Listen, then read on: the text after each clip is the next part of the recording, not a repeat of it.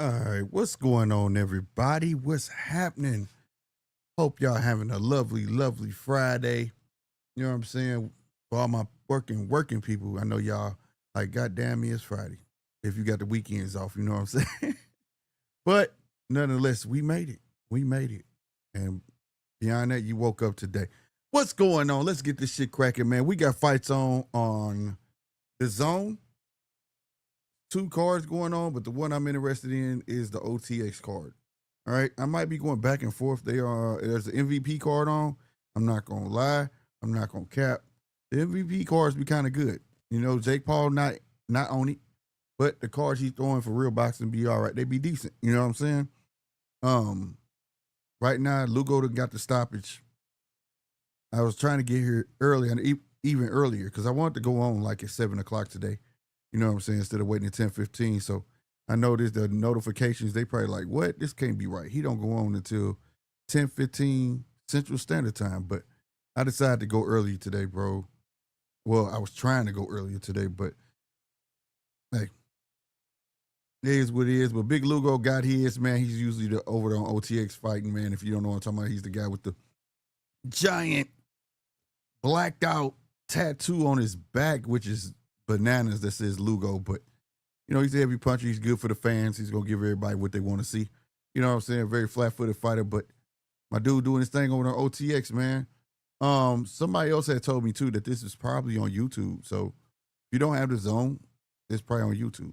So if you got YouTube on your TV, go to the zone, and I'm pretty sure they're showing the OTX card on there, over there. So you know, OTX make good entertainment for boxing. Small rings, you know, fighters who actually want to fight.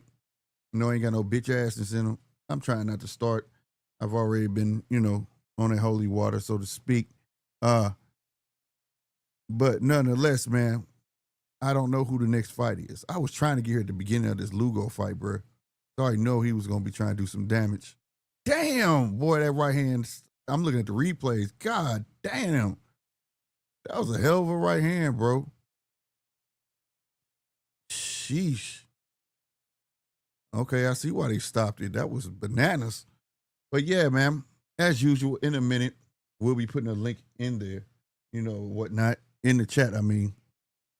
So, you know, ain't too much news going on in boxing. But I have a topic, but I'm trying to,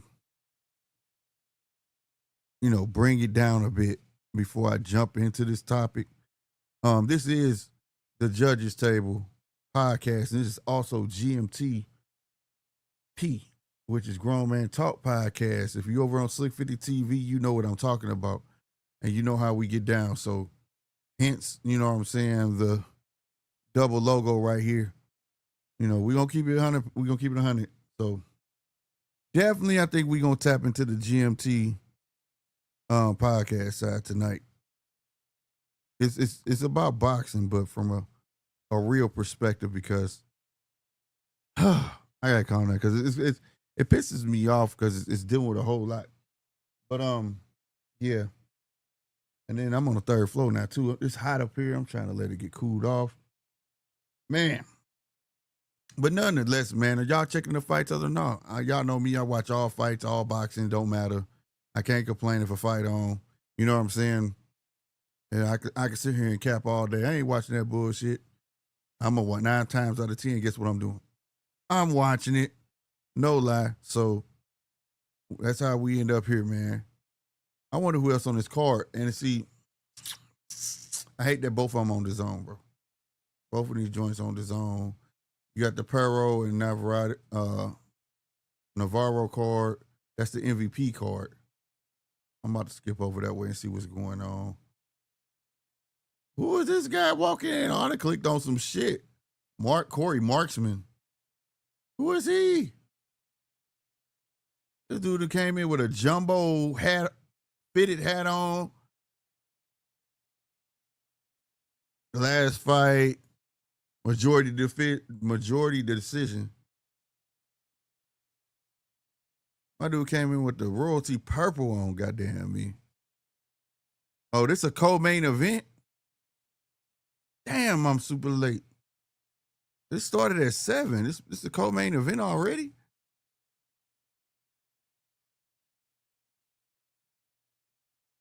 Huh. Now this MVP card, I don't know. It might be on MVP Promotions on YouTube. I have no idea. You could check their YouTube page, or YouTube channel rather. Now I ain't seen Christopher Young ref a match in a minute either. But this is supposed to be the Corey Marksman versus Taden something. Chappelle, what's happening, my friend? What's happening, man? Oh shit. I might be tripping, bro. Am I tripping? For real. I'm pretty sure. Okay, I'm about to say I'm pretty sure I would have said something. I'm good. I'm good. We good. But damn, bro. Taden Beltran. Taden Beltran. That's who he fighting. My dude got a little following. The whole crowd going crazy for this guy. I don't know who this guy is. Corey Marksman. Man, with a last name like that, boy, you better be able to get off. Pause. But I'm talking about straight up. And he a Florida boy. From Orlando, Florida. Undisputed Promotions. Somebody look Undisputed Promotions up. That's the first time I've heard that. So he not with MVP. He with Undisputed Promotions. Whose is that? Is that Roy Jones? Who? He's a Florida boy, so it gotta be somebody out of Florida. Damn right, Chappelle. Salute to you. I promise you. I promise you, man. As y'all come in, man, make no mistake about it, dude. I love what I do. You know what I'm talking about? I love talking boxing, sports, that real ish. But all I ask y'all to do is hit the like button. That's it, bro. That's it.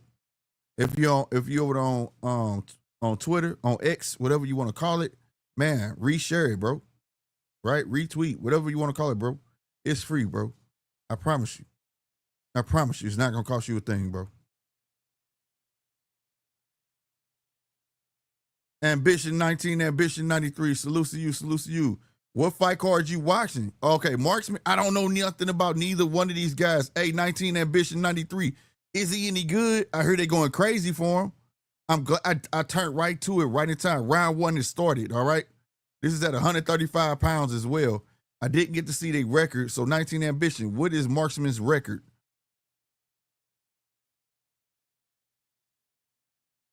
Ooh, okay. Cause we need some new up and coming. There's too much soft shit going on. Nice body shot by Beltran. He undefeated. I don't know. I put my money on him. Okay, but he undefeated.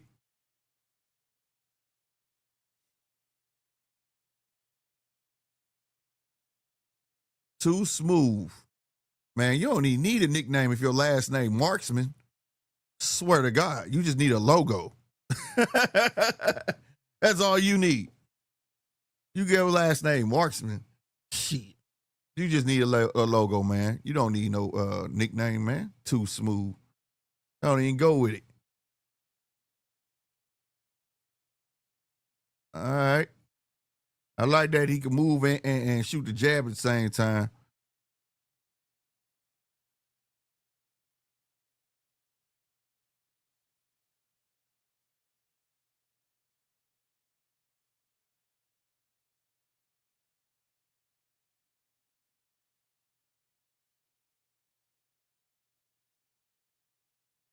All right, I like the feints. Beltran wants to land it. He wants to fight, but he got Beltran whole right side of his face tattooed up already. Already. Like the double jab. Who won, Andreas and Robert Cruz? I have no idea, man. I jumped on late, bro. It's both of these cards is on the zone, bro. Real talk. And I think another one is on YouTube, bro.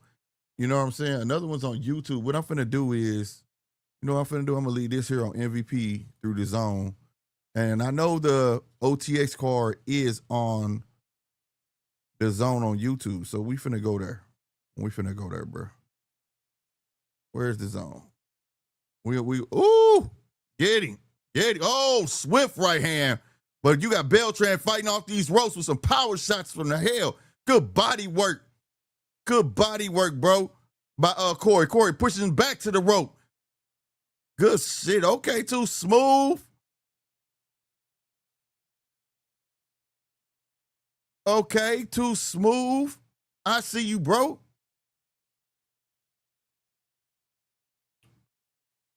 I see you, bro.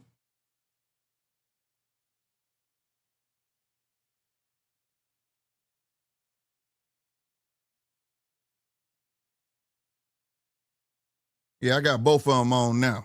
I don't know who this is walking to the ring over here on OTX. If you're watching anybody on OTX, you know what I'm saying?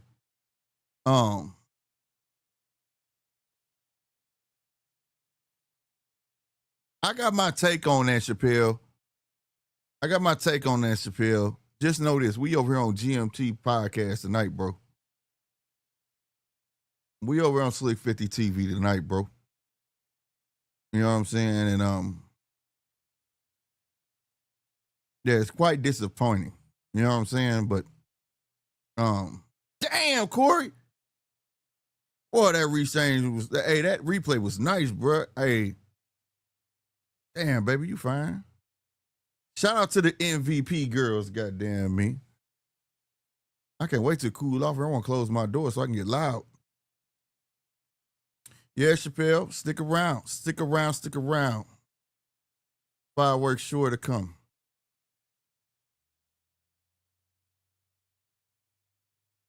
Yeah, we're going to take it back, way back to GMT podcast with that one. And for those who don't know what I'm talking about, that counter left hook. Ooh. Shout out to Corey. All right. I like Beltran too, though. Beltran come to fight. 2 big power shots to the gut from Beltran. Yeah, I can't deny it. Okay. And Beltran way bigger than Marksman, bro. And Marksman doing his thing. I ain't saying he making easy work, but he doing his thing, though. He definitely slicker the 2. Beltran threw a left hook. That was off the gloves of Marksman. Nice right body shot by Beltran. That's right, Marksman. Keep that jab out there. Ooh, nice uppercut. Right, left. Then a right to the body from Marksman. I see you. That's right. He picking them shots like it ain't shit, bro. And he hitting his mark. No pun intended. That was sloppy work from Beltran, though, but it was a little bit effective. Did the job. Good jab from Marksman.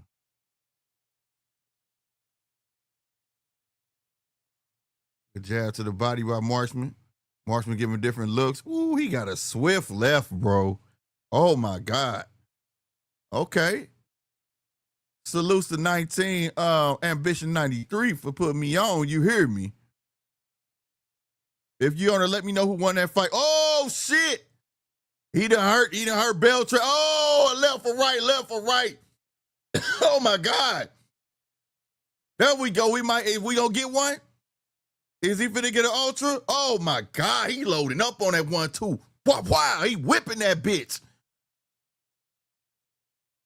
Good left. I hope he punched himself out. Beltran was still giving some punches. Whoa, sneaky uppercut in the inside. Bro, the shoulder roll off the...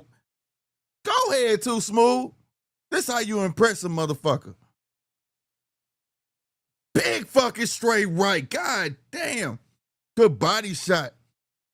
He remind me kind of a young Tevin Farmer, but with more power. You know what I'm saying? He's slipping work and giving work. That's what I'm talking about, man.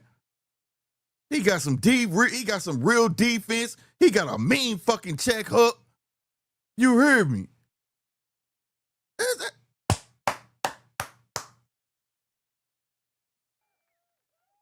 it's safe to say I am impressed. I am impressed. Yes, a lot will say, well, he's a nobody. Well, guess what? This is boxing. I love seeing shit like this. Somebody who fucking wants it. You feel me? Knowing that he the favorite, but he's still coming to give that goddamn work. You heard me? Somebody coming to give that work. And it's clear that he the favorite in this fight. Not come in, tap, tap, run, tap, tap, run. No, let me show y'all something. Let me show you what I'm made of. You right, Chappelle. This boy finna need some milk. Oh, shit. God damn, this dude right his face. Both his hands fast. They ain't blinding, but they a perfect tempo. For old boy, though, he said, yeah, he gonna need some milk, bro. Hey, bro, you still gotta do that Dev versus Lil Tank's sparring Doghouse Rules video. All right, I got you, bro. I got you, bro. I gotta wait till I come back. I'm down to one channel, bro. So if anything go wrong, you know what I'm saying? I want to be right, you know what I'm saying? So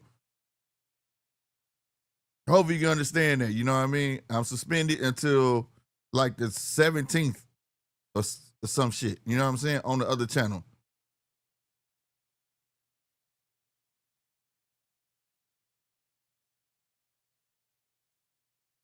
So 2 weeks from now, or when did I get suspended? Saturday? Was it Saturday? Yeah, I think Saturday I got suspended. Right? Or was it the week before? I think it's next week, bro. I'm going to be done. I know they said 14 days. But Mark's been doing his thing. Beltran, he done slowed up a bit. We are in round 3. Beltran definitely slowing up, but he better get to it because he getting that work. Nice body shot by Beltran. I ain't gonna lie. Damn, that's straight right. They both exchanged right, but I ain't gonna stunt, bro. If y'all not watching this, y'all tripping. The only thing I don't like is that he willing to walk through the fire. You know, Marksman really willing to walk through the fire and prove a point. You could tell with his skill set, he don't have to do that, bro. He framing you up, man, dog. He don't have to do. There you go. That's what I'm talking about. Good shit. 2 body shots came upstairs with a left hook, turned Beltran to the ropes. There we go. But he keeps on like going into the fire. There you go. He keeps walking. You don't have to do that. Set that man up. But it's like he want to do it, and I hope he ain't one of those. I'm doing great, and I want to showboat. Fuck all that. Setting that man up gonna be the greatest thing you could ever do. Get that knockout. Ooh, ripping body shot by Beltran. Nasty. Damn, OTX, I'm probably looking at y'all, but goddamn, this fight got me, bro. This fight got me, bro. They on Marquez and Munoz, I think that's how you say his name, over on OTX. But I ain't gonna lie, that fight ain't got shit to do with Marksman right now. Woo! Nice 3-piece combo. Woo! Nice 2-piece for Marksman. He need that's the only gripe so far in these rounds.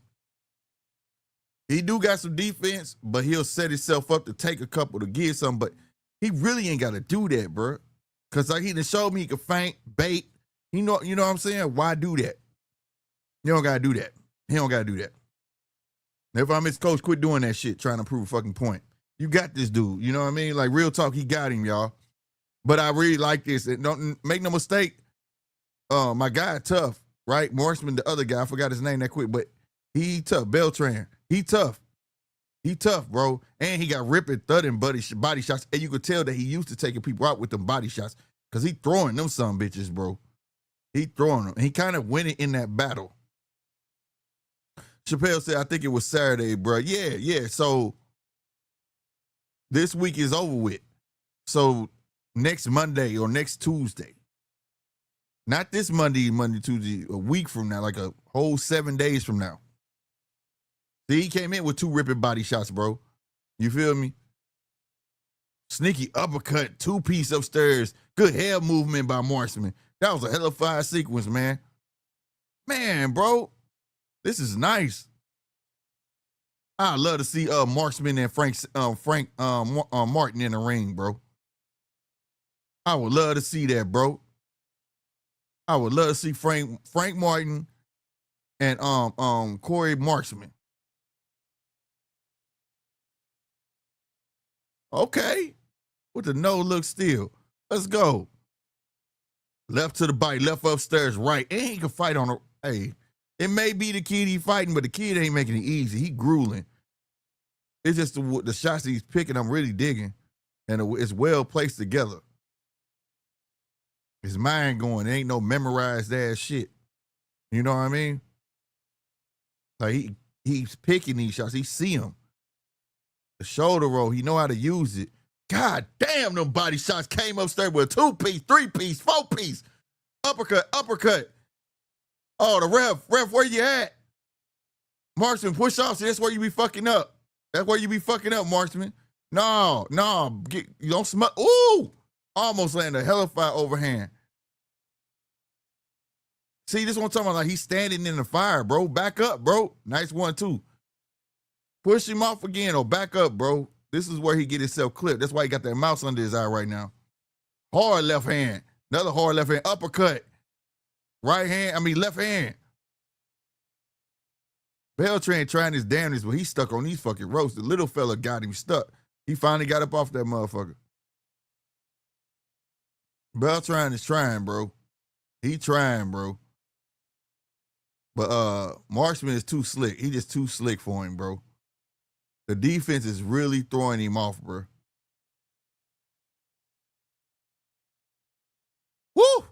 Hey, he did catch Marksman with that right hand right there, though. Marksman covered up, and see, that's what I'm talking about. You know how he got caught with that shit? Because he walked right into the fire. Quit doing that shit, bro. For what?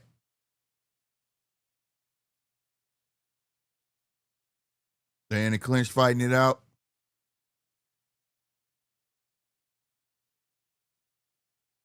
Quick jab. Right hook. 2 hooks downstairs. Sidestep. Danner land that right. That straight left. Bit of showboating going on at the 10-second mark. Ooh, slick ass jab. All right. This dude doing think he Roy, bro. And being successful. I'm glad he did it around the bell, man, but I hope you don't add that to his repertoire. But if y'all not watching this, man, swear to God, this is a treat right here. I told y'all MVP cards be decent, bro. People hear MVP, they think Jake Paul instantly, but his cards be cool as hell, bro. And if you want to know what this is, MVP Prospects 12, Paro versus Navarro. That's on DAZN. It might be on MVP's channel on YouTube. I do know because I'm looking at it right now at OTX. It's on DAZN's YouTube channel. So if you're interested in the DAZN fight, it's over here on YouTube on DAZN or DAZN. That's fire, bro. Hey, this fire. This fight fire. Again, salutes to 19 Ambition 93. I ain't gonna lie, because I was like, this dude coming out, Red Clown, like, dude came with the big old hat. Hey, dude got some skills. He got some skills to build upon, I'll say that. Before somebody try to tear me out the frame. Damn, nice 3-piece. Good feet. He still got his feet, using them. He ain't got a pause swing. He actually got feet, goddammit. And he had 135. Woo! Nice 1-2. Good stuff. Like I said, I want to see him fight somebody just as skillful, though. Or half as skillful. I ain't gonna lie, because Beltran, he coming forward, he just want to fight, bro. But no doubt, though, the confidence of Marksman speaks volumes right now, though. Like he knows Beltran is not on his level, bro. He like, dog, they set you up for failure, bro. Ooh, big left hand, right body shot. came back up with a left and framed him up, pushed him off, ripping 2 body shots by marksman. And then the little fella keeping the big fella on the ropes. Decent space, good ripping body shots. I'm about to say, Beltran, you better get up off them damn ropes. Nice right, nice left. Like the angle he took with the right and left. Good body shots. Now they ripping body shots. Nice step aside, land the right cross. Good stuff. This is some good work right here, yo. This is some good work. He's showing he can fight in the inside. Nice one, too. Whew.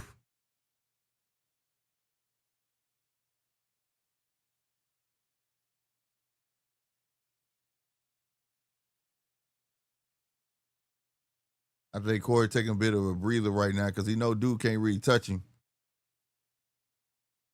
God damn.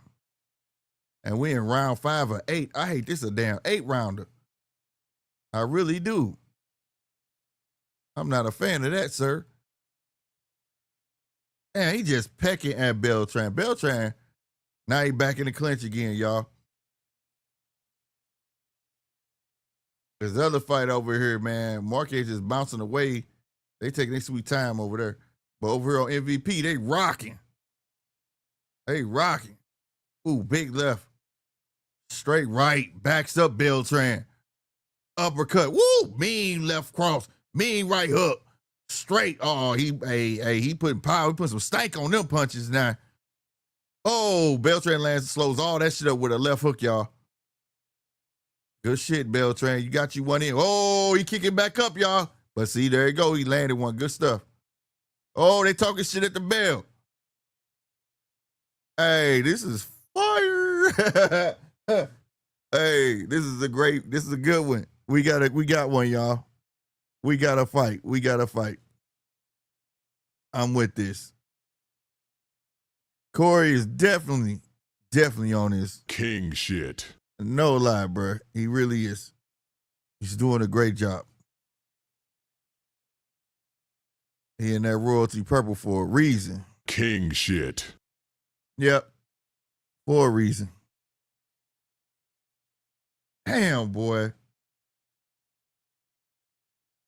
This shit fire right here. I ain't gonna stunt.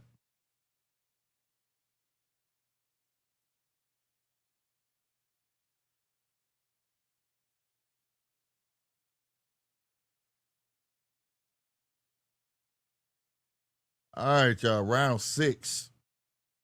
Round 6 of Marksman and Beltran over on MVP. It started the same way last round. Beltran came out throwing two ripping body shots. And now they in the clinch. It's like Marksman trying to show him he could beat him at his own game. You know what I'm saying? And I'm not going to lie, he is. He is. But why? I don't see why he need to do that. But you done proved it for like 2 rounds straight. Get back to boxing and beat him out the frame. You can get him up out of here. Good right hook. Beltran finally trying to use some head movement shit. Good head movement from Beltran. Stole on him with the jab. Damn. That's how y'all feel? Good jab, good left. Backs up Beltran. Beltran goes back to the ropes. Uppercut. He trying to line him up. He missing. Oh, good body shot. Right hook. Left hook to the body. Oh, they finna stop. We finna get an ultra. He finna get up out of here. The ref finna stop this shit, bro. Uppercut. Go back to the body. Go back to the body. There you go. Go back to the body. I like the ref. Good shit, ref. Let the shit go. Let it go. I thought the ref was finna stop it. Oh, my God. Stop it, ref. Stop it. No, man. No, man. He finna let this kid get killed, bro. He lining him the fuck up. Damn. 2-piece from hell.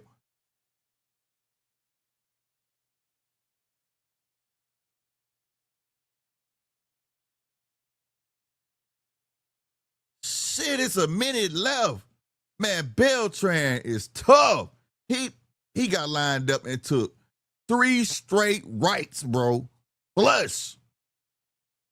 I just knew the ref. I'm talking about lining him the fuck up. That nigga fresh for the prime, nigga, line up. I'm talking about bah, bah, bah. Like, That shit is crazy. Beltran got a chin like it ain't shit. And can't say it wasn't no stank on that motherfucker. My nigga face was just, jaw was just going crazy.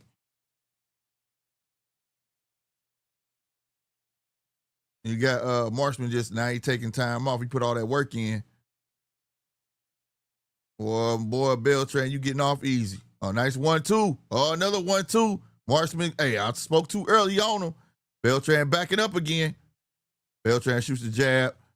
Sneaky uppercut inside by Marshman. Good hook by Beltran. Beltran got to do some more work, bro. Good body. Woo, shit. I felt that body shot from Beltran. God damn. 2 more body shots. He got Marksman stuck on the rope after that one. Yeah, Marksman felt that body shot, bro. That was the cleanest one. 19 Ambition 93 said, all I need, Marksman and Andreas to win my slip. Marksman needs to put dude to sleep. Yeah, if he start boxing, it's like he's trying to beat him at his own game. He is, but why do it? Box his ass, bro. You know what I'm saying? You gonna get this cat the hell up out of there. I don't see no other outcome. You know what I'm saying? But he want to fight. You could tell that Beltran is an inside fighter. You know what I'm saying? So he's trying to prove that point. Like, I can fight inside too. It ain't just about me boxing. So somebody must have been questioning him because, goddamn me, this dude is dog walking Beltran when it comes to this inside game. I ain't gonna lie. Every now and then, Beltran get a very, very hard hitting right to the body. You know what I'm saying? And you could tell that he hit hard to the body because you see my guy Corey Marksman kind of fold a bit, wince. You know what I mean? But yeah, he ain't fast enough, bro. All right, fine. We got a round that started off different. We in round 7. Marksman didn't let him come out and get them body shots like he did like the last 2 rounds.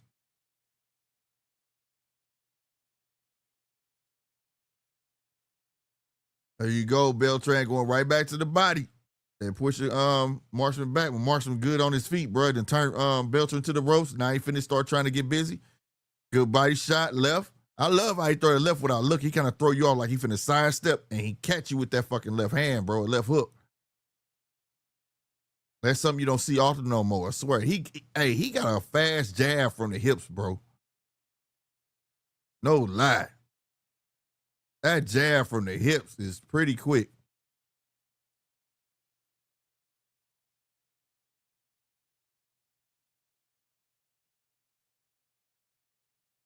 Beltran with the jab downstairs. Now we do what? We got the battle of the jab.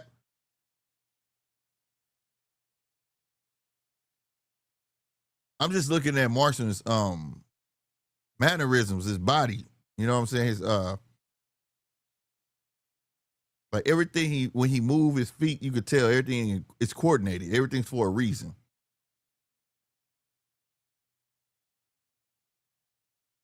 It looked like Marksman trying to take it off a bit, but like he just doing some pitter-patter shots, keeping Beltran busy, and Beltran still can't get nothing off.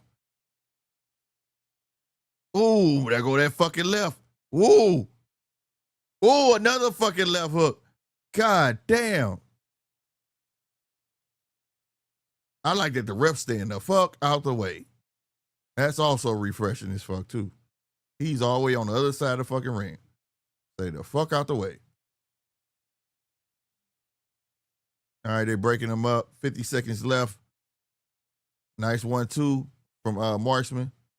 It wasn't clean, but it stopped Beltran in his tracks. Beltran tried to straight himself, miss.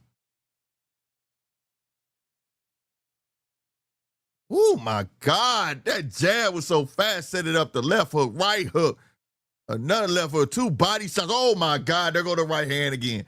This kid's sequences is nuts, but he can get that off with Beltran though. Like I said, I want to see it with somebody. Oh, he got him. Ref said, fuck that. He needs some milk. It was at this moment that he knew. He fucked up. Hey,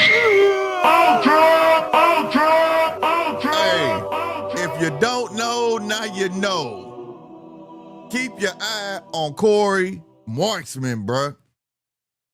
Salute. Salute. That's fire, bro. He put on a fire performance. Don't get it twisted though. The competition was in there. It was like a mismatch because he was just an inside fighter. He had no boxing ability whatsoever. But if you a boxing fan like me, it wasn't about the competition. I'm looking at his whole thing. The boy could move, shoot and move for one. Every time, wherever his feet go, it's for a purpose, bro. The side step was nasty with the left. He knew how to turn his cat and capitalize on it. Not just turn and run. You know what I'm saying? None of that shit. Not no goofy shit. It's for a reason. I like what I saw. I would like to see him fight a Frank Martin, bro. That shit would be crazy. Salute to 19 Ambition. He's one more. He just need one more to win on that ticket, right? 19 Ambition. Salute to him. And he said if he wins, he's donating to the channel. Salute. I'm fucking with you, bro. Get to the money, though. You understand me? Get to the money, 19 Ambition. You need one more win. Damn, that was a good ass fight. How do you capitalize that? I mean, like, how do you not capitalize? How do you come after that?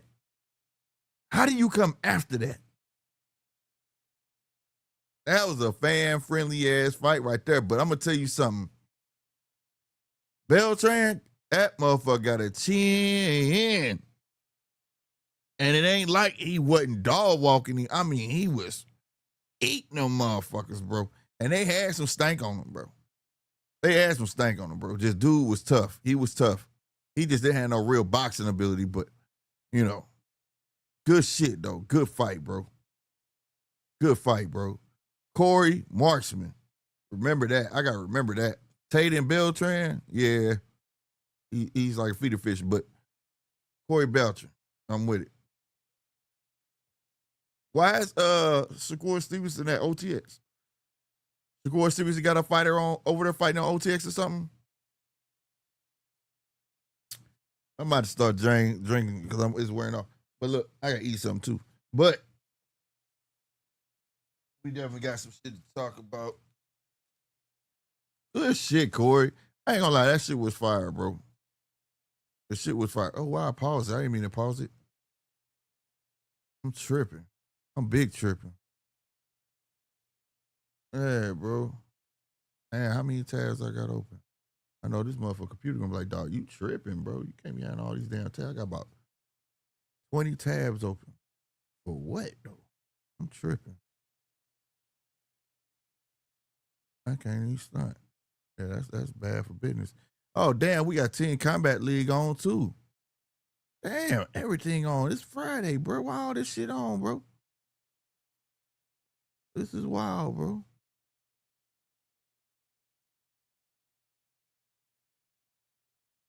What am I?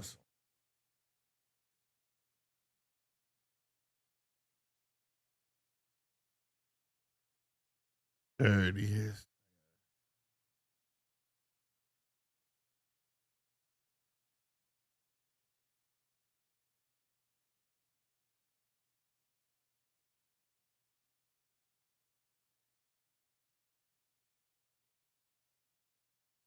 All right.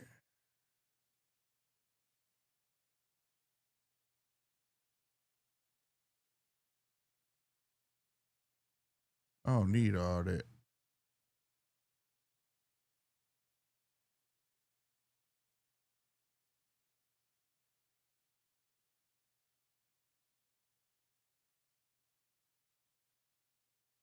I don't need that neither. What the fuck? Well, anyway, my bad. Stuff just came around. Cause I'll be working and then I forget. I be having certain tabs open for a reason though, real talk. So I had to pin them before I fucked up some shit. Who are you talking to? Who are you talking about though?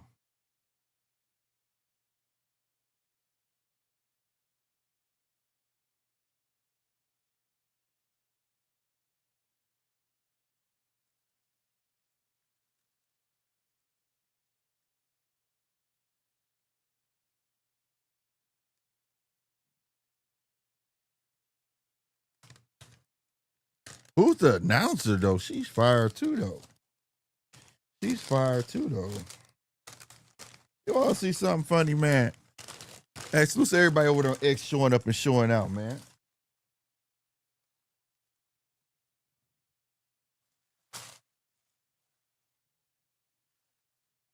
Salute to everybody showing up and showing out, man. If you come through, make sure you hit that like button, bro. Hit the like button, please. You feel me? And if you're new to YouTube, checking me out, hit that subscribe button, man. Don't be a hater. All right, Marksman is 11-0-1 in 8 KOs. All right. He fought a 10-1 fighter. He had 5 KOs. That was Beltran. He wait a minute. I gotta rewind that. Hold on. What the fuck did that say?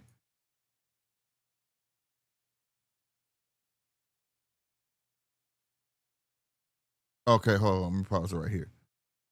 He threw 536 punches, landed 180, bro. Beltran threw 303. He only landed 67. Wow. Okay. I see where we at with it. Yeah, go back to the live. I'm up here.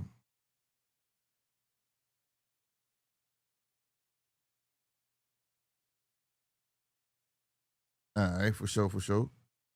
But yeah, man, that fight was fire. Bro. I'm eager to see the next fucking fight. This is where the action be at, man. Everybody just can't be found them stars, bro. You see where just found the stars get us, bro. Eventually leads to disappointment. You gotta look at the up and comers, bro. You got to, bro. Once upon a time, they was like that. They, you know what I'm saying? We was excited to see them, but now it's just like, man, it's some bullshit, bro. On everything, it's some bullshit, bro. Yeah, man. 100%. I'm still here, y'all. Still here. But man, look. Let me get this food to me.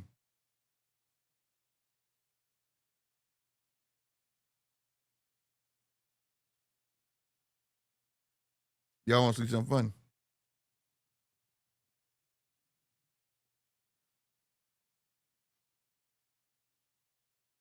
Don't ever send a girl to go get some beer. Ever. I'm not endorsed, but it came in a cute little can. She gonna bring back some. She bought some cute cans. What is this? Like, this is a beer in a Red Bull can, bro. Like, the fuck? This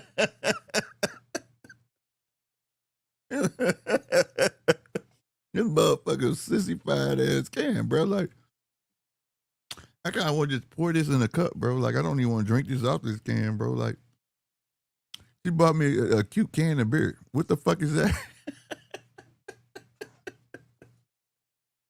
A cute can of beer, bro. Never seen no shit like this. I catch one of you niggas drinking out of a cute can of beer, bro. I'm saying something to you. I really am. Look how little it is, man. Like, what is this shit? I did that show y'all that. I thought that shit was funny as fuck to me. Like, what the? Like, bring me a can, bro. Like, bring me a real can, bro. What the fuck? Right, and bitch, she said pretty boy shit. Like, what is this? I don't know, bro. It just said, go get your own beer from now on. I thought these are cute. These are cute, so. No. No. I'm pouring this in the cup, bro. That boy said pretty boy shit. I promise I see a nigga drinking one of them motherfuckers. I'm saying something to you. Slick 50 bringing it. What is you drinking that shit for, bro? What the hell? That shit ain't no bigger than my hand. That shit crazy. What the fuck? Why they even put that in that can?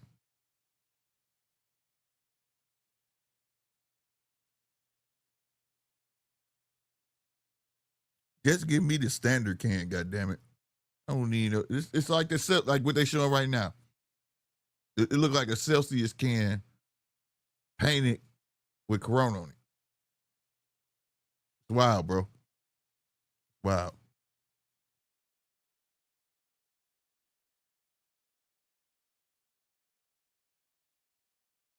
Didn't Tyson Fury brother fought today too? Didn't he fight today? Does anybody know if he won or not?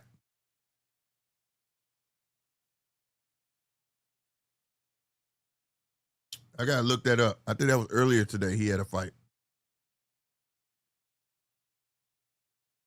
That's who Paul need to fight again. Go avenge your loss. Since you think you a boxer. Go avenge your loss. Shit. Even fight Chavez Jr. Or what?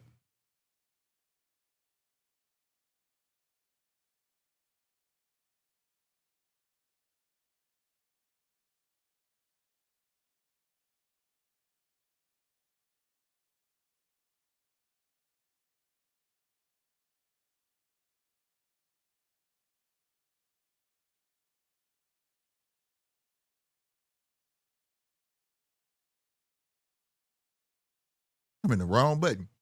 The Paro fight is next. Paro. Is that how you say payroll? Paro? Fighting Navarro? Paro fighting Navarro. Definitely heavyweights.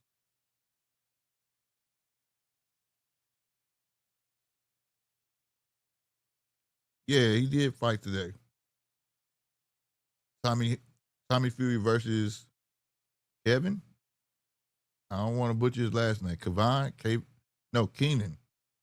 Keenan something.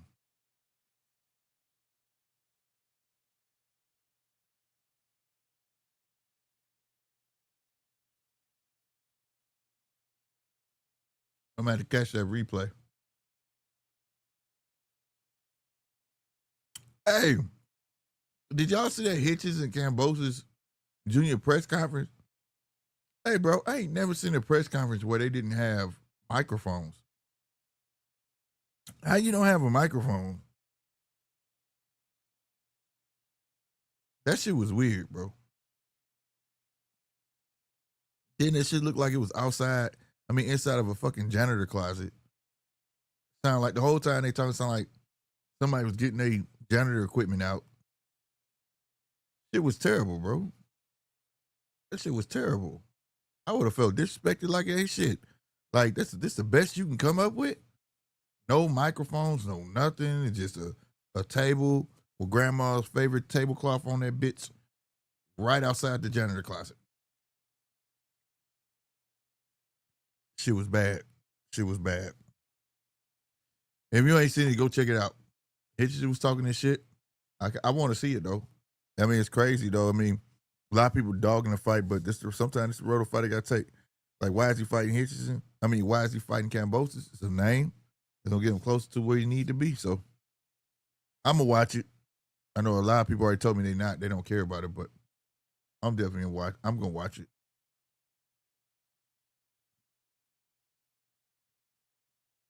All right, who 19 Ambition 93. Is your fight coming up next over at OTX? Mark said low budget BS. They probably having the fighters sell tickets to get paid. I promise you, I would. Hey, I'm telling you, everybody on the undercard probably selling tickets. They probably selling tickets, bro. And all the OK fighters probably getting $100 a round. That shit was wild. That shit was wild. That was beyond me. I thought the press conference in the gymnasium with Tank, I was like, what are they doing? You know what I'm saying? Like, this Tank, bro, what are y'all doing, right? But this was worse. You know what I'm saying? It sounded like somebody's buffing the floor. Oh, so let me quit playing. No, it didn't. No, it didn't. But it did. But it did sound like somebody was getting shit out the closet, though. I ain't gonna stunt. Now, at one point, it was either Hitchison or Cambosis. They kept looking like what are they doing? You know what I'm saying? So you know that was pretty crazy. That was pretty crazy.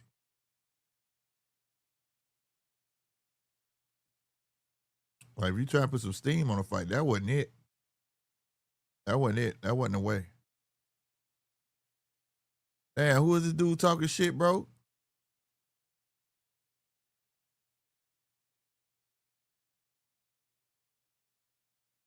Oh, shit, snatch dude chain. Try to snatch dude chain. Hey, what the fuck is this shit? OTX ahead of the game. They creating their own fucking storylines.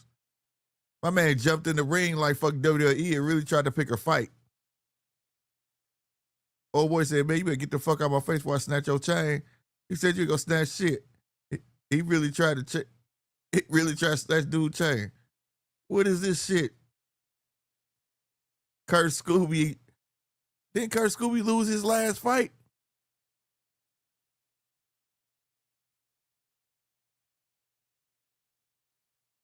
What the fuck is going on over here on OTX, bro?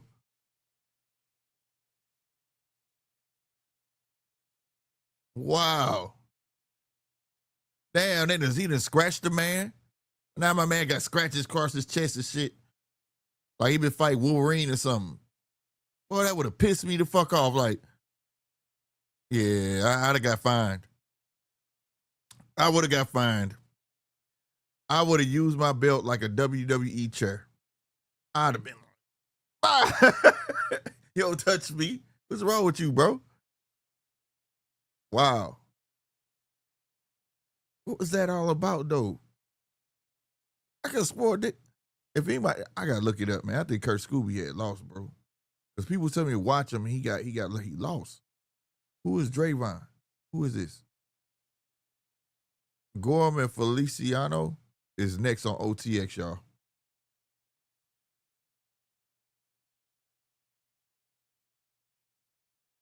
Daniel Perro and Cesar Navarro is I don't know if they can ready to come out.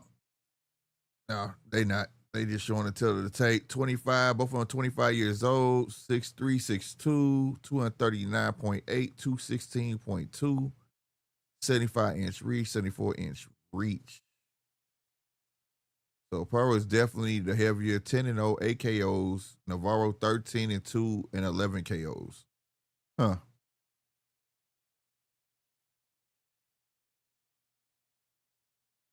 Interesting.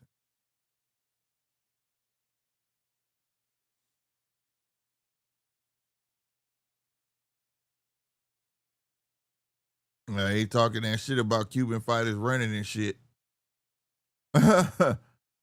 Oh boy, Caesar said, I know they talk about Cuban fight. They like to run. I hope this ain't the case.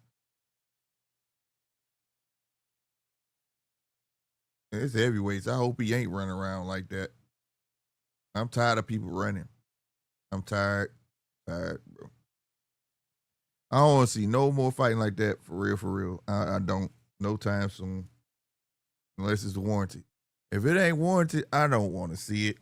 I don't.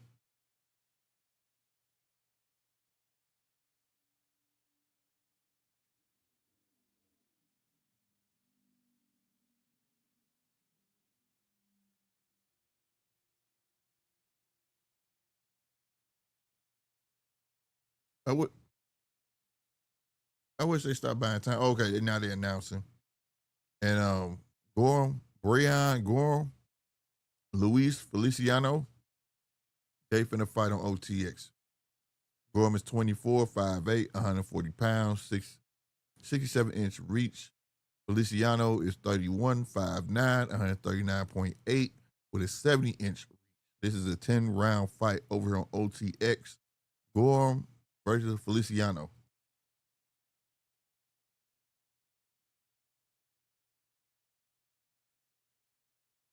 All right, we got Navarro walking out. He big. They some big cats, but they fit though. I thought they was gonna be fat. I ain't gonna lie.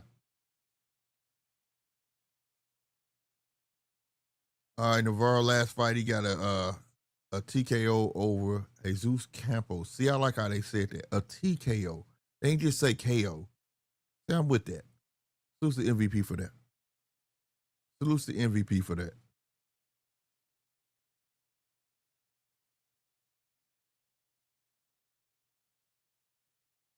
All right, Luis Feliciano is walking to the ring now.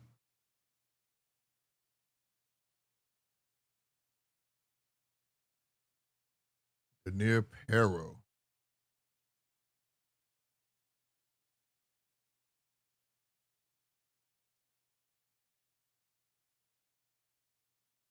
belt he got? Oh, he got Bob Santos? Well, yeah. He'll have a Cuban or Silas. They with Bob Santos.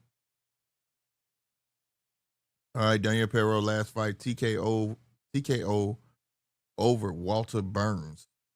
I ain't see that. I didn't see that one.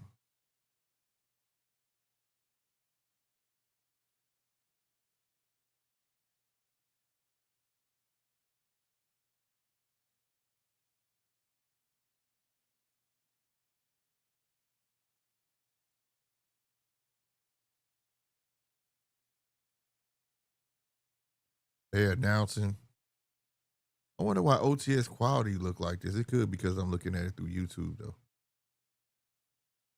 Made me want to switch. Now, this looks like it might be a fight. They ain't fought yet, but I'm just looking at the fighters over here on OTS. This one might look like it might be a banger too. They showing the highlights of Breon or Brian, or maybe it's Brian. I don't know. You know how they be trying. Parents be extra trying to spell these damn names. It might be Brian. I don't know.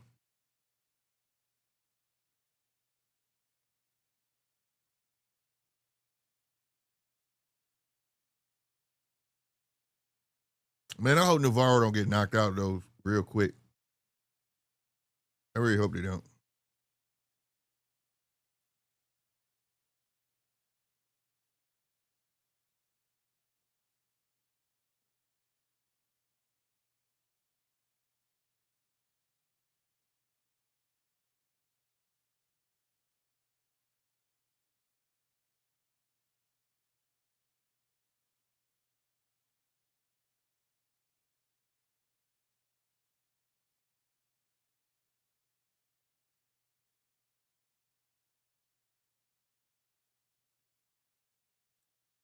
My bad, y'all.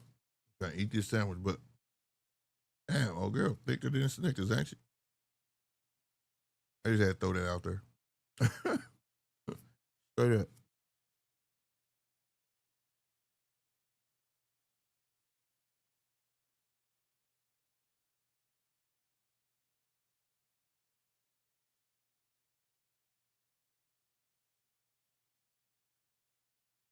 All right, Navarro, you got 2 losses. Let's not make it 3.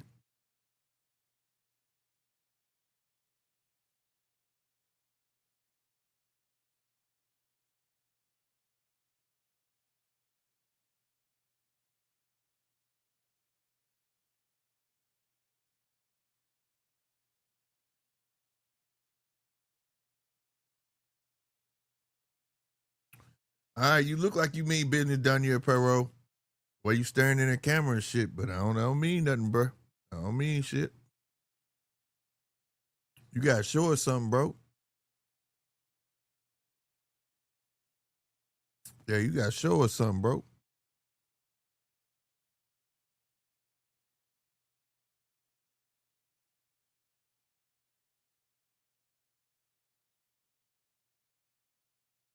I wonder is this the main event over here on OT? I mean the co-main.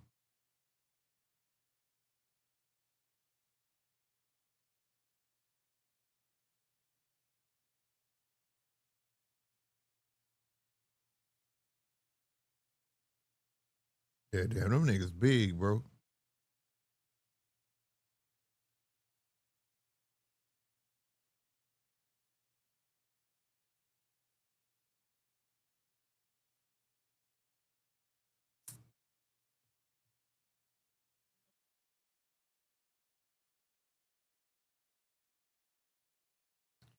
All right, round 1 is about to start. Let's get it, man.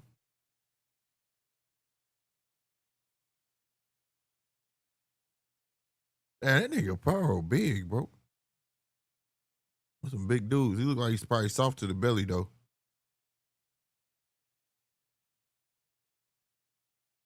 All right. Navarro try to straight left.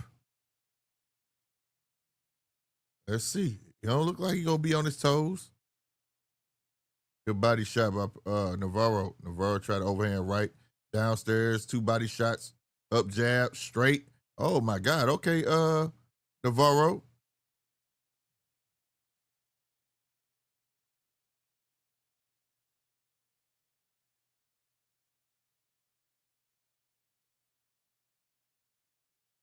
Pearl keep trying to land that straight left. Ooh, he landed it that time, though. Tried a right hook and missed. Good defense by Navarro. Navarro keeping him busy. He trying to go around the guard. Ooh, nice body shot by Pearl. Pearl, hey, he busy enough to be backing Pearl up. Pearl don't like them hooks. He keep going around his guard. Pearl on the back foot. Pearl better get it together. He banking on that straight left, bro. You can't be doing that. He see it coming. That's all he worried about. That's all Navarro worried about is the left. Good body shot. All he doing is catching and shooting. Every time you do it, you catch a body shot. He betting on, look, every time he shoot it, it's a catch and shoot. Bop, bop.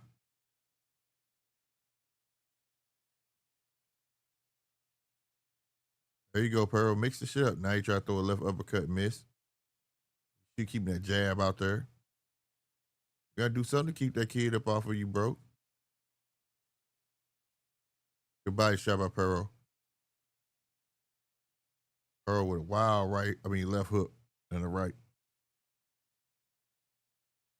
Yeah, he gotta put some on it. Damn. The speed, I think the speed was bothering Pearl. Damn, hard body shot. Navarro trying to say it was a little low. I couldn't quite tell. Yeah, Pearl's, he ain't got all the speed, but the speed of Navarro, I think that's what's messing with Pearl. Pearl leaking, bruh. Navarro got Pearl leaking. Pearl might be getting ready to take a loss. Like I said, Navarro pacing himself, but when he start getting off, he take what he can get and don't get too greedy. Pearl walked to the corner like he's tired. Like real lazy. I don't know about him, man. All right, the Brayon fight. I believe it's round 1 over here on OTX on the zone.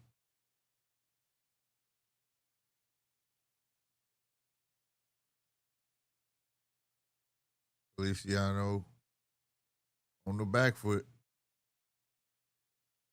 Jab to the body by Guam or Brayon.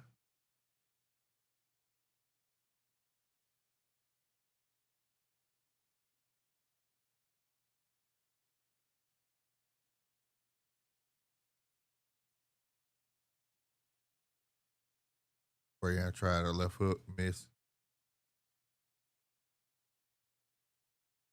Feliciano with the straight jab. All right, back to the Pearl and Navarro fight. We in round 2.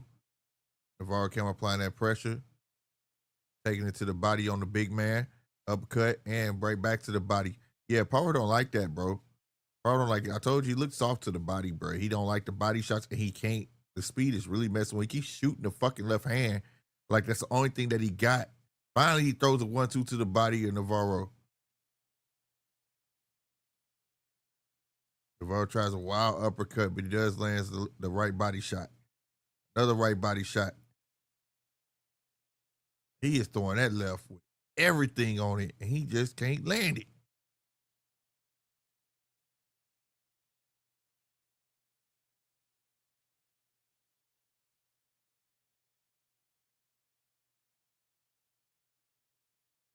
The body shot's doing something to Navarro.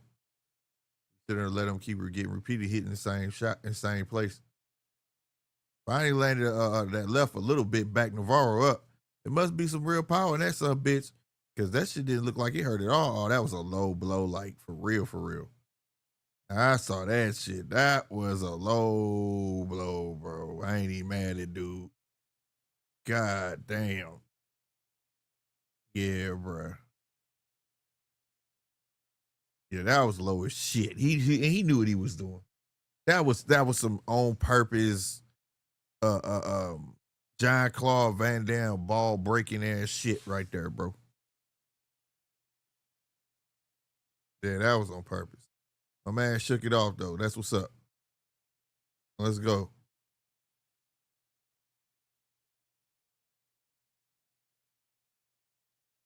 I probably try to show a quick jab.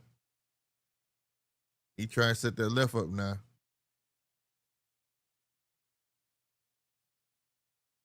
Just can't land it. Oh boy, going to that body and coming upstairs with Paro. He hate that shit. You can see it. It's like frustration, like at its finest. Whoa, big uppercut inside for Paro though. I ain't gonna lie. Left uppercut.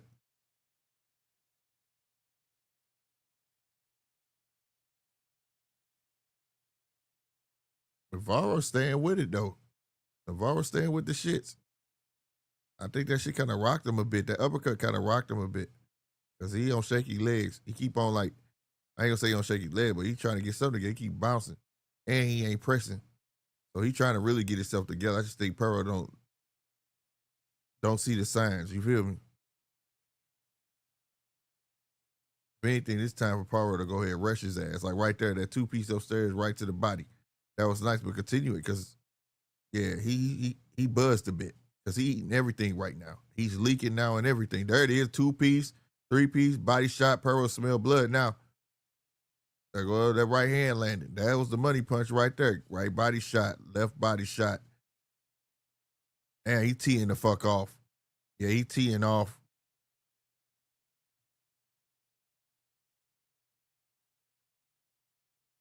Overhand, it would Navarro make it out this round. I told you he wasn't right. That left uppercut he got in there, that changed the whole round. Oh my God, he busted wide open. Damn, my God leaking, bro. You want to see blood and guts? This is the fight right here, Perro versus Navarro. My dude leaking crazy. He leaking crazy. My God. Gotta be a nose, is all nose though.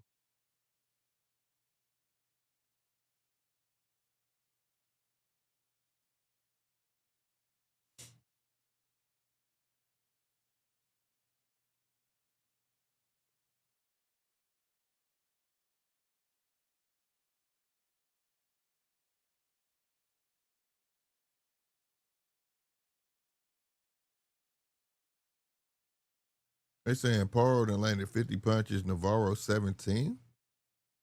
That's interesting.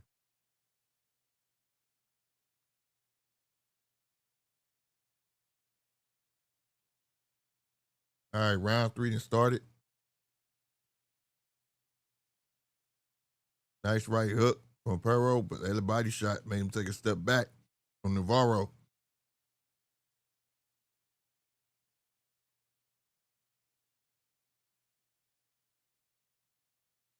I guess it's true. Paro is a heavy puncher. Them motherfuckers slow though.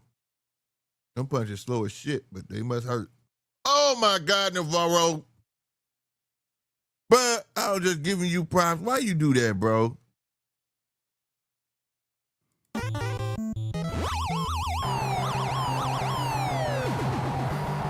Man, Paro just went down, y'all, bro.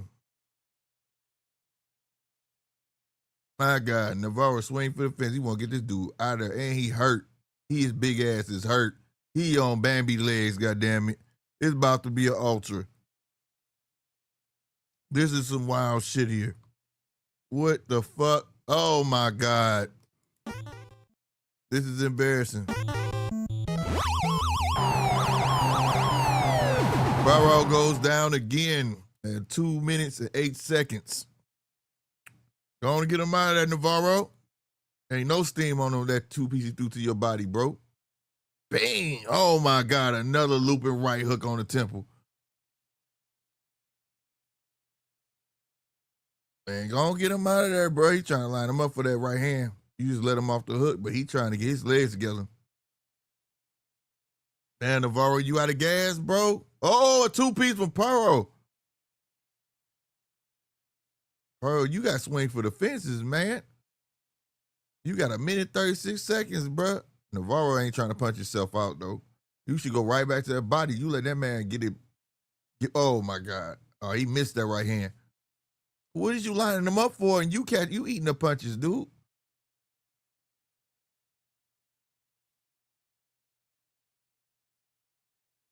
Damn, boy, Navarro eating punches that did not give nothing. What is you doing? What are you doing, bro? This shit, was this red? What am I watching? What the fuck is this? I've never seen a fighter walk and just eat punches like that, bro. And they get close enough to not cold cock this motherfucker, and you stand there letting them hit you in the face. Like, what the fuck is this shit? Man, stop playing, bro. I ain't never seen it. Is y'all watching what I'm watching? Are y'all watching what I'm watching? He is literally letting that man hit him. And he gonna fuck around, stank your ass. Navarro just swung wild ass at the bell. Unless he just tired, but he just sat there and ate umpteenth number of fucking punches for no reason. This shit that didn't look right to me. Yeah, that didn't look right to me. That was weird. That was weird.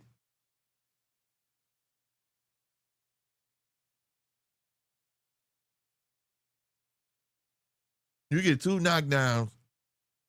Now, if you was tired, fine, but why walk into the punches? What the? Yeah, I don't know. Right when you think you've seen it all, right? Right when you think you've seen it all.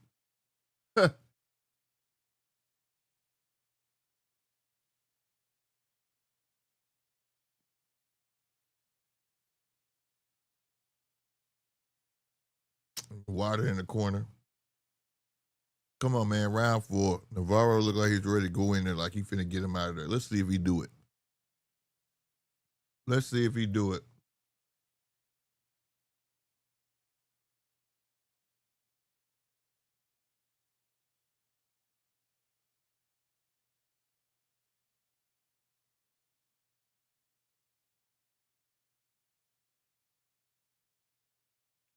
All right, Poirot trying to back to the uppercuts. He just landed that right uppercut.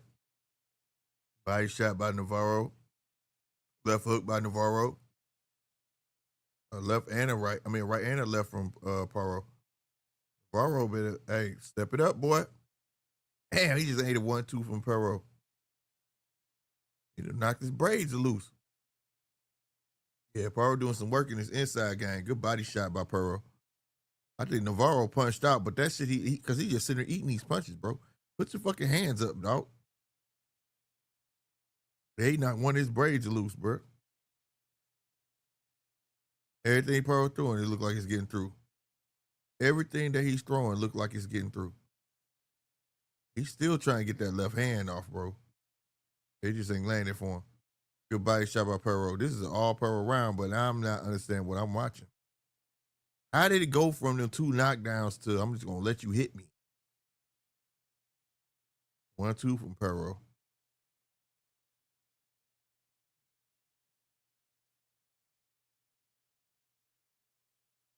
Damn, nice 1-2 from Poirot. Navarro tried to come back and give a 2-piece back, but yeah. And what the fuck was that body shot? That was weird. This is weird, bro. What am I watching? Now it look like Poirot finna jump on him. Like Navarro playing like he hurt. He got grease in his hair. It might get in his eye. Somebody got to fix that braid.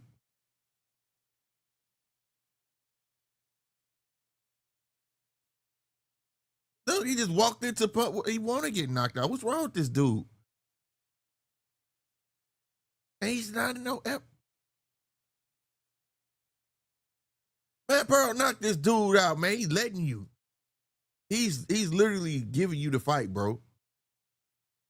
Look at what the fuck, what? What is this?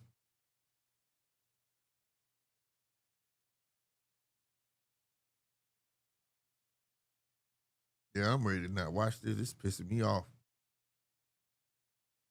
Everything that Poirot's throwing, he's landing. And it's because he let them. Where's the strategy in that? You should have been amped up off them 2 knockdowns. And you run into this dude just to eat punch, like literally running into him and get 8. ate up with punches. What the fuck is this shit?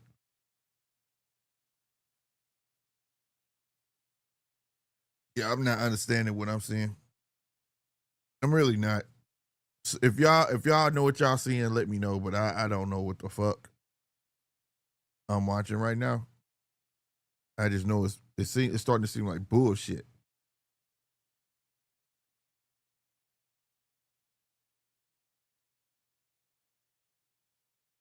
Nice 1-2 over here on OTX though for Gorham.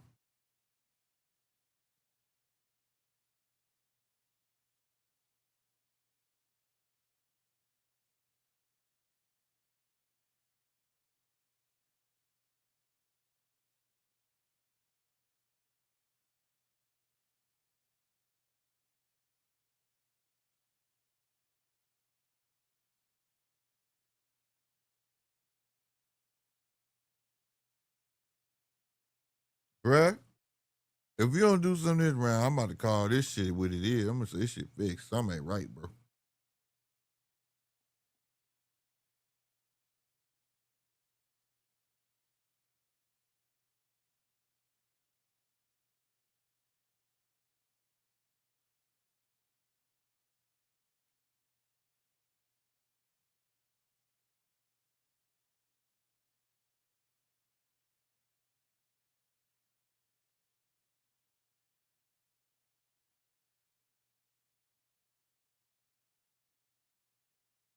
Come on, man. What the fuck is this? Bruh. Man, Power ain't shit. Power ain't shit. Navarro ain't shit.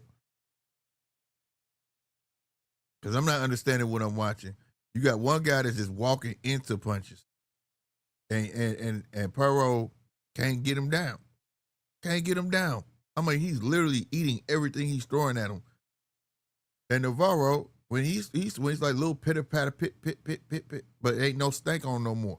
Where the fuck the power go?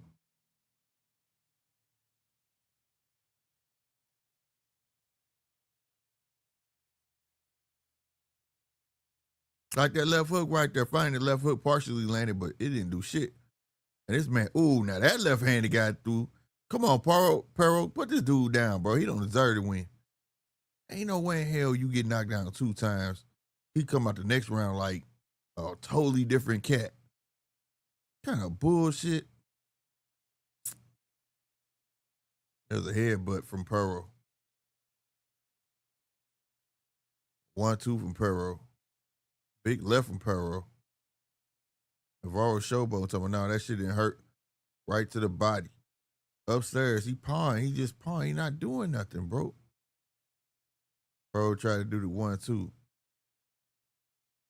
Big left from Navarro. Finally something.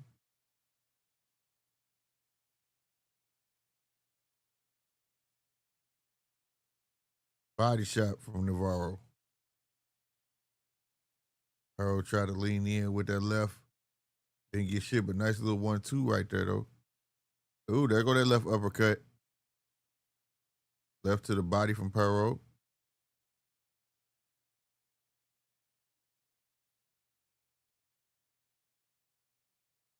Navarro keep like hopping in like he lining them up, and then he just get hits in the face.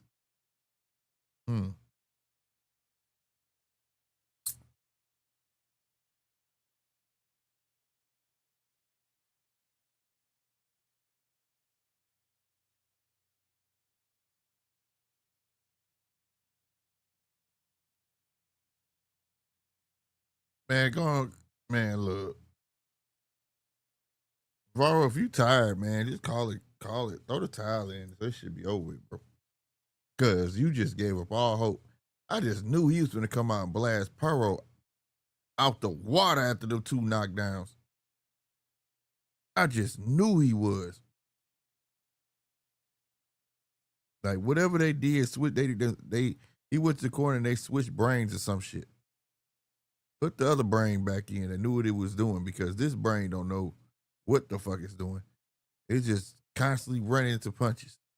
Hit, get hit, get hit, get hit, get hit, get hit. Dumb shit that makes no sense.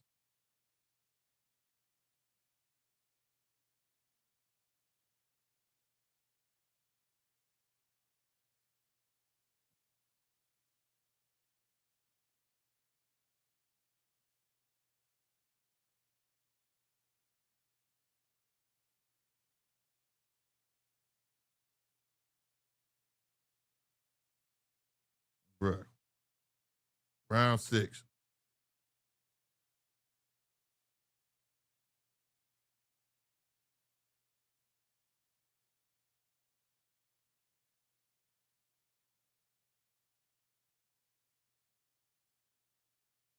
All right, Navarro doing some good body work. Navarro trying to give it back.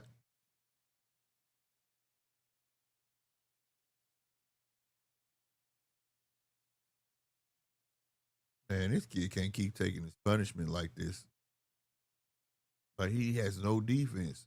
He does not believe putting his hands up. He's just eating these punches.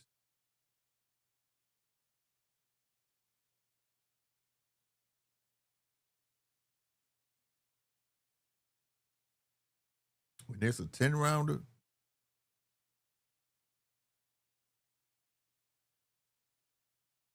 what's going on with this Gorham fight? Feliciano. They're in round 6 of 10 as well. Gorham got a hard right hand. Feliciano beat him to the jab.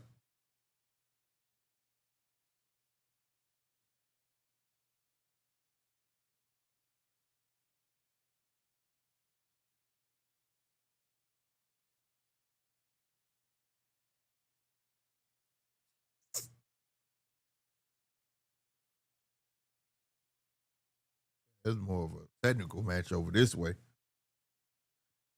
on OTX.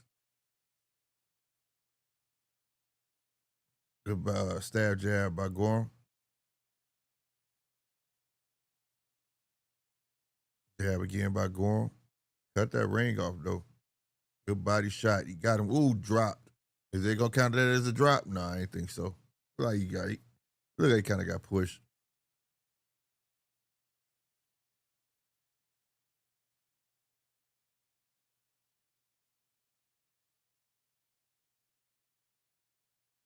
Man, Perro Navarro is tired, bro.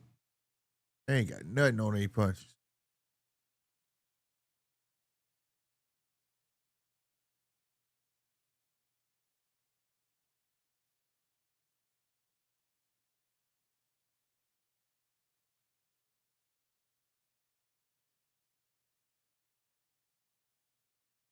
Damn.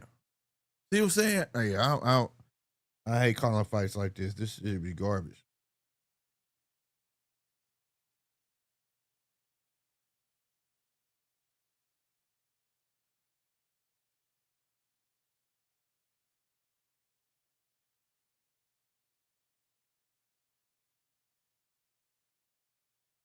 Yeah, these dudes tired, but I still think that's some bullshit. Get hit like that.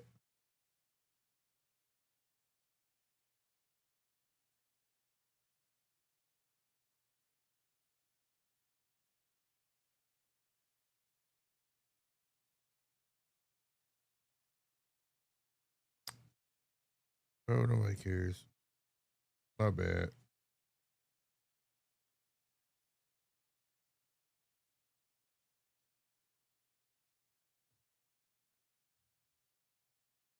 Man, would y'all get a minute break over there? God damn it. On MVP, man. Hurry the hell up. Yeah, I'm getting agitated, damn it. Y'all are some bullshit. This fight just went left for, I'm sorry, y'all. This fight just went left like fucking crazy.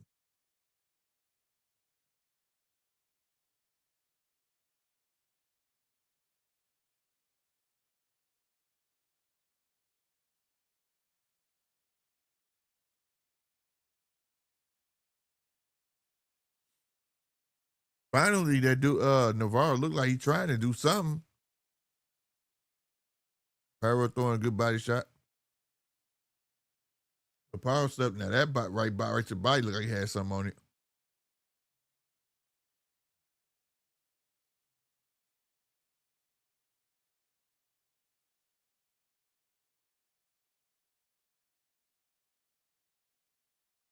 Pity patted shots from Perro.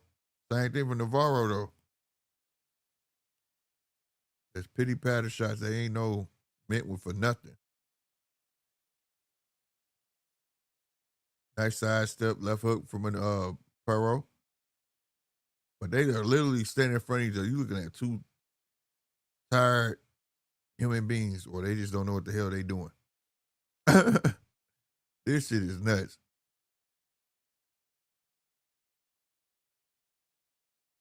I don't think nobody getting knocked out.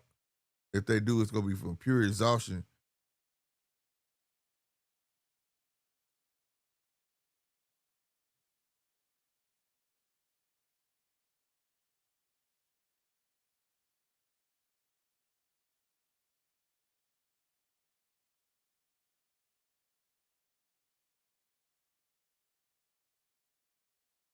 Go on, try to come with that 1-2.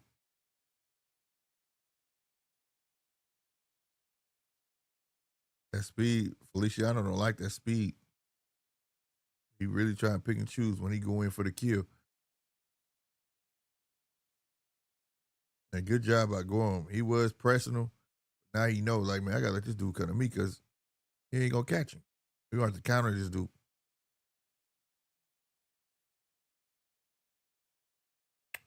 Yeah, Bray ain't gonna have to counter this dude.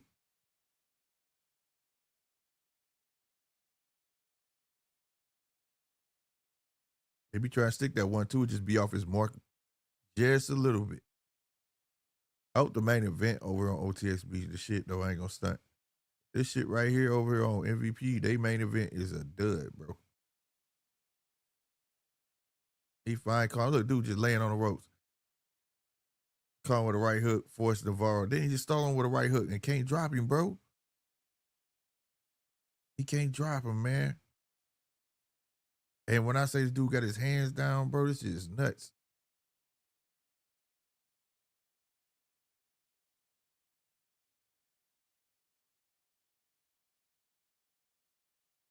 Good head movement by Brayon.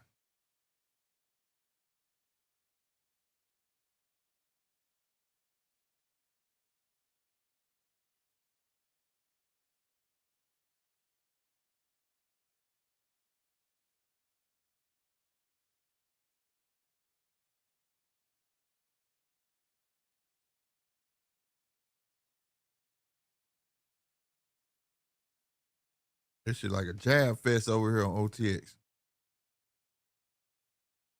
Somebody going to have to try to do something different. They round over with two now. Come with it, man. What's up, DJ? I see you, baby.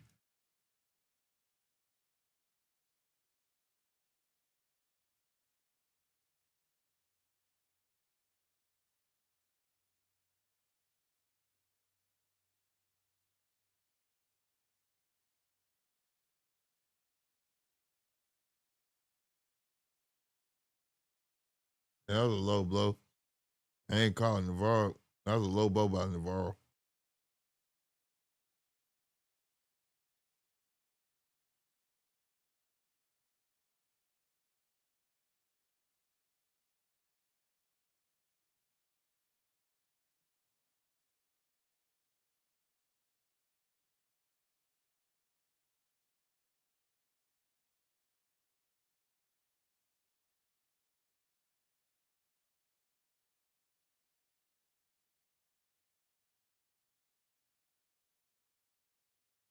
Come on with it, man. Somebody do something.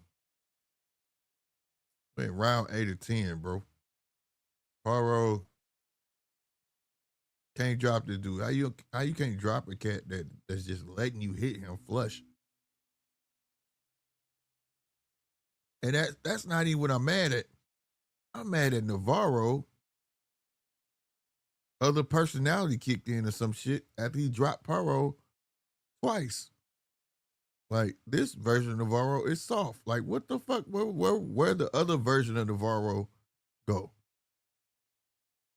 I'm just trying to figure that out. I don't understand this shit. Cause it didn't look like signs of tiredness. It didn't look like none of that shit. He switched all the way up.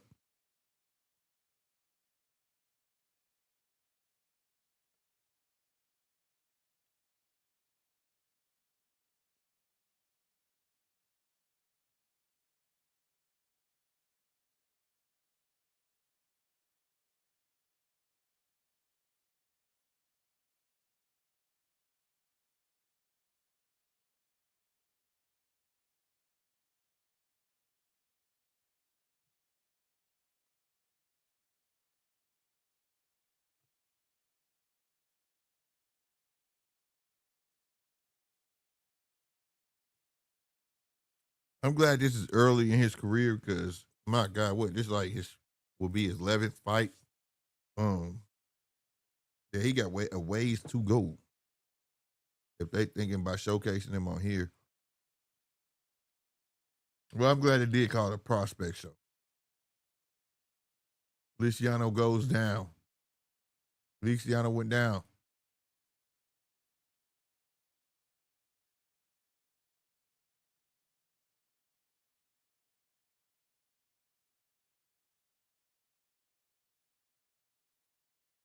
Brianna talking all what's his name? Breon. Man, I wonder who came with that name. Breon. Breon. I've never heard that name. Breon.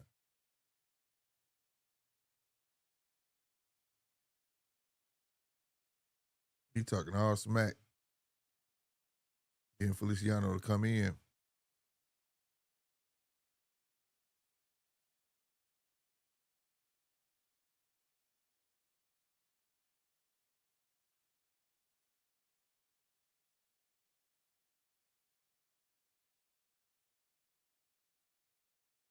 Oh shit. Feliciano went on a terror, but he ain't landing none of that shit. Good feet by Goro. End of that round.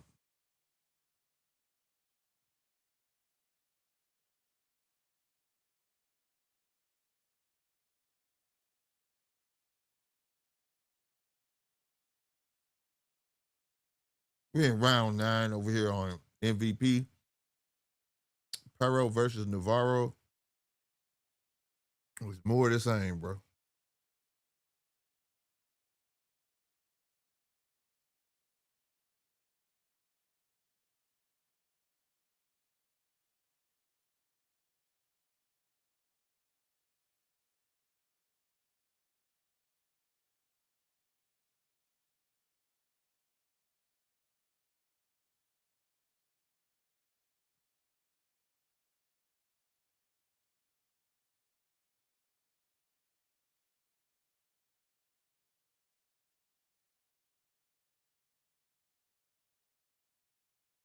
Damn.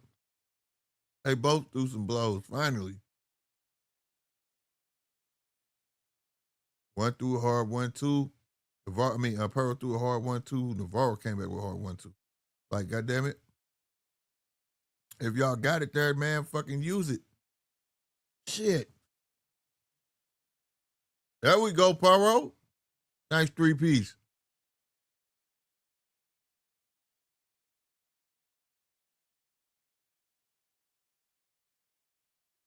Nice 1-2 from Perro.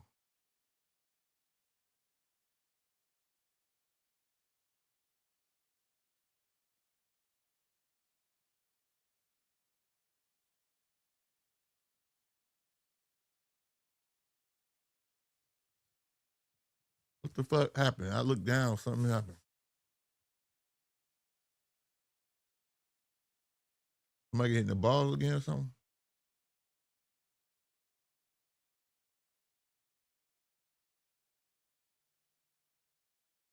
Shot to the back of the head.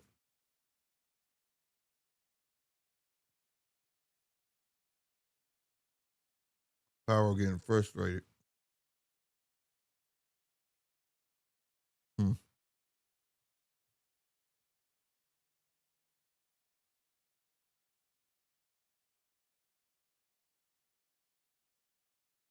Hmm.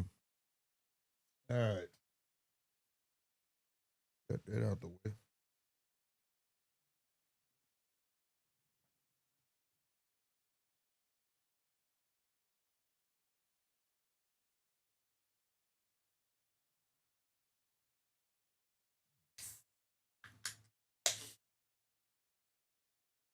Here we go. Perro with the hard shot to the gut.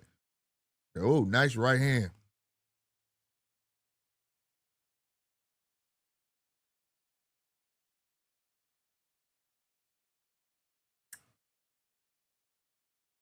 That look like Perro trying to go for the knockout.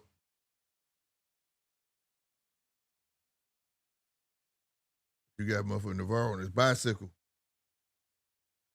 What you gonna do, fam? What you gonna do, fam?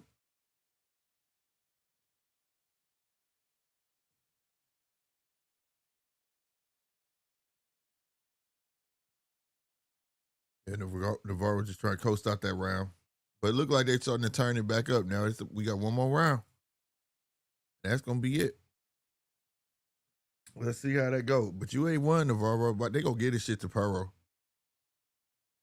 It might be MVP most valuable prospects right now, but that's their fighter. Perro going to get denied on this.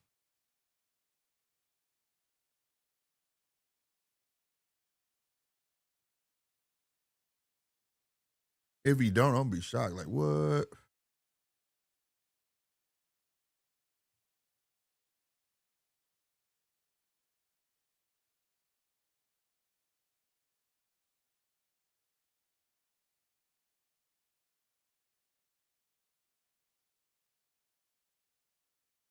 This shit weird. Okay, maybe I'm tripping. People get up first. Okay, I'm about to say, how the rounds end up being perfectly in line with each other on OTX and MVP?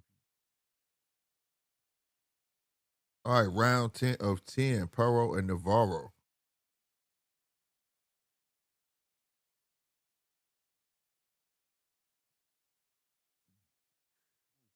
Excuse me, y'all.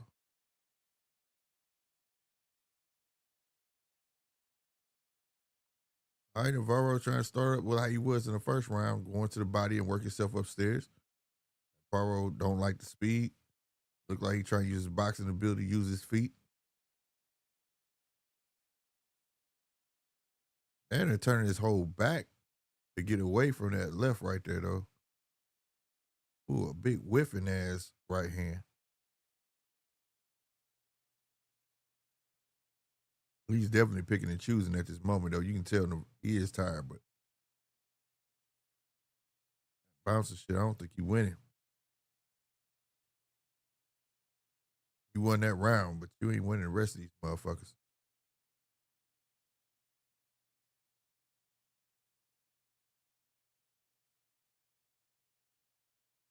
What you standing there so long for? I'm about to say, Perro, like you ain't know what to do.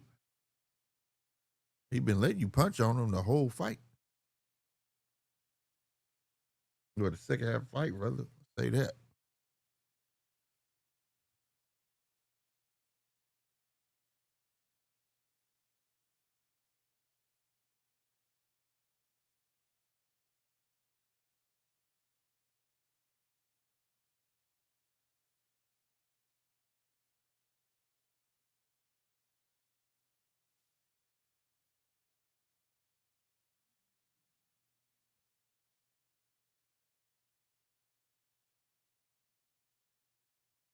Yeah, Navarro just trying to ride. Look, he just ate a mean 1-2 from Perro. He just trying to ride this round out, bro.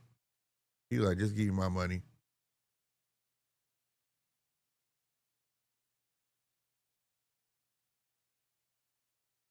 Like I said, Perro just, like I said, at this point, Navarro is just a punching bag. Good body shot by Perro, but it's a given though. Like it's not earned. It's not. I don't know what to say, but this is just bad.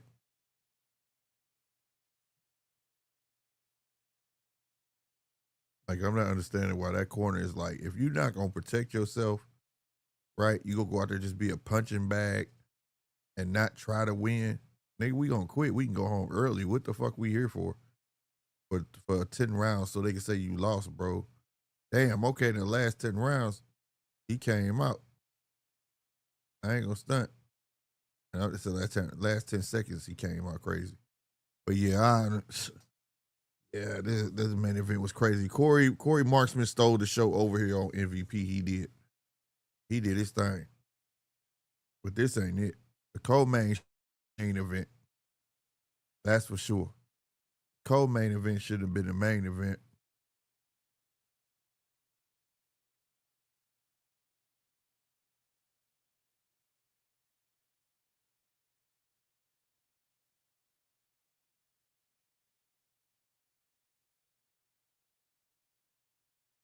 They clocks off or something. They how the fuck that fight over at the same time this fight is over? That shit weird, bro. They got Shakur over there. What are they talking to him for? Why is he over there?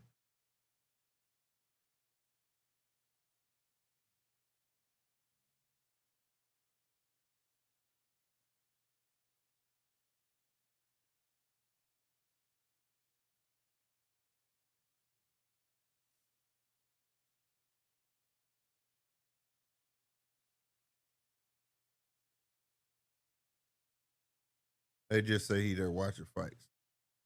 Okay, I was like, why is he there?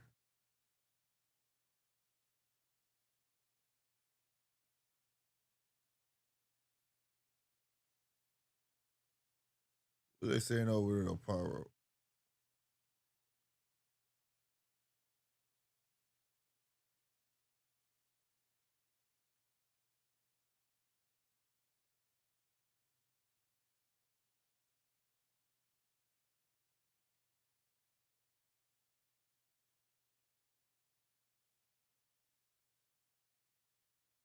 Why did I click? See, I clicked the sound on the pitch. They talking about this fight like this fight was the shit.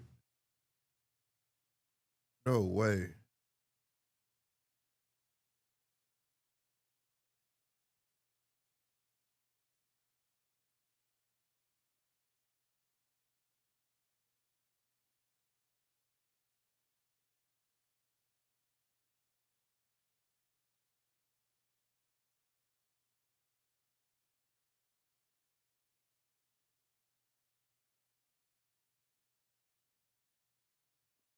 This shit crazy, bro.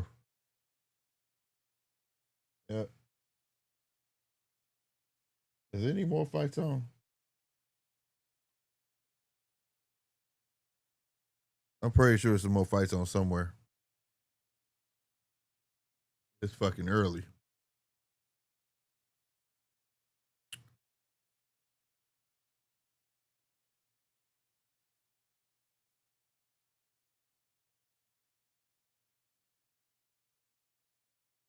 Did that man say we witnessed the birth of a new top fighter? What? Y'all doing too much.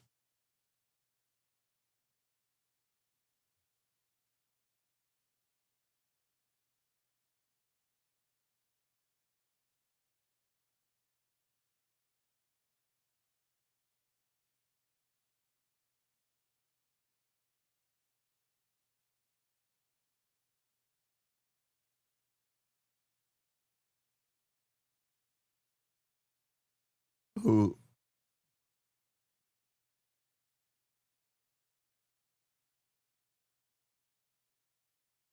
Now hear this out. Now hear this out. Unanimous decision, bro. I watched this man get flattened twice. He got flattened twice. Yeah, bro. They full of shit. Told you it was something. Them knockdowns wasn't supposed to happen, bro. I was saying them knockdowns wasn't supposed to fucking happen, bro. Ain't no way in hell. Right after the two knockdowns, goddamn it, your old boy came out like something was wrong with him or something. He just started eating punches for no reason, bro. And then here's a unanimous decision. You tell me not one judge. Like, what the fuck?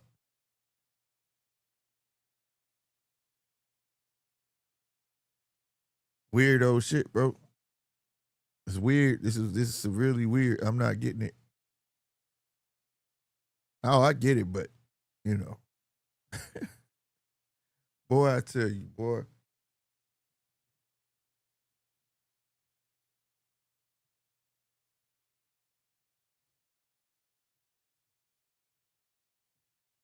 Oh boy, I swear to God, bro. Sometime. Mm, mm, mm. This is some bullshit. They need to stop. They need Mike to tell them. Stop it. Get some help. Y'all on drugs. Y'all on drugs. Swear to God. Think people supposed to buy into this type of product right here. This ain't what's up right here. Yeah, this shit ain't what's up right here. That ain't how that shit. That ain't how that was supposed to go, bro. You was getting your ass whooped majority of the fight, bro, until after them knockdowns, and even sometimes after the knockdowns, he was getting the best, best of this dude, and he got a unanimous. I don't see it, bro. I don't see it, but that's what I be talking about, man. It is what it is. Everybody on the search for the next best guys. Like every country is on the search for the next best guy, whether that be Japan, Australia, the UK, Ireland.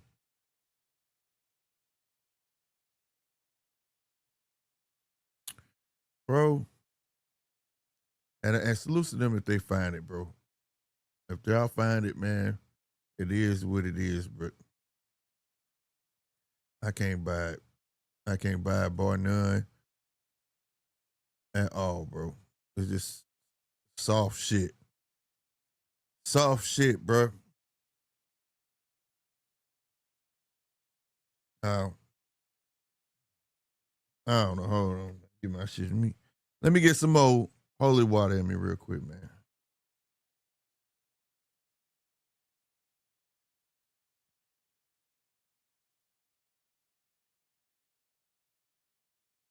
Damn.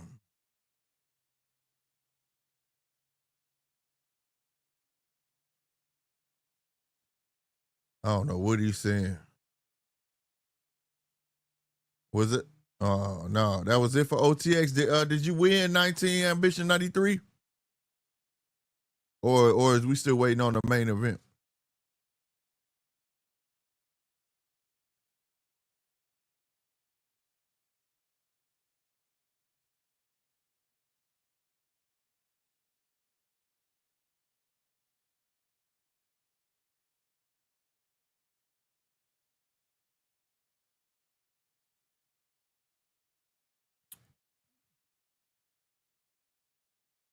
Yeah, all right, man. I don't know. I'm trying to wait to see if this. Okay, yeah, that was just a commercial. That was just a commercial.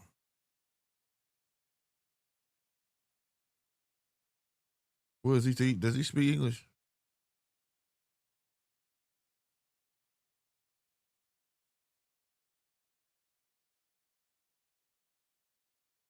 Nah, he don't speak English. I thought he was talking shit. He probably talking shit. I don't know. Hold on, y'all.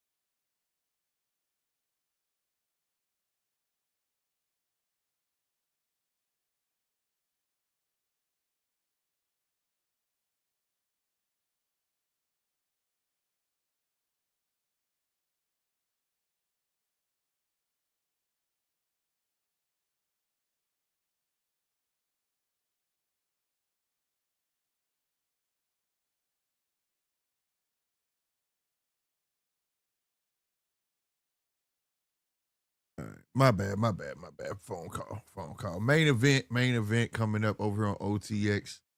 That's what I'm switching to. Again, this is on the zone, but also it's under the zone boxing channel on YouTube. If you want to check this main event out.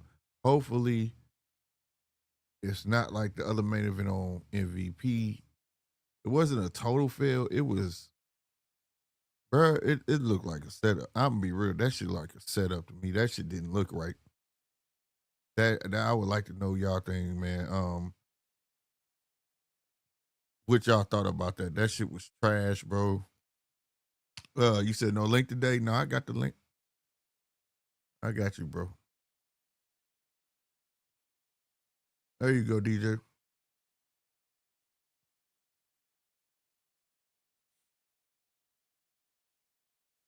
Yeah, and I don't know if this is. I should have stayed on the zone and just switched, bro. Yeah, that's what I'm finna do. I'm finna go back to the zone, switch, because I think quality better over there, bro. That's what I'm thinking.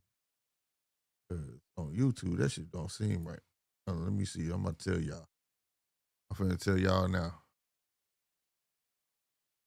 No, it's a little bit better on the zone. On YouTube,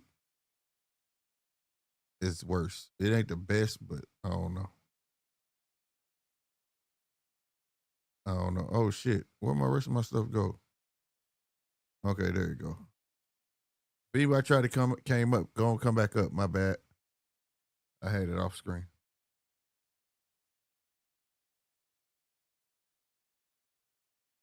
Hopefully this fight good, man. I'm hoping this is a good fight, bro. I wonder is there any other fights on?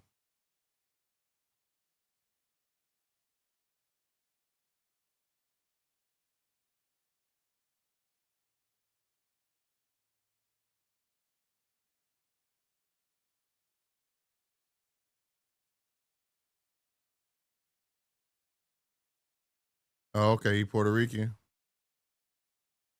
How do you pronounce his name? I don't know. Got my guy DJ. What's good, DJ? How you going, Slick? I was Man, just it's going. It's going. passing through and come in and share the love. What Yes. What are you watching now? The OTX card on the zone. It's also on YouTube as well. OTX card. The Cruz versus Yeah, I can't pronounce his name. Katzourakis. Yeah, So that's why I can say his name.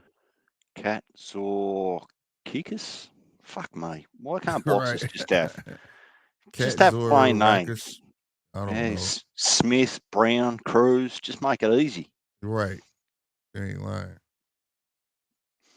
This is So just what? the cats. What have I missed? What have you touched on? I ain't touching that, man. I'm just commentating fights. There was another card, MVP card, that was just on. Oh, I was salutes to 19 Ambition 93. He put me on a kid on there called Corey Marksman. Yeah, he's nice. He was nice. He stole the show. That fucking main event was terrible. Capio Galgos. Galligos. What you Try to talking about? remember that name. He was on the prelims or something. Well, it was early in the morning for me, but when I was watching some of the prelims and the prospects, man, he whooped ass. On what? At, Who card? it What's was good, on Nine? the. It was on the. Nine's not doing anything. He'll come up. Yeah. It was on the other DAZN card, so it would have been on the MVP prospect. Yeah, that's what I was just watching. So they had prelims to a prospect card. Well, that's what they called it on YouTube. Holy It's not shit. what they're calling it on DAZN, but that's what they were calling it on YouTube. So, Oh, okay. yeah, I was having a conversation with someone else, just on the phone and whatnot. But until then, I was kind of watching what I could, and it just caught my eye. So I've written it down. I'll keep a bit of an eye on it. Yeah, I didn't get to watch the entire card. I was trying to get here at 7:00 when it started. So I wanted to go on early, but I didn't go on to about 8:30 or so or something like that.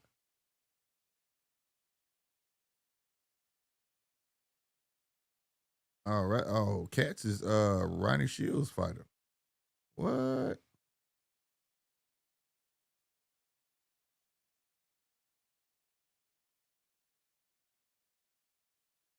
That dude, I'm calling him Cats right now, but that dude Cats look like he got one of them heads, man. You be talking about DJ. Like he just ain't gonna go down, bro. He just looks like he here for a fucking fight, bro. Head on him like a Besser block. Yeah, I swear, man. Round one, what's happening, man? What up, guys? Are you guys watching the fights? Yeah. You seem, I gotta say, Slick, you seem a little bit subdued today. Normally you're throwing your toys out of the cot and jumping up and down, blowing up, turn him, fight him, hit him. Where's that energy today? Man, it's just shit. I'm a bit flabbergasted by how everybody reacting to T.O. and all that shit, man. It just made me sit back and think. Like, it just made me sit back and think about a lot of shit and made me think about where I'm at with my shit and other things, man. And it's just like in my head, like it's gonna have to come out, but it will. Look, Slick. I just gotta I think compose myself, and it's like we're old enough to realise you don't make the mistake of trying to tell someone how they should or shouldn't feel. No, that's ain't none of that. I'm not in the business of that shit. I'm in the business of not giving a fuck. Like, Speaking of which, where is the man? Where is Punch? oh, I have no idea. I have no idea. I Oh was man, watching for a Punch little bit though. last night, and then I had to get off. Yeah, I thought he'd be here. I I didn't wanted even to see him get in the on, but comment I section. couldn't. Yeah, dude looked like he with the shits. Cats. Yeah, that's what we call him, because that's what they the team say. They on the back of their shirt, Team Cats. So they can't even say his last name. So we gonna go with Cats. But he look like he with the shits. Hold up. Just give me a minute. Oh yeah, tomorrow we got that fucking top rank card with Navarrete and shit. Yeah, then that's gonna be early. Yeah, that's gonna Ain't be early as shit. I heard why it's is gonna it be like early? around. Ooh, I don't even know, man. I think it's like what the fuck are they like? They're in this country. Like I think they're fighting in the U.S. Right? Mm-hmm. Yeah, I don't know why. Shit. Well, I know the UFC is gonna have a pay-per-view. Maybe I mean, cause they're gonna fuck. The UFC has a pay-per-view, but they're in Canada, so I don't know what the fuck. I Yeah, don't so know. that's Like weird. it's gonna be like And I know you Bare know. Knuckle tomorrow too. Oh yeah, Burn Oak was tomorrow. Cause there I was gotta one start last catching week. that shit. Ooh, nice Yeah, 1-2 from Cruz. But there was one. Huh? I gotta start catching that shit because I do want to start covering Bare Knuckle. I really want to Yeah, put that's people on that shit because that shit right there be having me like out my seats. Like I be want to help the motherfucker losing because they be getting fucked up. yeah, for real. Hey, sometimes when I see them boxers coming in, like these former boxers and shit, I'll be like, Mm-hmm. God damn, Yep. these motherfuckers, like some of them are good and some of them don't translate. Like Yeah. someone like Austin Trout, I about to say he Austin fought, Trout, hell build them. fuck man, Austin Trout, he good, bro. I fought like a couple of MMA dudes too, and he was good. And then Yeah. someone like Paulie Malignaggi isn't. I mean, motherfucker broke both his hands, and this is the same Paulie Malignaggi. Remember when he said, "If I fight Devin Haney, I'll knock him out in bare knuckle Right. in the first round." Right. Like, boy, did you forget? Did you forget who did you fight? Bro, Right. he fought Conor McGregor's punching bag, a MMA journeyman with a record of 14 wins, 14 losses, and one draw. And he Right. fought, And and you that should dude have was, dog walked his ass. yeah, that dude. Well, the thing is, that dude, Good body shot. he was like undefeated in bare knuckle. He had a couple fights already, and Paulie was having his first one. But Paulie got them brittle hands for a reason, man. Like, damn, Yeah, you it's broke like both your hands. that's but you gotta think like that bare knuckle shit, that's like a walk of life type of sport. So like you could be a boxer or whatever the fuck. But if you ain't never walked that type of life, it's just not gonna translate. So like for instance, say you was a kid that grew up in the suburbs, you was rich, but you wanted to get into boxing, right? And you could Yeah, be the most brilliant fucking boxer. Put him in bare knuckle and see if he translate. Fuck no, because them guys come from the street. They yeah, that's street true. That's fight. like And some you Mike Perry shit, because Mike Perry, he's like not a good UFC fighter. He didn't really make it to the top. He was okay, but when he translates to bare knuckle, it's like, yeah, that dude's like, that's his shit right there. Like who would have been right. good at bare knuckle? Someone like Kimbo Slice, man. Hell That yeah. motherfucker would have been. He would have That would dog have been walked his motherfuckers. sport, bro. That would have been his sport, bro. That would have been Like, that he would have been the face yeah, if they would have yeah, he started would have sooner. been the face, bro. He would have been the face, bro. He Because would have been the face. I mean, he was viral already. So a fight like that, like something like that, if there was a bare knuckle back then, he would have been the face. He would have Yeah. signed. He would have done MMA. I'm pretty sure he would have done that and shit like that. Like Mm-hmm. that was the type of shit. Kind of like I see fighters like that off the street type shit. You know what I'm Yeah. saying? So think like Austin Trout. Austin Trout translate because that's where he's from. He could take his boxing skills and it's gonna sharpen up his street fighting skill. You get what I mean? It Yeah, doesn't yeah, work the other way around. Like, you know what I mean? You can't yeah, have the best boxing skill and learn street fighting skill. It don't work. Take a yeah, Bud. yeah, Bud grew up fighting on the streets. He'll probably do good. You know what I'm saying? yeah, for That's real. that type of shit there, bro. That shit ain't that Yeah, shit. like I feel like Devin Haney, like he got like or like someone like Devin Haney probably wouldn't even translate good. But then Fuck someone like nah. Tank, maybe someone like Tank Tank probably can. would. Right. Yeah, so it's like certain people I could see them translate to bare knuckle, but Mm-hmm. certain people I wouldn't want to say like fuck like probably like someone like Pitbull Cruz, you put him in Yeah, there. yeah, like Pitbull Cruz would. Yeah, like some rough them fucking guys that just be throwing and chunking and Yeah, shit. Pitbull Cruz You know, would. Like Shakur wouldn't. Like I said, but that's for that the shit bad. kind of Let's look. let's say it like this. if you put them side boxing and bare knuckle side by side, and let's say if they were schools, fucking bare knuckle is the alternative school. You get Yeah, kicked out for of school. real. Yeah, that's true. That's true. Like that kind of looks scary sometimes too, because it's like the cuts and shit is like, or Bro, I sometimes be it's telling like, you, I be looking at that fuck. shit, and I be wanting to help the dude who getting his ass whooped. Like, man, y'all ain't got no friends to jump this motherfucker. Like, Like, damn, damn, bro, he bro. fucking you up. For God real. damn, Cruz laid a heavy one on Oh, you see Cats. that? Goddamn, I mean, backed him up, but he weathering the storm though. Oh shit, yeah. Hey, see, I certain fighters, I would like to see them like in bare knuckle where they could transition and shit like later on. If Like they could, Austin Trout, he transitioned good. The way he don't have brittle hands and shit too. So I was like, mm-hmm. that was a great transition. He got that You know, long reach, and yeah. he got a good jab. Like he know how to set his Yeah, shit up. he knows how to, yeah, and that's what he was doing and shit. Mm-hmm. And some of these fighters, there's come on some other fighters I'll be seeing, bro. Now they're using their boxing and shit. They be backing up and just boop, Yep. boop, boop, footwork and shit. So you Yeah. got some of these boxers who are going to bare knuckle and shit. And yeah, man, that shit could transition good for some of these boxers. That did good for Austin. They got put a shitload of money in his pocket. He built their ass. Yeah. He really put them on. Cause I didn't know nothing about him until I saw Austin Trout on the face of a fucking card. Oh yeah. Mm-hmm. Yeah. Oh yeah. Because I remember the first time I heard about them. I remember when I heard about them, but I was like, "What the fuck?" And I seen it. I'm like, "Oh Ooh, shit!" shit. They Okay. fighting, bro. Hell yeah. These motherfuckers. Hell yeah. But But yeah, yeah, but man, that's what I was bare like, knuckle damn. though, that shit the Because truth that now. shit came out like in 28, I think 2019 and 2018. It came out around that time. So it's like Mm-hmm. fucking new. It's like fucking new. Like 2018, if I'm not mistaken. Or Yeah. 2019, I forget. Bro, I But love that. I it love that motherfucker. yeah, man, it's fucking new and shit, bro. Because last week I saw the fucking card too, because they had one last week on Friday, you know. So I was like, I had like my other iPad and shit, and then I was like watching like from both, the zones and Mm-hmm. shit. And I was like, man, like the Ooh. Devin fight, watching it. I started looking across to watch the other fight and shit, the BKFC, and I was like, yeah, there's more action over here than the Devin fight. Damn right. That's the thing too. You watch that shit, don't know nobody, but it's gonna be some blood Yeah, some fucking way.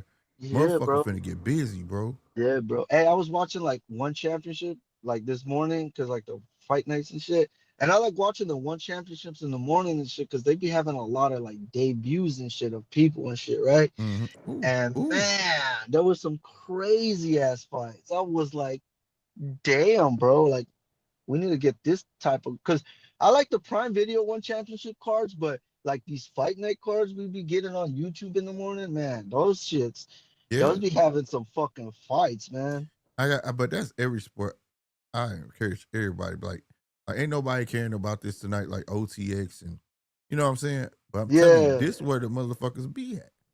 Motherfuckers just want to care about when they become stars, but yeah, for real. this where you see the rise of motherfucker who you think gonna pan out. So when they do become a star, because I'm telling you, there's been plenty of motherfuckers that I done watched that came up and then Yeah, they get their name shot up like that dude ain't shit. yeah, I can tell you he someone ain't it could be shit. a star He because just nice boxing, looking and he marketable. You know what I'm saying? yeah, like boxing, like it got a lot of stars and shit. So it's like you always like to see which one, who's gonna be the next. But And that's the then thing though. That's the oh thing, yeah, man. Everybody can't be the fucking star. Everybody yeah, cannot be bro, the fucking king. yeah, that's true, that's And true, that's how they want it now, bro. That shit yeah, pisses me off. How you yeah, gonna that's have true, all that's these crazy, motherfuckers that don't deserve to be a king yeah, and they all right? Just hear me out. So you had the four kings back in the day, 135 or Sugar Ray Leonard, 147, all them, right? yeah. They was different weight divisions and shit like that. So they can be But they all called came kings of their together. divisions, Yeah, right? they How all you gonna came have together. four kings in the same division? Yeah, exactly. Does that Like make what? sense? Because there's four belts, and they don't even have the belts at that time. You know, they didn't even have the belts at that time. Thank So what you. do you So how call them you now? calling them any of Kings? that shit, Like, bro? how do you Like call them kings? Like, what are you talking about? it Like, makes no that's sense. But not that's like, the hype they'll put around these cats today, yeah, and knowing they soft, man. man. I feel like they boxing game is just soft, man. You know, maybe might be respectable individuals, but when it comes to Yeah. this sport, Oh man, yeah, they we just soft. respect their skill sets and shit. Like Ryan, okay, you respect the skill set and people like that, but you were never a world champion. You know, you're a a star, but you weren't a world champion. Like Yeah, but I mean, that's crazy. you got boxers, like I said, back in the day was good boxers, right? That would come in there, and some of them was just good enough boxers and looked up and got a championship and lost it, right? But Yeah, his name still rung bells, right? yeah. Let me give you like a modern day cat I'm talking about versus like back in the day. Like Gabe Rosado, right? Oh yeah, yeah, yeah. That dude. Gabe Rosado can come to fight. And he's gonna give your fighter a hell of a challenge. A tough ass fight. You understand what I'm saying? Now, Hell has yeah. he ever been champion? I don't think No, he has. I don't think he has. Yeah, he's just he's one of them But he goes in journeyman. He's there and definitely goes balls to the wall, yeah, that's true. right? That's And, true. and Yeah, and we don't have a lot of that. And when I watch motherfuckers do what they do, and then people justifying it, it's like, bro, if you gotta skate everywhere like you on thin ice, then this might not be for you, bro. yeah, Like for it real, is what it is, because you gonna for fuck real, around and get hurt. Because when for you run real. into a guy like Gabe Rosado or something like that, they gonna beat the fuck out of you. Ain't gonna be no, oh, fuck that. What am I supposed to do out? Yeah, I felt the power, so I kind of conceded, like, fuck it. What I supposed to do? Got to get hurt? Fuck no, throw the towel and walk the fuck out. Don't make us suffer for 12 fucking rounds. For real, man. That's the That's shit that true. pisses me the fuck off. Like well, I'm not just we shouldn't have to justify that shit, bro. Like at the end of the day, as a consumer, you pay your money. You want to see a fucking fight. I get it, and I love the sport, but to have that shit being murmured over and over like that shit should be the norm. Fuck that. That is not that's unacceptable. And then for the name that you want me to praise your name and shout it to the highest mountaintop. Fuck that. I can give a fuck. No, I'm not gonna do it, bro. I got to call a spade a spade. You know what I'm saying? Those fights was fucking garbage, and it is what it is. I'm I not gonna know sit here for and real. choose a side. I don't do sides. They were fucking garbage.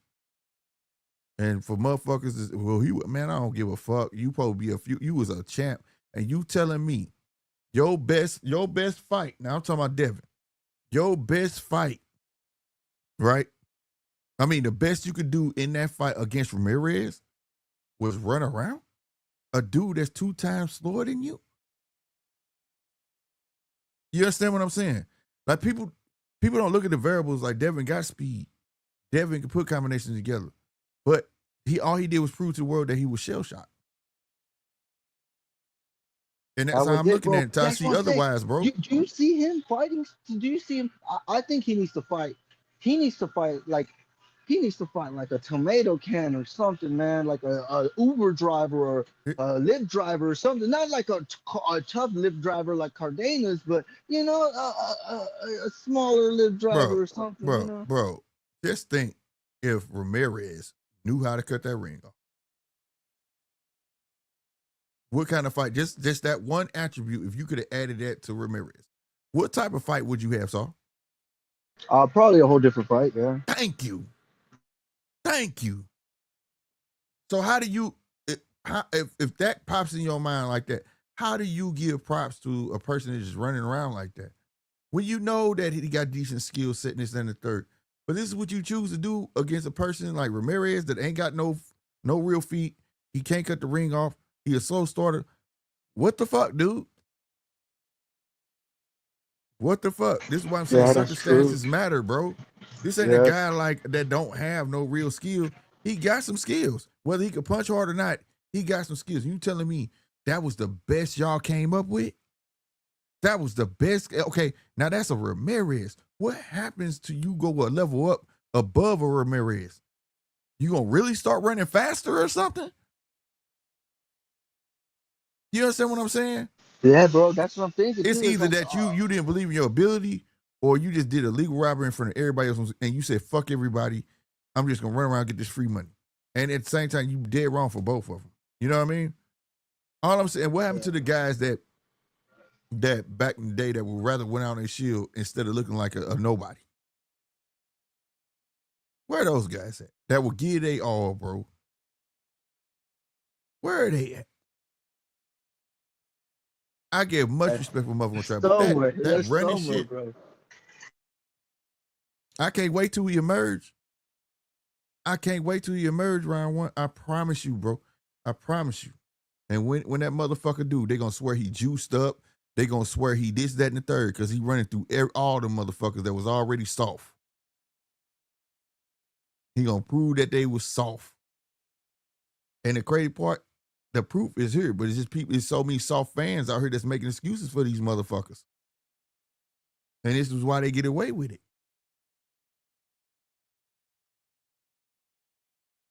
Everybody out here mad about T.O. Fuck T.O. and the funky pussy he came out of. But guess what? I'm not gonna rant rave about it because that's what he wanted. It was never about him saying that to fucking Bud. He did that to get everybody to talk about his punk ass. But see, that's how low it is that he got to stoop to get attention, right? Now, that's all I'm gonna say about him. Now moving along. His black friends around him, his Mexican friends around him, why the fuck they ain't tell me he was wrong for it? You see what I'm saying? So if they not gonna check him, the people closest to him ain't gonna check him. Fuck you think you gonna do? For real. Fuck you think you gonna do? And I'm just being honest. You know, and he's just a byproduct of all this soft shit. And also motherfuckers letting motherfuckers off the hook. Back in the day, that shit would not have flew. It wouldn't. In real life, or about you wasn't getting that off, bro. You just wasn't finna do that and say it's for publicity. This is why we got all these dumb motherfuckers out here that think they can come on the internet and clown and all that shit, and then when you see them in real life, they be like, "Oh, I was just trolling." Yeah. That's not how that works, bro. For real, man. Because you meet a person like me, I'm a Gen X motherfucker, and I ain't just saying that. I'm just saying they call us crazy. Not crazy. It just shit was real. I said time and time again, like I said on this channel, before I started my boxing channel, fam, they talking about, these kids talking about 1 to 100. We came off the porch at 100. That's how it was, bro. You had to have sense. You couldn't gave us all that shit motherfuckers on Facebook Live and all that shit, talking that shit, showing they motherfucking gats and all that shit. Bro, you couldn't have did that to us back in the day.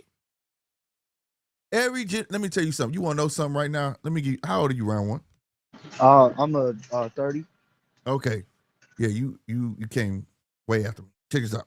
Yeah, I'm a 90s baby. Take this. When you talk to a Gen X, anybody say 36 and above, right? And you got an iPhone? Yeah. All right. And y'all FaceTiming. You think they looking at you. They looking at everything behind you. And if you're from the same city, they can tell you where you at. 100%. Yeah. 100%. Everybody I roll with know my city from like back of your hand. Backwards and forwards. Ain't no way I could have lied and be like, I'm a woo. They be like, you lying. You over there on Goodfellow and Natural Bridge, boy. They'd have told me, or it would have came up, man, what you doing over there on Goodfellow? Yeah, how you know? Man, I see la behind the back. We analyzed everything, bro.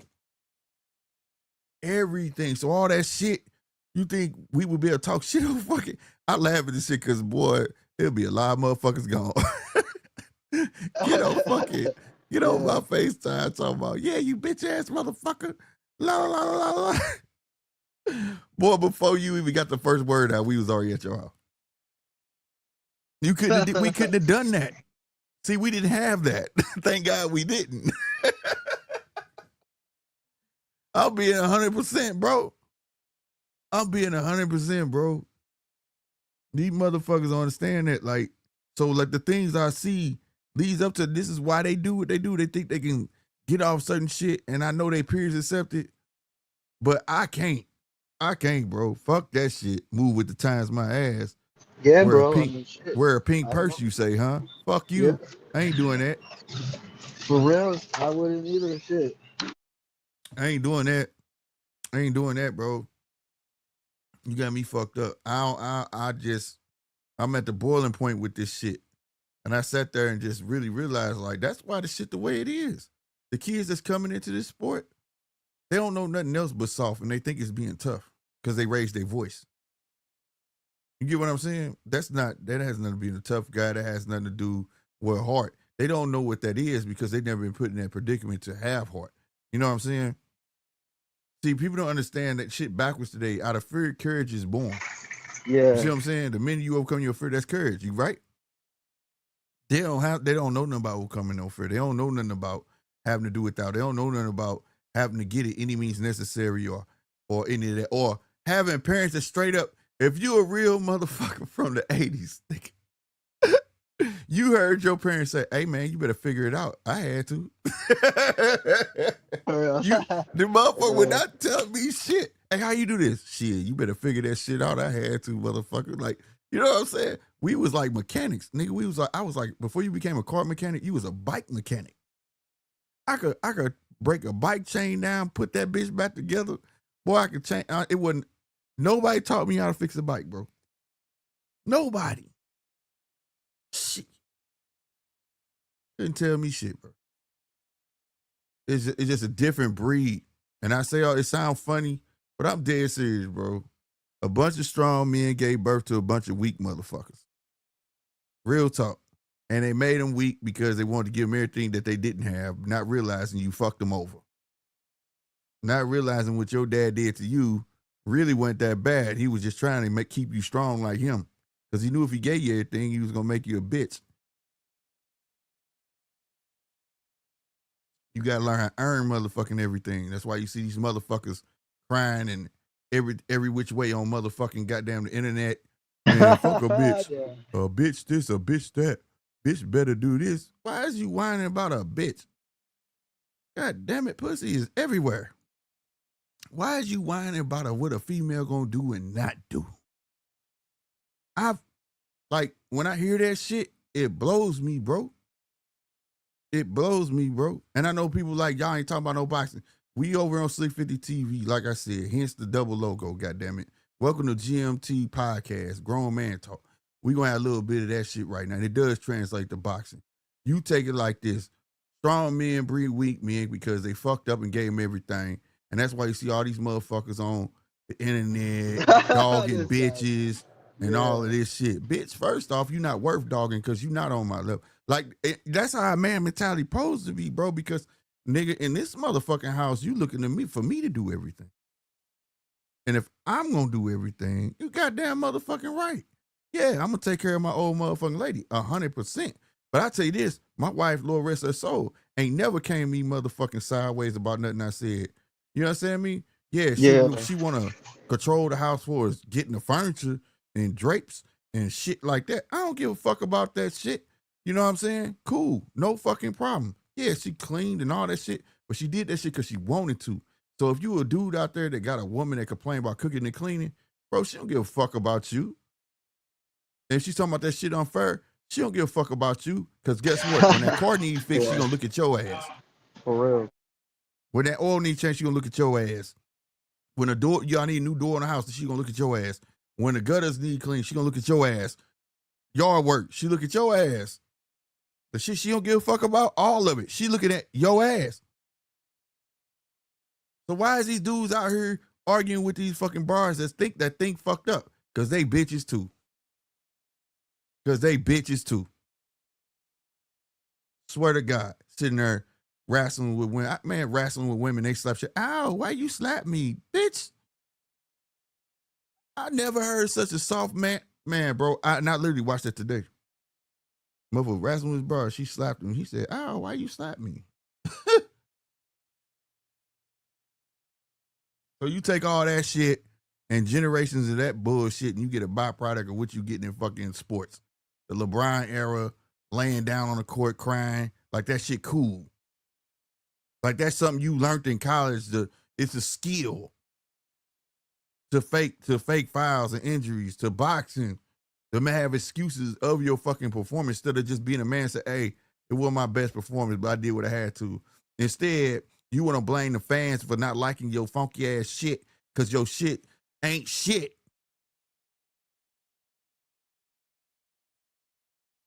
You got fans sitting here mad at fucking T.O.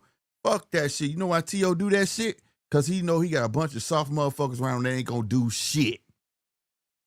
Ain't gonna do nothing. And a lot of you motherfuckers out there ain't gonna do shit neither. A lot of you motherfuckers that made the videos, if you ran across T.O., guess what you gonna do? Nothing. So stop it, bro. So stop it. Call the shit what it is. Be real with the fucking sport. If you're gonna be about the sport, be real with the fucking sport. If the weekend was fucking trash, guess what it was? It was fucking trash. Whether Skull won or not, guess what? The fucking fight was fucking trash. Whether you felt Devin won or he would have got denied if this, that, and third, guess what? The shit was fucking trash. I'm not gonna justify trash with nobody no more. Nobody, bro. I don't give a fuck who they daddy is. I don't give a fuck none of that shit. Yeah, I'm telling you. And salute to Bill Haney. I was taught a long time ago, if you know you're not meant to win the game, you should know how to play it, right? He caught on real quick. He know all you dumb young motherfuckers stupid as fuck, right? And y'all buy into every little thing because y'all controversy is y'all number one entertainment, bro. Round one. Round one. All right, he on mute. Controversy is every fucking thing to you guys, bro. And that's 100%, nigga. Ain't no more just funny jokes. Jokes today, motherfucker get hurt, fall, trip, bitch slap the fuck out of them, or some shit. Just cut on fucking the internet, bro. That's how fucked up y'all is, bro. I don't give a fuck. Tonight is the night. I told you. Boy. And I ain't even unleashed yet. Y'all have no idea. You have no idea. I'm watching boxers in front of motherfuckers seeking validation when you supposed to be a warrior in the fucking... You seeking validation from fucking the world. How are you going to win thinking like that? How? Once you get from your mom and your daddy, nigga, that shit done, nigga.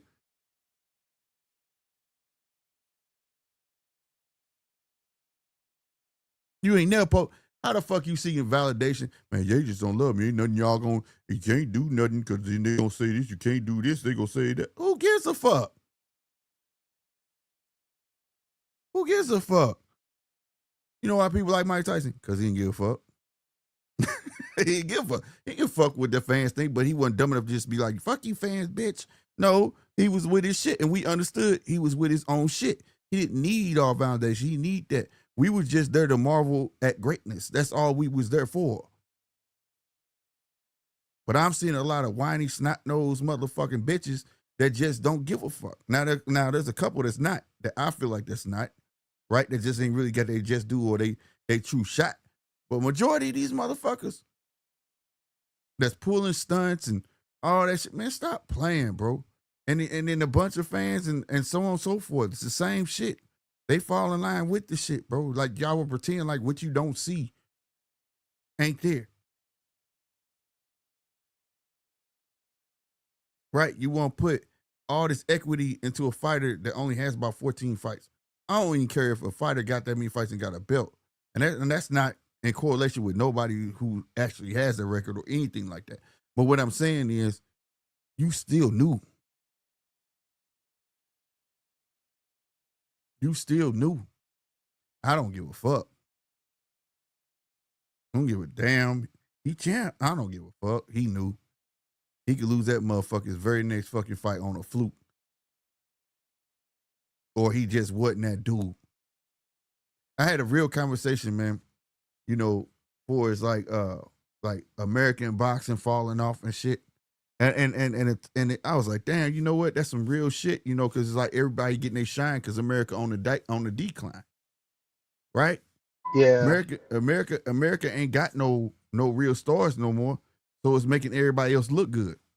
And I sat there thought about it because like I'm a fan of Nick Ball, but I was like, you know why I'm a fan of Nick Ball? Because he go balls to the wall. But I damn near forgot that because it's just like because I'm seeing him more on a regular. I'm seeing, you get what I'm saying?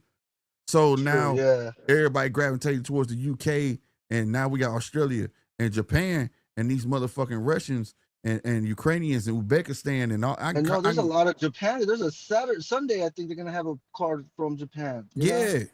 So you get what I'm saying? So now it's like Everybody getting their shine on America's Hey, decline. but that's the thing though. Look, because even with the UFC right now, is a drought, bro. Right now, the UFC is kind of slowly on a decline or something. Right now, I could see it because it's like these past years, these pay-per-views don't hit. I mean, like it's not like the fighters don't fight, but it's just like certain stars, they have to throw a lot of cards. I mean, they don't even have like legit stars. We haven't had a star since like Conor McGregor, like a We global got star like that, gimmicks. And that's what we have. Like no, we don't have a superstar like Conor McGregor, Ronda Rousey, or like Brock Lesnar. We don't have but we barely have stars, like but they're not like superstars. They're not like what boxing has, like in a Floyd, Manny, Bruh, Mike Tyson. bruh. We don't have that right now. In sports, period. I want to say besides fucking football, maybe football. I'm not sure. We are on a decline in sports. Basketball brung in who? The Europeans. Did they not? European bros, that Did it motherfuckers are not? Did it killing not? it. And now it's like the European League, ain't it? Yeah. They made the rules easier for them, didn't it? Yeah. So they can integrate. Look at UFC. They fucked themselves over because they tried to monopolize instead of letting other fighters be everywhere else and let them fucking materialize and then go after their ass. You want to monopolize the market. Yeah, That I mean fucked that's what the yourself. thing. Like they try to push certain people. Like Saturday, I saw there's a dude named Bo Nickel, right? And he was fighting some dude coming from one championship, and this is gonna be his third fight in the UFC. And this is a dude at one championship who was a two division champion, I believe, right? So as a dude, I'm thinking like, all right, he's gonna beat this dude. And a lot of like the betting odds were for the undefeated dude who was 8-0, who was just a wrestler, and he's barely getting in the UFC. That motherfucker lost, and I'm glad he lost. I'm like, thank you. We need that O to go, but we need these hype jobs. Like this was a hype job, bro. Like a lot of I'm people with in the you. UFC, like I'm they with didn't you. like the hype job. Like like when you try to push certain people down your throats and shit, it's like that's not normal. That is not normal. Thank you. You got to let it come naturally. Like the fighters or the audience, the fans, they're going to You said gravitate it towards right someone there. You violent, need it gotta be organic. Fucking organic, bro. You trying to find and makeshift stars early and all that shit. Man, that shit don't work, bro. That shit do not work. And that's why I like Nine. Salute to Nine. That's why Nine feel the way he feel. The way I look at it is like, damn, I love this sport, and I'm a judge it based on the level of talent. But I'll be damn, I'm gonna sit here and act like, goddamn it, I don't see what I see. You get what I'm saying? Whereas I see other boxers, I'll be like, shit, if he got in the ring with whoop, he probably whoop his ass. Like I feel like if Abdullah Mason got in the ring with some of these motherfuckers, he'll be a problem. You see what I'm saying? That's why I'm hopeful for the next bunch to come up and they really on their shit. You know what I'm saying? And they not on this pussified ass bullshit because like I said, we watched the era of guys that was supposed to be strong and they held the era up. And it gave birth to your Devins and your Shakurs and all them got fast tracked too early. Right? And I'm hoping what come from them is a group of another strong motherfuckers who ain't gonna give a fuck about them, ain't gonna be like, fight me, bitch, and let me show you. You get what I'm saying?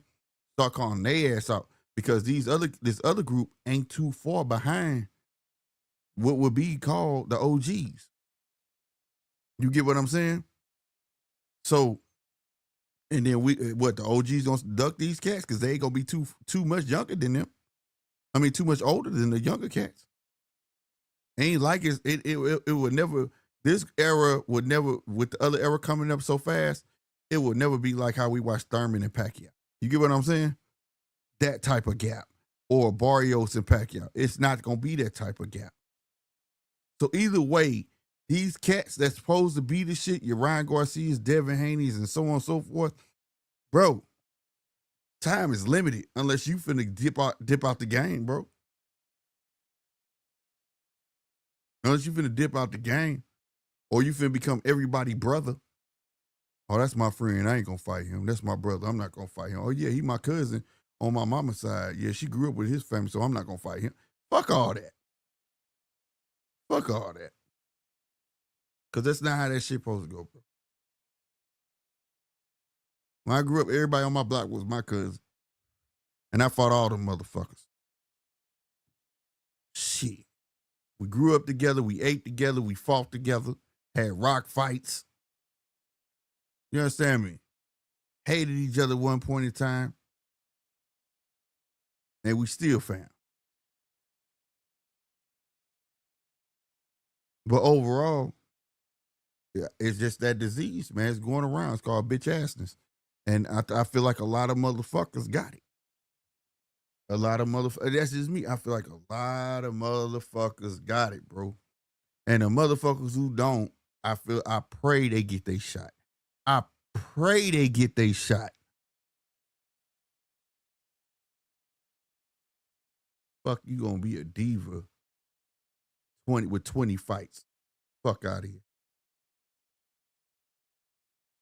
How fuck you gonna be a diva ain't headline? How you gonna be a diva? Never a pay-per-view. Fuck out of here, bro. I don't even care. Be real. I don't even care about that. It's just like, just be a fucking man, bro. And I feel like all this internet shit be infecting these motherfuckers. They think what they hear on the internet is fucking real. Soft guy era shit and all that shit. They're not realizing them niggas was pussies. Oh, she don't want to cook. I'm not gonna cook either. Oh, this is this. When you built the fucking last, you motherfucker, me and Poe be Tonka truck tough, motherfucker. Never supposed to look for no motherfucking broad to take care of you. You done lost your motherfucking mind. I don't understand. I just don't understand none of it. I don't. And if somebody can make me understand, please do. I don't fucking get it. I don't fucking get how these dudes can make a whole show talking about what a bitch ain't gonna do. I don't. I don't. It's just funny, bro. But yeah. I don't understand how we in a fight game, but I'm supposed to give a fuck about your sensitivity. When did that go together? I'm supposed to care about your vulnerability. No. That don't belong in the fucking hurt sport. Sensitivity and vulnerability. I could give a fuck about your sensitivity and fucking vulnerability. Fuck out of here. That's something you got to deal with. You chose this sport. The fuck?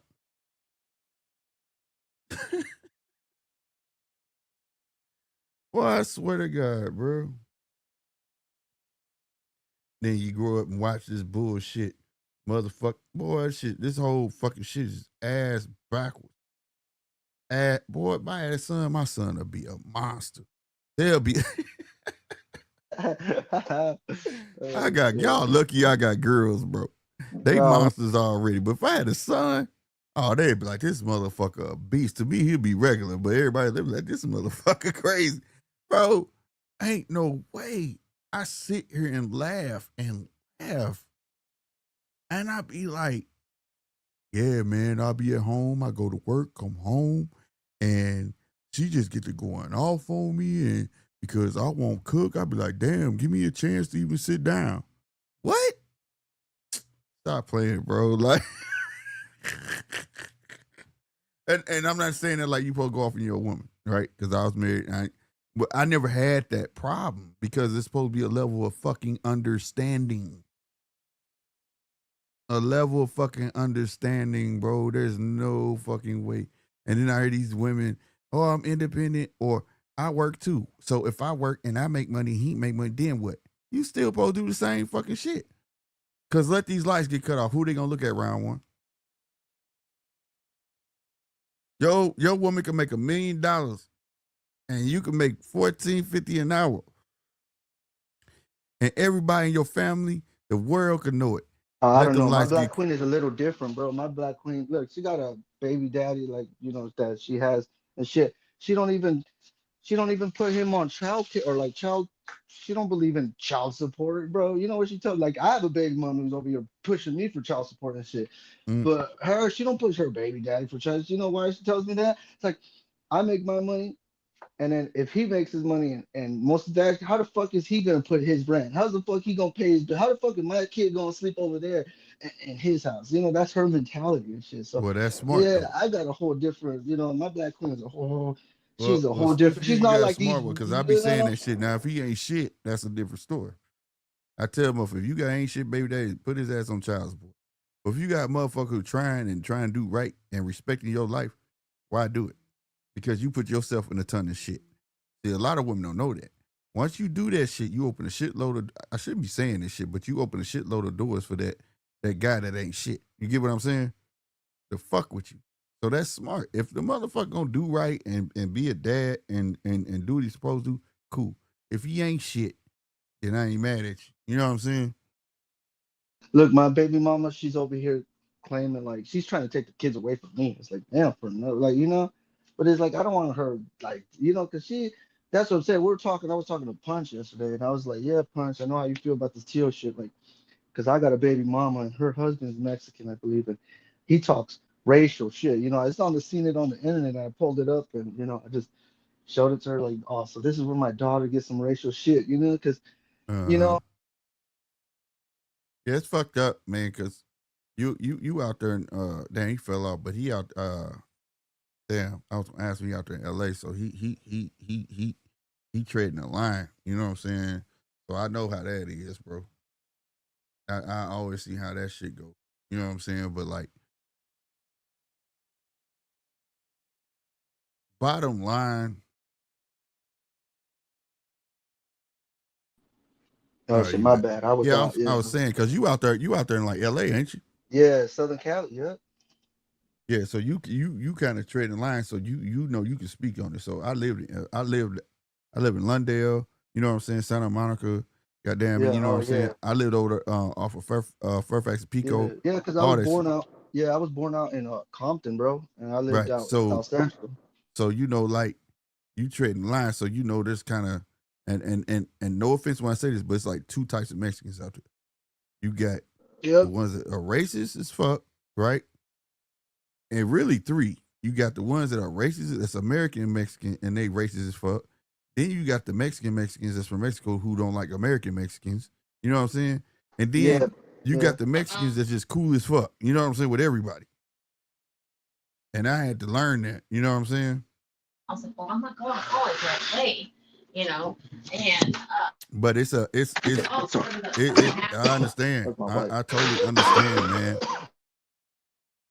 where you coming from in your situation. You know what I mean? Because you're gonna love who you love, but other people don't have to do that, but then they need to learn shut their fucking mouth. You know what I'm saying? Especially the husband, like motherfuckers don't know how to stay in their lane. You know what I'm saying? So like Yeah, yeah. your baby mama, you and your baby mama business shouldn't even be Hey, coming up in their household if it's shit just cool. funny, though, because it's because like you know she cheated on me and I like I remember I came home and it was that guy she cheated on me with and shit. But it's like you know I'm just like didn't go crazy, you know, just like what the fuck, like get the fuck out, you know, just Right. did my own shit. I moved out, you know, like doing my own shit, you know. It's like, but at the same time, it's like people are like, damn, you couldn't fuck him up. You could have, like, people always tell me, like, For even what? like brothers, huh? For Huh? what? I tell No, cause everybody, yeah, that's what I said. For what? Like, it's okay, she cheated on me with him. Like, cool, you know. The next girl I got was like, damn, she looked like an Instagram model, short, black. Oh my man, God, motherfucker, Jesus, goddamn me, Jesus. I had this song I played for his girlfriend of mine by the Black. You heard this group called the Black Key. They it's like a rock group. But they not rock. It's like a blues slash like rock type shit. And they got this song called My Next Girl. Look that shit up. When you hear the hook, you gonna be like, yeah. Okay, It's okay, called. I'm gonna look that up. I I'm gonna swear, look it's that called up. the group is called the Black Keys, and the song is called My Next Girl. You gonna be like, yeah, this is shit. It's you gonna be able to resonate with it. Like you so Yeah, fucking yeah. right. Yeah, bro. I like that's like some old shit. Like what year was that shit come out then? Man, the Black Keys been out a while. Now they not old like no old rock group. Um, they're definitely 2000s. I want to say that came out maybe 19, 2019 or something like that. Okay, damn. Okay, see, I'm gonna have to look that up, man. Yeah, it's called Oh, like I shit. said, and when they first got they were signed to the Rock first. Oh yeah? Yeah. Oh shit! What the fuck? Yeah, bro. Yeah, man. Slick listen to everything, so I listen to everything, bro. Yeah, A bro. lot I of do people don't too, bro. understand, bro. Like I listen I'm to a a different lot of. motherfucker. When I I tell listen to you, like a lot of shit, bro. motherfuckers don't understand when I be talking my shit, bro, because I live around these motherfuckers and I know certain motherfuckers and I won't speak their name, but I know motherfuckers who go play bingo, nigga, but will shoot you so fast, nigga. Like, like where I'm for real. Think about it, and even where you from, bro. In most inner cities, like Hub City, right?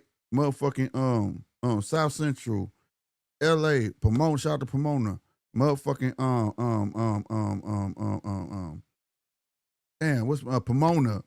All them places I lived and been. You know what I'm saying? I met some very very unique people. You feel me? But the thing is, they felt like they were trapped. And when you feel like you trapped, it forced you to be a certain way when you go outside. And the only place you can truly be yourself is in your household. You get what I'm saying?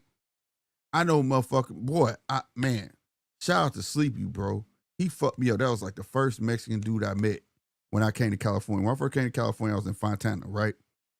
Oh yeah, Fontana out there. Yeah. Yeah, I was in Fontana. And he was cool as fuck. And I didn't understand the lingo then because he didn't smoke and shit. He used to tell me when I came in his house, I had to he said, you had to turn your cigarette off. He was, he turned it off. I said, turn what off, babe? Like your cigarette. I'm like, put it out, motherfucker. Like, what the fuck you talking about? But this dude would sit there and build some of the coldest fucking lowriders, though. Like the model cars and shit. And he would do that shit all fucking day, bro. He would make lowrider bikes. But when he was outside, though, like amongst everybody else, he was a different motherfucker. And that's because he had to, because when you grow up in the hood, it's a dog eat dog world, bro. You know what I'm saying? If you don't conform to a certain way, right? And you amongst them people, you become food if you don't. You know what I mean? So Yeah. I know a lot of motherfuckers, real talk, that like inside their house, they're different. Outside, they monsters. You get what I'm saying? Inside their Yeah. house, they some of the nicest motherfuckers. Outside their house, they some of the meanest motherfuckers. You know what I mean? And that's why I try to stress people. Everybody from the hood don't want to be that way. It's just that you have to be that way. You know what I mean? Unless you get some loot where you can go find somewhere peaceful and be you. You know what I'm saying? And motherfuckers don't get that shit, bro. They don't.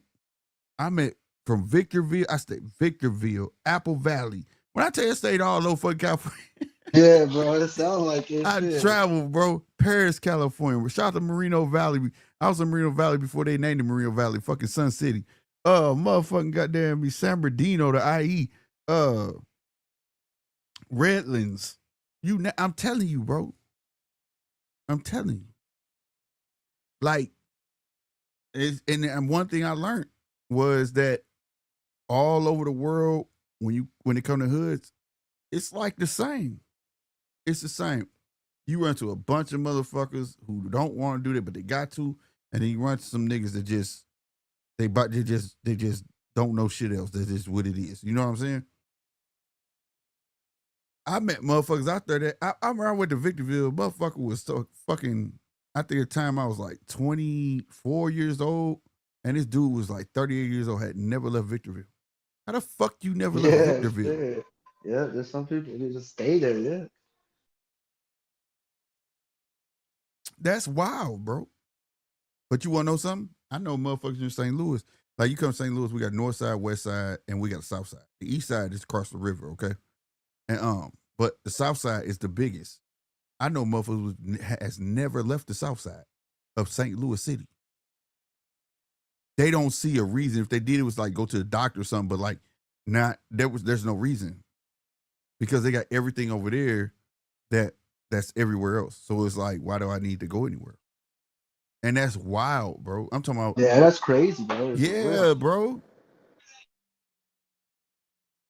You know what I mean? Like, people don't understand, but when I look at this world today, bro, I got nephews and shit, and I be like, bro, Don't be like that, bro. Like, be a stand-up motherfucker. Stand on your 2 and 10, like my dad told me. That's your 2 feet, your 10 toes. And when you believe in something, don't budge on it, bro. Like, you know what I'm saying? Like, these cats don't got that, bro. That's why I see the Twitter shit. 1 minute, fuck this motherfucker, fuck you. Blah, blah, blah, blah, blah, blah. And then you make a video and y'all hugging and shit.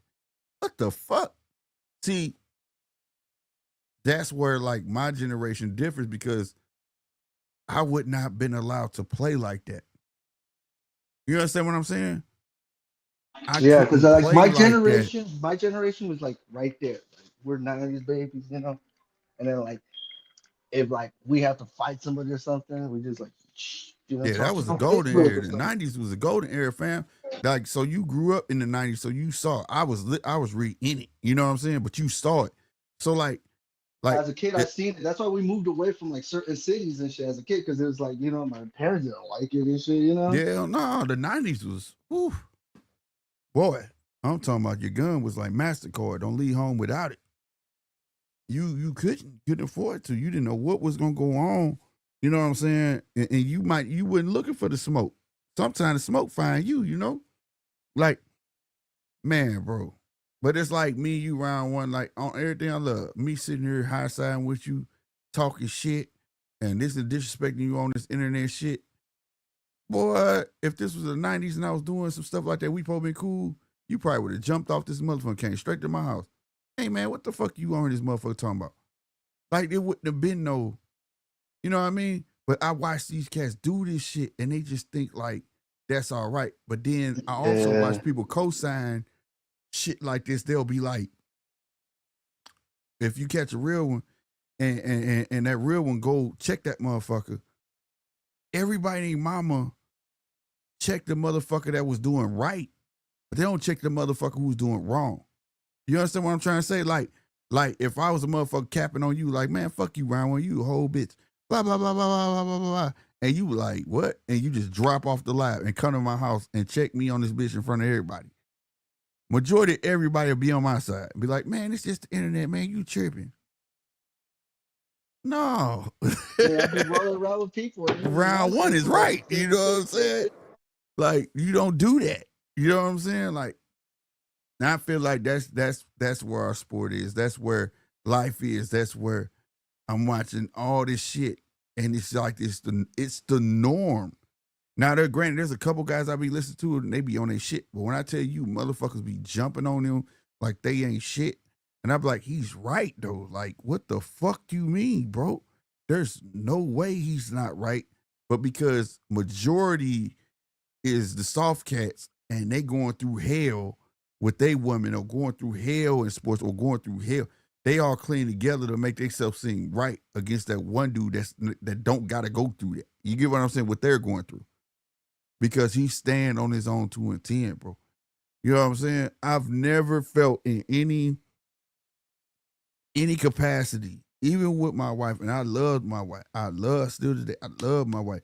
Ain't no way in hell she would have stepped on my toes to the point where, like, ever made me feel like I wasn't shit. Because she knew the minute that, oh, for real? Oh, well, hey, it is what it is. Because I don't look for a woman to take care of me. I take care of my fucking self. You see what I'm saying? Like, your woman need to understand I'm with you because I want to be with you, not because I have to be with you. I don't have to be with you, motherfucker. I was paying rent, paying bills. I was fucking doing all this shit on my own before I got with you. So I'm with you because I'm with you. You got to understand, you are an extra expense. You know why you know it's cool? Because I don't care about the expense because I want to be with you. Where do I win in it if I look at it at when the minute you talk shit to me? I'm not winning. I'm not winning no aspects. The minute women start disrespecting you, the minute a woman starts stepping on your toes, telling you ain't shit, I can go get this XYZ elsewhere else. Let her go. Let her go. Yeah, for real shit. Let her go. Cause you're not winning. You're never gonna win, bro. That's a predicament that you don't win. You know how you win? Let her the fuck go. That's just being real. But I watch the motherfuckers say the opposite. They whine Yeah, about there's a lot of people like that too. They'd be like, fuck that. I ain't with that shit because like men are bred to last, bro. My wife would tell me, "Hey man, get your ass up."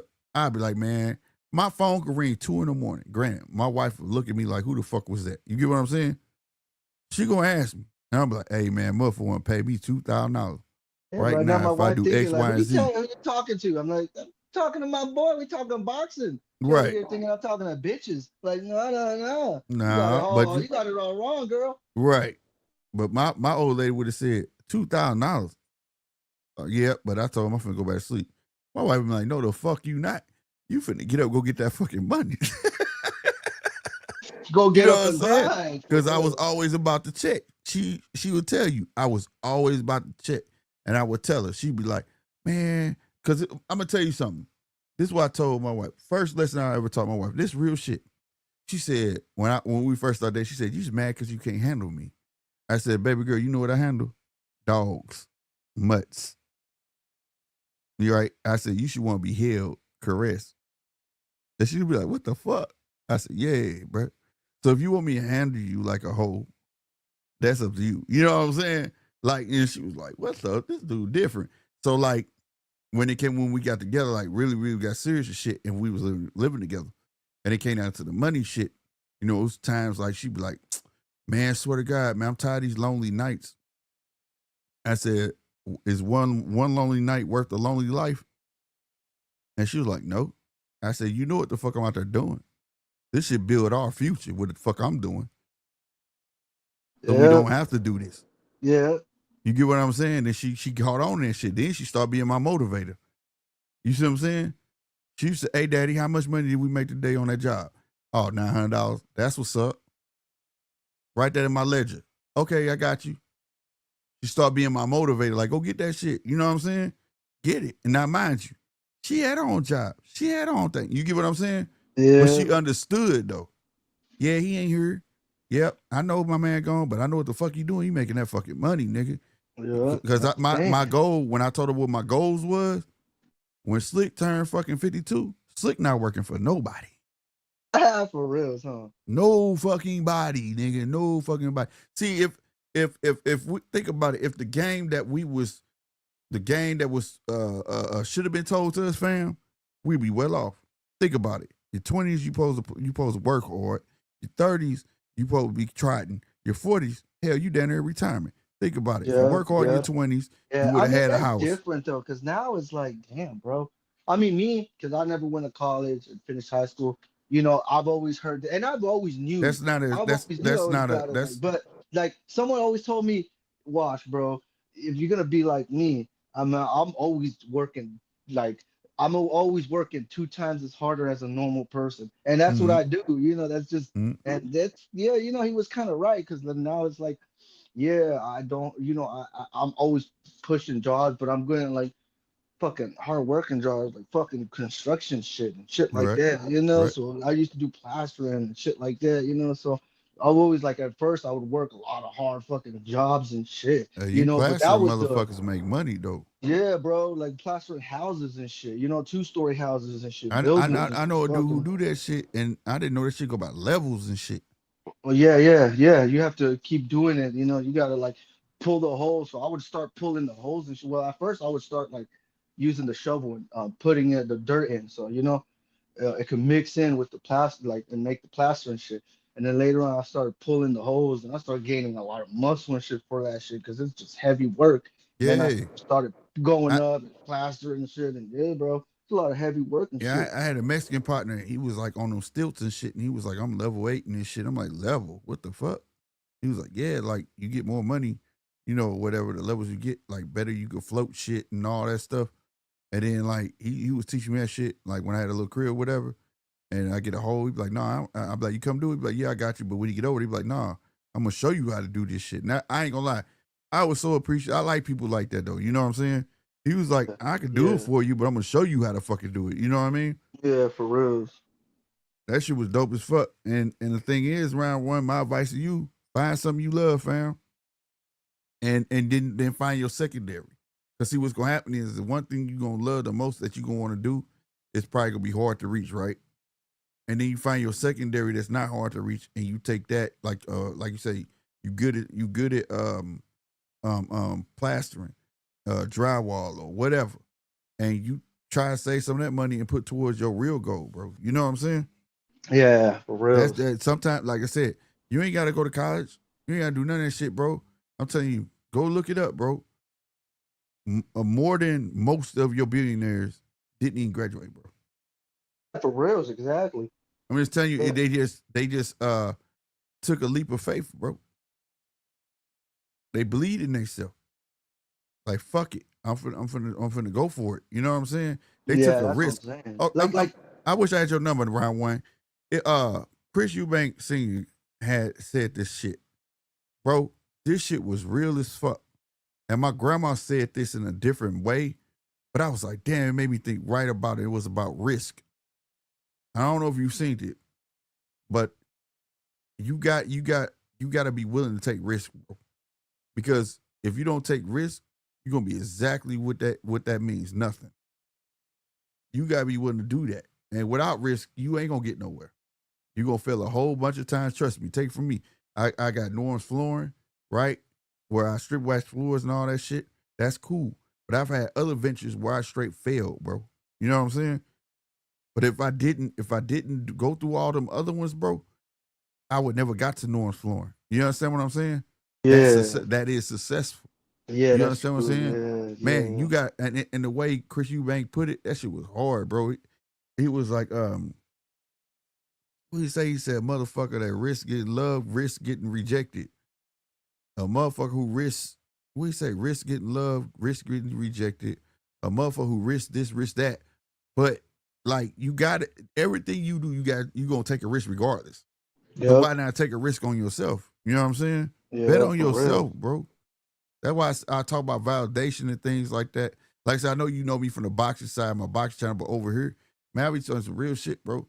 Yeah, I Bro, know. I have a homie like that. He's like my age and shit, and like he went to school and shit. You know, we had like opposite lives and shit. Like he went to school, college, and he liked music. So in high school, he would make music, and I remember I started making music and shit. So like that's the only thing we kind of like liked and shit. But then later on, he just stopped making music and started DJing.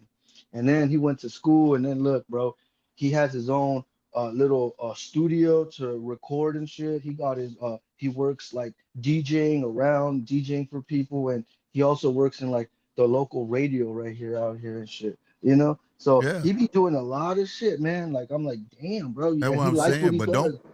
You don't know, let the so that's what school part get you though. Don't. oh no, yeah, bro. Don't. Like, Don't. yeah, You go yeah, look up music, you go look up like legit figures in music, and you will learn them motherfuckers ain't did shit to get there. They just was in the right place, right time, and made yeah. the That's right what I'm saying. connections Like, you and was got just good at the what they did.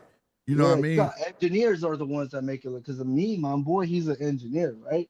Because he does DJing, engineering. That's what he went to school for, engineering and stuff. Yeah. So Yeah. he did that, and then he just showed me. I'm like, damn, bro, engineers really like a lot of them motherfuckers. Like, you know, like you see the biggest engineers. Like the engineers are the ones that like make superstar or like make the beats for the or you know they're the ones that like you know like a fucking you know you get like a what's that Timberland you know someone like that you know a great Mm-hmm. fucking beat he be giving beats to everybody and shit and everybody he gives his beat to they just blow up or they're that just the top charts and shit you know Right. so shit like that like these motherfuckers is like these guys is like they make it look like I could just spit a couple bars and do it 3 4 takes and stuff, but they gonna make me feel like I'm you know I'm great at shit. Like they gonna make me sound way better than I'm sounding. You know, like Right. that's just sound and that's just like just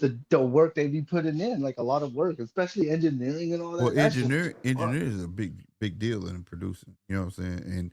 And producer primarily make the beats, but I know a couple. You know, when they broke down to me, I asked him, what's the difference between a producer and a beat maker? You know what I'm saying?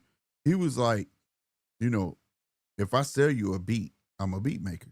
He was like, but if I'm in the studio with you and we land a track, you may have some lyrics that's flowing out like, yeah, that should sound good. But when you get to this part, you should say X, Y, and Z. Or you should say it in this type of style.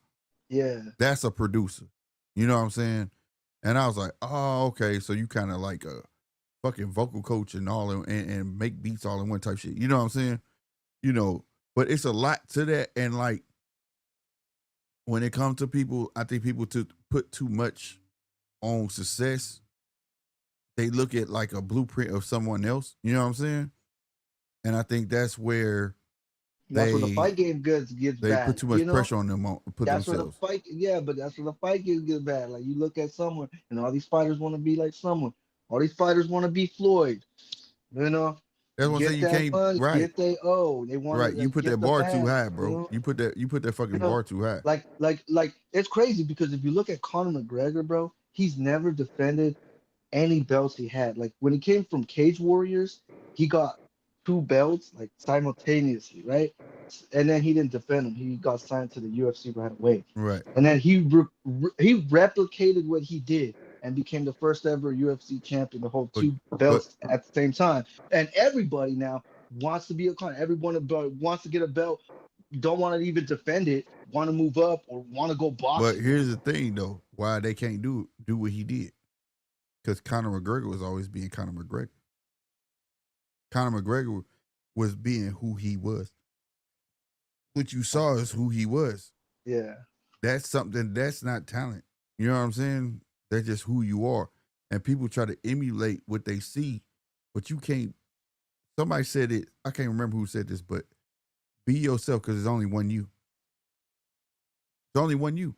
Yeah, that's When true. you can't imitate nobody else. You'll never be better than that person who did it before you. That's like me right now, round one. Be like, you the best wrestler on earth.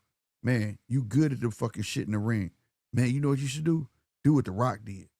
Fuck nah. You'll Yeah, never do get what The that off. Rock did. Yeah, hell no. You'll I never may be be able to good in the mimic that. ring, but I can't cut a promo for shit. You know, I Right. may be good in the ring, but just like The Rock. But when it comes to the mic skills, I might get that boo or you know, Yeah, I you not you know you won't that's what they was chasing anyways. They would like look for that next yeah, thing. bro. Like that's crazy how it is. Like how these boxers, like someone, yeah, you know, like how we were saying, like you're saying, like you know, these guys are chasing, they want to be like somebody. Everybody want to be a Floyd Mayweather. Everybody Yeah. want to keep their O Make and your get a own big fucking bag. name. You know, yeah, you know, everybody want to do that. Everybody Like for want to do instance, that. and I'm gonna let DJ salute DJ. I see DJ up here. But for instance, when you watch Floyd, I saw Sugar Ray Leonard, Sweet Pea, and his father with the shoulder roll, right? Now, one time Floyd came out talking like Sweet Pea.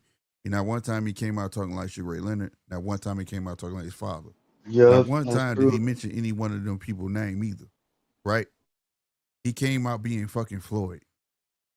He came out, if you was a boxing historian or you just watch boxing and you watch Floyd, you be like, okay, I see a little of this, I see a little of that, I see this. But he not once like put himself in a projection of those guys, right?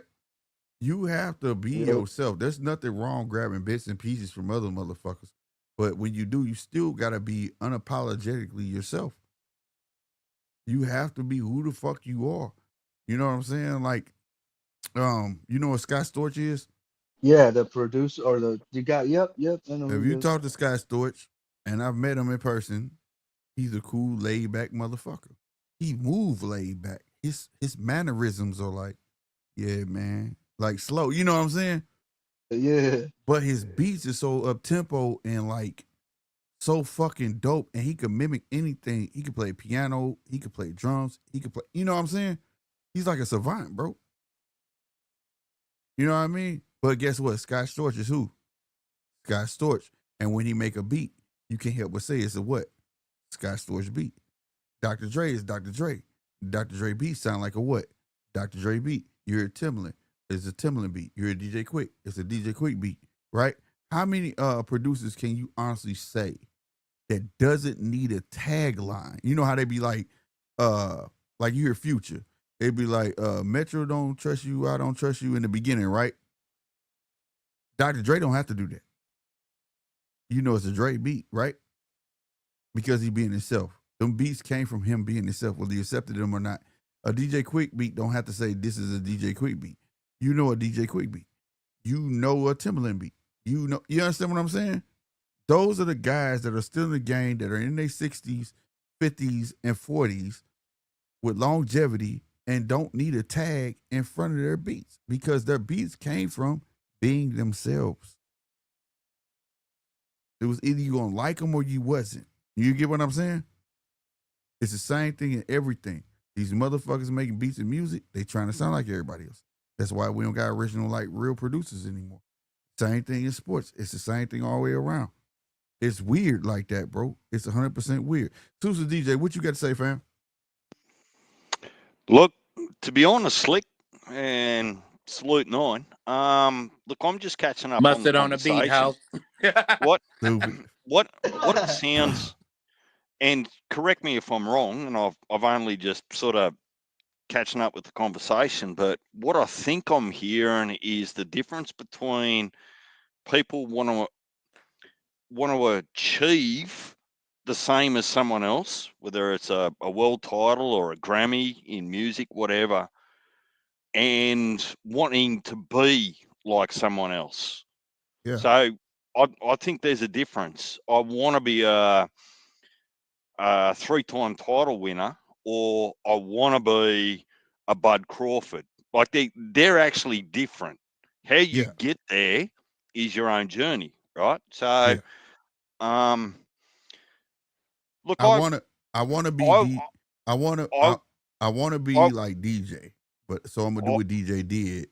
Or what I'm saying is, I like DJ. DJ's my idol, but I want to be better than DJ. Well, or if DJ's gone. if DJ's a Hall of Famer, work to be a Hall of Famer. Don't work to be DJ. Exactly. Right? So, nobody wants to be DJ, for the record. Okay, listen. No one's inviting you to come in with your attitude, 9. Look, Slick, I worry for a few of the younger generations, right? And this is actually quite pertinent to the conversation. And I go, well, just understand that maybe you're trying to reach heights to replicate someone that isn't the best, actually the best role model for you. Like the media and promoters or producers can put a spin on people that is fake, right? So just be careful. If you want to be a doctor, go be a doctor, right? Right. But don't go be the doctor that lied to the world about COVID virus. Right. It's not the same thing. So I think that aspirations need to be about achievements rather than replicating someone. That's right. And that's where the world is flip-flop. It's okay to be a carbon copy of someone instead of just being yourself and just being successful at being yourself and gaining that respect. You get what I'm saying? Like for instance, 9 ain't shit. But as 9 got older, I start respecting 9. Cause you know what I mean? Like 9 got his shit together. No, bullshit. Well, welcome to the show, 9. Slick's just lined you straight up. Arguing vice versa. Look at Slick. He's ugly as fuck. That's Years right. later, he's still ugly as fuck. Yep. With about 12 bad bitches, but we ain't gonna get into that though. It's okay. It's okay though. But like, just put a hat on. He got me though. To distract you. He got me. It's nothing. But no, on everything. That's why. Like I said, I'm taking the opportunity that we over on Slick 50, we can have these conversations because they have to be had, bro. Like, there's nothing wrong, 100% unequivocally being yourself. Quit fucking seeking validation. You know what I'm saying? If a motherfucker ain't gonna accept you for who you are, fuck him. Move the fuck on. When I grew That's up, a whole nother level, bro. That's being unapologetically yourself. Yeah, there you go. Feel me? Drink That's that cup another level. Drink that cup of fuck it, because when I came up here in America, DJ, and this ain't just to you, this to everybody on the panel, but I just want to know, did they do this to y'all? When I was in school, right? It's interesting that you singled me out. Expect a retort. But I said that because like you in another country though. But like from elementary on up, we was taught as we got older, we said find your own lane. But they taught us get in and fit in. Get in and fit in with your own crowd. Like find your crowd. Right? Get in where and then we get in where you fit in. And the words are too short. You get what I'm saying? Yeah. Like you can't make everybody like you. We was taught everybody's not gonna like you, bro. Teachers used to say, he doesn't like me. Okay, move the fuck on. Yeah, There's other I kids feel here. you, bro. And You know what I'm that's the saying? beautiful thing, bro. When you embrace that, like he was the only one on the little bus. You know what I Stop mean? it, But we bro. still like it. Now everybody can get it tonight. Fuck that. This guy. He trying to spread the flavor. He's like, I ain't the only one gonna get flamed on this motherfucker. I'm going down with somebody. Fuck that. But no, look. When I get on the bus, I'd be that type of kid that go all the way in the back and be like, tell the white kids, hey, yo, get your ass up in the front. Stop Man, it, bro. Whoa. Here comes it. It's gonna be about white kids. He just proved 9 right. He's stupid. Hell no, bro. Shit. Fuck that. Get him. He's stupid. Oh shit. Bro, Like, if you hey, walk we to the don't back of run that how little y'all bus, bro, you ain't motherfuckers got want that it. far to walk. Get over man. it. Just saying. What? If you walk to the back of a little bus, bro, shit. that is not a long walk, my nigga. No, Did I delete it? And hey, I'll be Two, maybe 3 seats. I'll be telling. Dude, is that not the biggest school bus you've ever seen? Like, bro, I didn't even know they made them that big. That's like, a normal school bus. What do you mean, dude? That's a monster bus, bro. That's a normal size school bus. Dude, that's a monster bus. What are you talking about? How big was your school bus? Like 6 seats, maybe?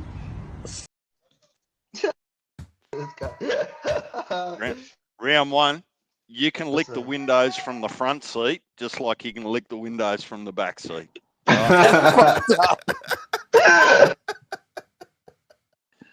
Oh shit, man. Round one, first hour was glue eating. Paste. Second it was hour. Paste. They wouldn't glue, it was paste with the stick. Remember the stick that went in there? You put Oh fuck. The Elmer's glue all. Right. I just can't believe he came out with the whole fucking color thing. Oh shit. Hey man, it's funny. To me, it is. That's an American thing, bro. It's American. Oh my god. DJ taught him. He was his third hour teacher and shit when he went to crayon eating 101 and shit. DJ's professor. I was trying not to laugh. DJ, what did you guys do over there? Sniff markers or something? Ooh. Ooh. One guy. What do you guys do for fun in elementary? Skills. What do you guys do for fun in elementary? You guys. Well, so what we don't do, unlike you, is staple our fingers together. Right? Oh my god! Oh my god! Hey, bro, let's call this quits because everybody got good bag game, bro. Everybody can bag on the motherfucker I see. Let's call it quits now before it get real messy because I'm a monster. I'm something like an animal. You know what I'm saying? So yeah. Hey guys, it's been a little while since we had this talk.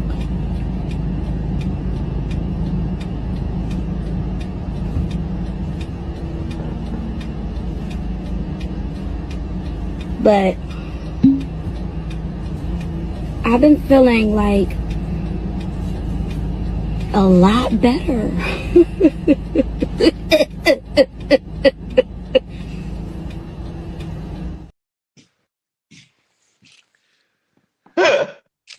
Oh my god, bro. I know, right? Yeah. Look, I had to actually turn the lights off when I was with her. Oh Lord.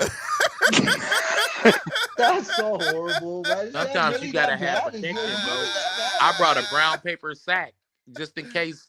You know what I'm saying? Shit. The lights accidentally flick on or something, man. Is women that bad over there? You gotta be rolling on your own. No, he women. didn't say it. Hey, I know motherfucker ain't told you, but you weird, man. You. Hey, I seen that one. Oh shit. Dude He just said I had to came. cut the light. He didn't say it, bro. But he said I had to cut the lights off. Hey, man. that's Buddy that be just running to the alley and just stop. Yeah, Weird, dude. man. You weird. Man, there's not enough bees in the world, Slick.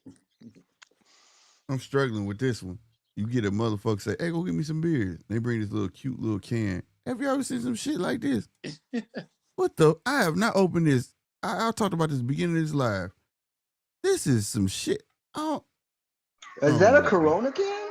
Yeah, bro. This shit is weird, bro. I'm like, I remember when I had my first beer, face ass. Yeah, I got to pour this in the cup. I can't drink this out of this can. You won't pour that into a cup, Slick. Bro, this is like a girl can. That's how I feel. Like she brought me girl can. Somebody was cute, so I thought like, no, you just no. I want a bottle. Give me a bottle or a regular can. This shit is like a Red Bull can, bro. This is and you know what, bro? You breaking all the rules, bro. Because if you have a can like that, bro, you supposed to have a brown paper sack around it, bro. No, you can't even put that. Do you see how little this can is? This thing tiny. It's a Red Bull can, bro. Oh shit! Look what one drinking. That Sky. Yeah, I used to fuck with that Sky heavy, bro. Slicky, you trying your best to get your second channel fucking ban as well? No, this is fine. This is perfectly fine on here.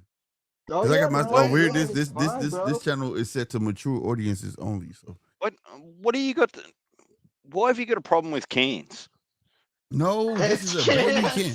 This is not right. This is like a girl can. That's how I feel about it, bro. Well, is it wearing a dress? Oh, it's just weird, man. I mean, my hand wraps completely around this can. You are not supposed to drink a beer like this, bro.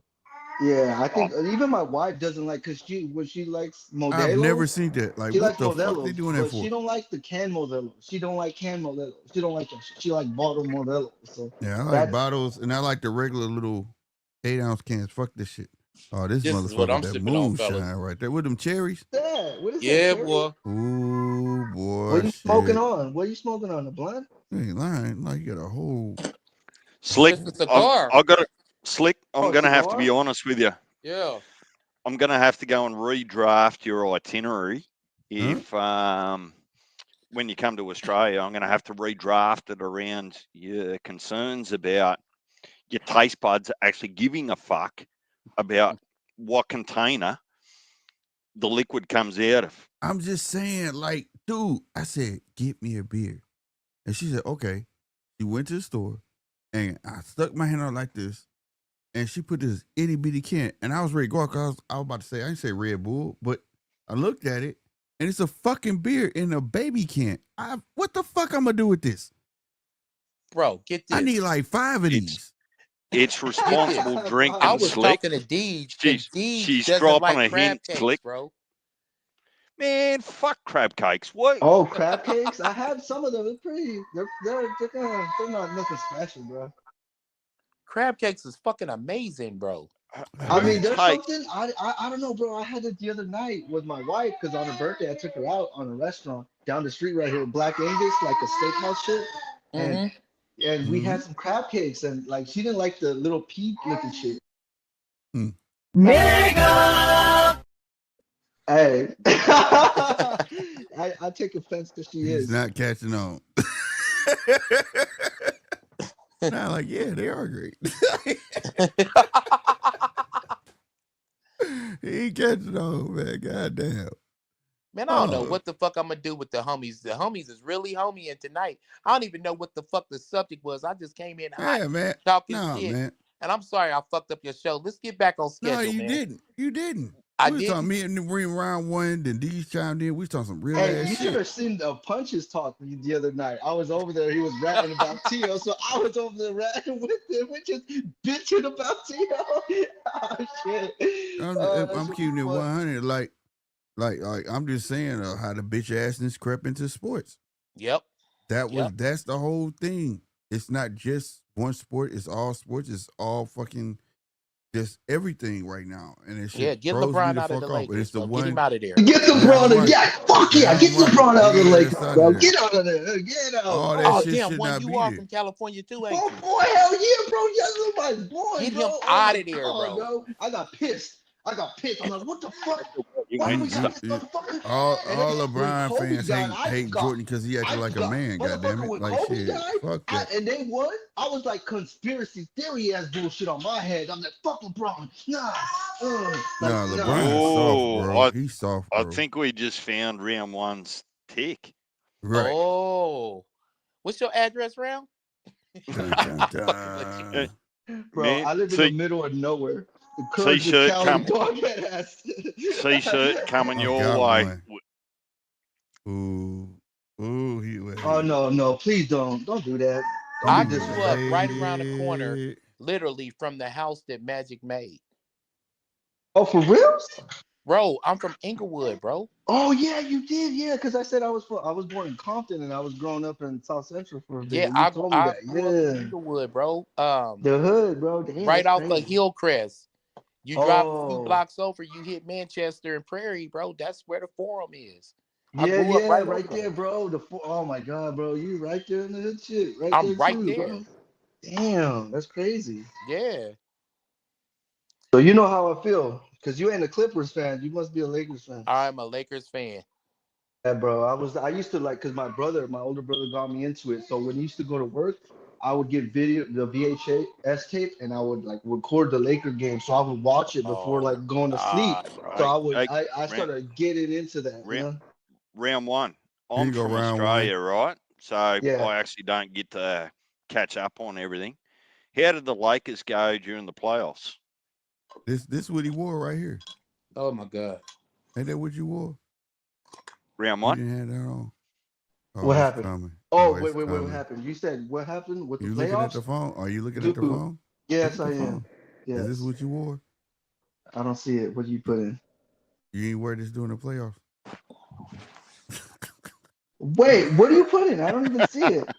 I don't even see it. Bro, I don't even It's on the screen, bro. It's on the screen, biggest day, bro. It's on the screen, biggest day. How you even had that so close to your fingers slick, I'll never know. Coming soon. Oh my Just God, say coming and soon. all these goofy ass niggas, man, before LeBron got there, after LeBron got there, they start wearing the Miami Heat hats. Yep. I was a Heat fan before LeBron got there. Bro, no, I got pissed. Start wearing Cavalier hats. Bro, I was a Cleveland fan before LeBron got there. Bro, so you know how we felt. You know how we felt, right? When Shaq won that shit, when he went to the Heat and won that shit with D-Wade, I was like, no way. Come on, man. My California basketball team right now is Golden State. I don't give a fuck. Oh, well, come on, man. I've been a Golden State fan for a minute now, so yeah, but I'm still rocking with my Lakers, but I can't rock with LeBron. I just can't. Get him out of there. He go against anything a California dude ever went through. That nigga's a whole buster. You seen how many uniforms he got on? What the fuck would I look like? Preach. What the fuck would I look like kicking it with the Inglewood families, the 60s, and the motherfucking Hoovers? Nigga, you a buster, nigga. You a straight buster. Pick y'all didn't have this on though. Round y'all didn't have this shirt on right here. Round one, you still haven't answered my question. Oh, what happened? Yeah. How'd the Lakers go during the playoffs? Oh, I'm over here in Australia, so I'm just a little bit unsure. Because someone told me a fucking shit, and I started getting mad. He was on, you know how Shannon Sharp did, like Lakers in the. So this motherfucker texted me or like sent me like boxing, UFC, this and this, and then he was like Lakers out in 5. I was like, damn, because that was basically. Hey, don't answer that round one. Don't answer that. He's just being incredibly petty right now, bro. Fuck, man. I know he is, bro. Quiet as fuck, bro. He's being very petty. I'm over here smiling like a fucking Cheshire cat. Yeah, he's like, I got him. I don't know who to blame. JJ Redick? Who we blaming? Who we blaming? JJ Redick ain't shit. Man, just get him the fuck up out of there, and then we'll figure it out. Lack of talent. We don't win a game next season. You're an older guy, so you came with all them other motherfuckers do like Magic and shit, you know. Bro, so, Kareem, yeah. You're right, round one. 9 years old. Damn. Well, he knows more knowledge. That's what relax, bro. I'm only older than you by a few months, nigga. Relax. Oh shit, damn. You guys are funny. But yeah, man, Lakers need to do this shit. I feel like Luka gotta stay, LeBron gotta go. We need AD. Like we needed to. What the fuck, man? They could have gone. Shit neither. Man, at least we needed some. We need some. We need a good center, bro. We need a good center. We just need to build around getting this nigga the fuck up off the team. He's fucking up the culture of the Lakers. The Lakers, this LeBron shit is not Laker culture. Yep, it he is, ain't lying bro. about that. Y'all need to get that motherfucker. Hey, it's crazy though, deal man. and get him out. It was crazy because the last time before the Lakers got there with LeBron and they're in 2020 that championship, I was in high school when they won the last time in 2010, bro. That's crazy. And I'm a grown ass man now, and they fucking barely won not too long ago. You know? Look at Magic and Kobe, Chamberlain, bro. We built our franchise off of lifelong Lakers. Yeah. Think about that. Yeah, for bro. real. We did, bro. Yeah, motherfuckers who stayed there. Right. You know what I'm saying? This dude, man, nigga, go your ass back to Cleveland, Miami, or where the fuck. You know what I'm saying? Oh shit. Hey, Nine. Bitch ass. Hey, Nine. He went to the finals. Listen, Deej. He went to the finals and lost and got to complain and tell me he need help. He did that every team though. Every team he said he need help. That's the thing. He did, because he had people like Cal Irving and Kevin Love or Chris Bosh and D Wade. He had people with him. Yeah, they should have put him in the locker room and beat the brakes off his motherfucking ass. Nine, just take a guess for me. I don't expect you to know, right? But just take a guess for me. If I wanted to go to a Lakers game and be front row seats, the fanboy, LeBron, that's gonna cost you. How much would that cost me? It depends what game, to be honest. You see how I gave him the silent treatment, Slick? God damn. I am giving him the silent treatment when he asks petty shit. Because he's going to call me if I say, yeah, it's about like just ballpark figure, $3,000. He'll fuck around and call me and send me a picture of $3,000 just to be petty, bro. I'm trying to tell you. You probably get a flow seat about $500 a piece, depending on who they playing though. I mean, playoffs is a little more than that. I think so. Yeah, playoffs. Yeah, the playoffs. Yeah. I'm just talking about regular game. They need to go back to the Forum, bro. For one, go back to the Eagles, the City of Champions. Yeah. Don't hate the player, hate the game. This is who we wish come back right here. That man right there, Kobe. Yes, I do. See how the whole motherfuckers, the whole channel, everybody on the panel gave a moment of silence without even giving a moment of silence. Facts. See how that is? Yeah. Now that was a basketball player. That was a baller. And even when Jordan was doing his shit, we had magic, bro. We still had hopes. Even though he was HIV positive, we still had hope. There's no hope in LA, bro.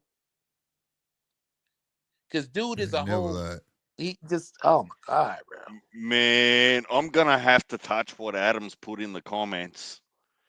Like, Adam, you're entitled to your opinion, but does LeBron have... It's a team sport, though, bro. Does LeBron have the best record? I could tell Adam this. I could tell him Adam this. Adam, Kobe Bryant is better than MJ and LeBron. Motherfucker won an Oscar without being in a Space Jam movie. Oh, motherfucker, Lord. it's the hang on. Totally different thing. That's how I met round one, y'all. Y'all don't know. That's how round one. Look, just ease up licking those windows again. Like, just leave the windows alone. No, I'm gonna do the GOAT shit. I'm gonna do Kobe shit. I'm a Mamba mentality, boy. Come on now. I already knew he was gonna do. That's how I met round one. He was on my channel ready to troll my ass. He said, "I seen that bullshit in your background." I'll never forget that shit. I'll never forget that shit, bro. Bro, round one. Now you gonna be forever known fucking with DJ as the window licker. That's fucked up, bro. Fucking DJ. Slick wasn't it old mate Universe that come in trying to start shit about what you had in your back? Yeah. Has he been back? Nope. Hell no, he don't come back. Good. Man, I've been on his shit though. Hey, I've been over on his shit though. When you go live, Adam, I gotta. He don't acknowledge me. Kobe, bro, he a GOAT. Kobe, the real GOAT. Yeah, Kobe a GOAT. Nah, Jordan a GOAT, but Kobe's a good. He's like GOAT 2.0. Yeah.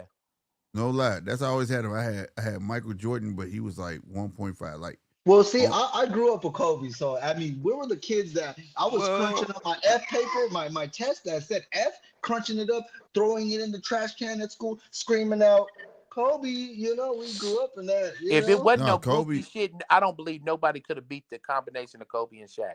If it wasn't no goofy shit. No, but that's the thing, bro. I got mad when Shaq dipped, and even my brother said, like, he was telling me, and I was like, man, I was a little kid, so I didn't understand. So I had to tell my brother, like, so let me ask you. But I respected it too, though, because if Kobe never got out the shadow of Shaq, we wouldn't be revering Kobe as who he is now. Yeah, because Shaq went right to Miami and got a championship with D Wade. Quick. Let me reverse. But that was Miami's only missing piece all the time, though, was a big man in the middle. Yep. Let me reverse this for a minute by 15 minutes, say. So I come into a conversation where we were talking about Kobe better than LeBron, Adam. Hang on, round one. Let me land the plane. Just be patient for a minute. There's a difference between chasing accolades and replicating someone, right? Right. So does Kobe, and I'm a big fan, don't get me wrong, is Kobe as good as he was if he doesn't have MJ to replicate? No. Think about that for a minute. No, he's not. But MJ as good as he was if he didn't have Dr. Julius Erving to emulate. Right. So I think would Mayweather be as good as he was if he didn't have Sugar Ray and Sweet Pea to emulate? Like it's one thing to take things from someone, and be able to maintain it and be yourself and make it your own. It's one thing for No Ceilings from Lil Wayne, right? The first one, where he like took other people's tracks and he ripped them motherfuckers and made it seem like, nigga, them was my tracks. You know what I'm saying? Like there's a difference. There's a je ne sais quoi to the point where, you know, Kobe was Kobe still distinctively versus Jordan being Jordan. Even though we know the blueprint he used was Jordan, he still was Kobe. You get what I'm saying? Yeah. These dudes are trying to be carbon fucking copies, bro. Carbon fucking copies. I don't think isn't Kobe that crazy? was as good as Jordan. And I say that humbly. What'd you say? No, I didn't hear you. I'm sorry, Ryan. I don't think that Kobe was as good as Jordan, and I'm gonna say that humbly. No, he wasn't as good, but the only thing I ever gave Kobe, he was a better shooter. Yep.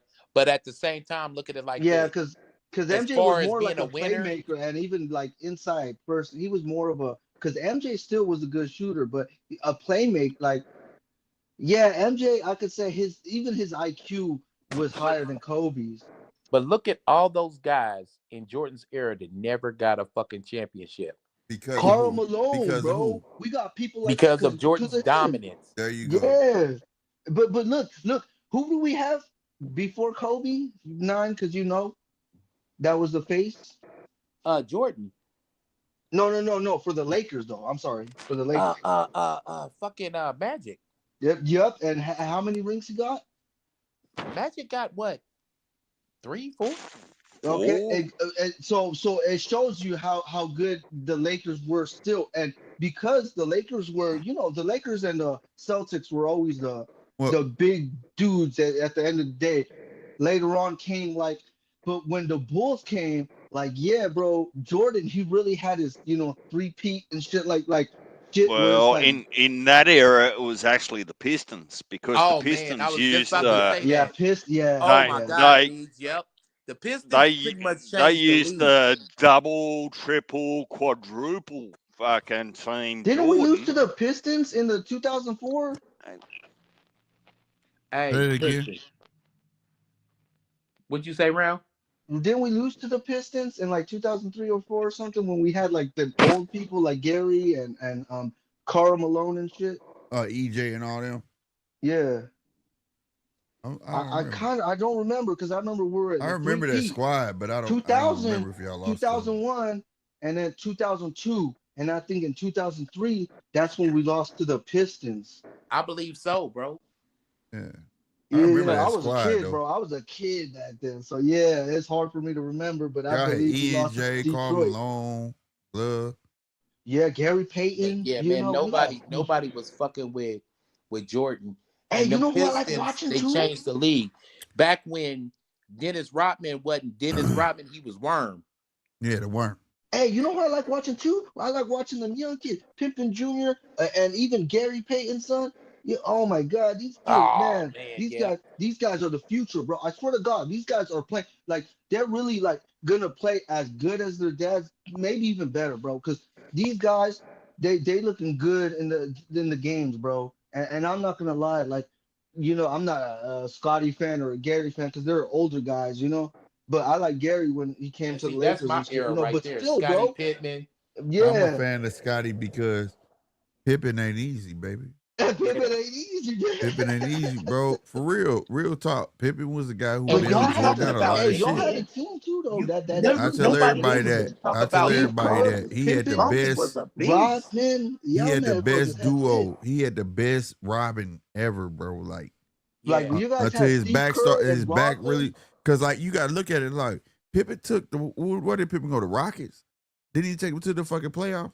Yep. I think it was Like he carried that team, Rockets. bro. It was in 2000 or 2001. I remember. Yeah, The he Lakers wasn't no beat them. regular cat, bro. Yep. He Pippen was wasn't, bro. not no regular He cat. lost to the Lakers. He just lost to the waited too Lakers, late bro. to step out the shadow. You Yep. get what I'm saying? He Just did. thinking Pippen would have been the Bulls for like they first 2 rings and then burnt And out. he did. Yep. He probably would Pippen have. had Yep. problems with his contract though.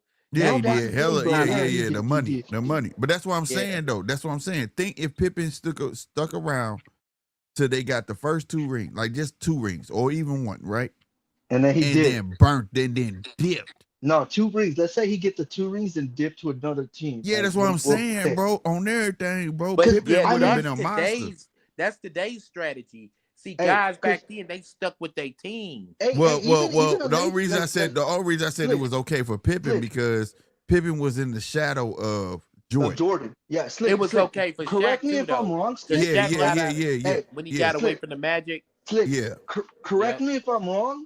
Correct me if I'm wrong. But 03 was MJ's last year of playing, right? Yeah.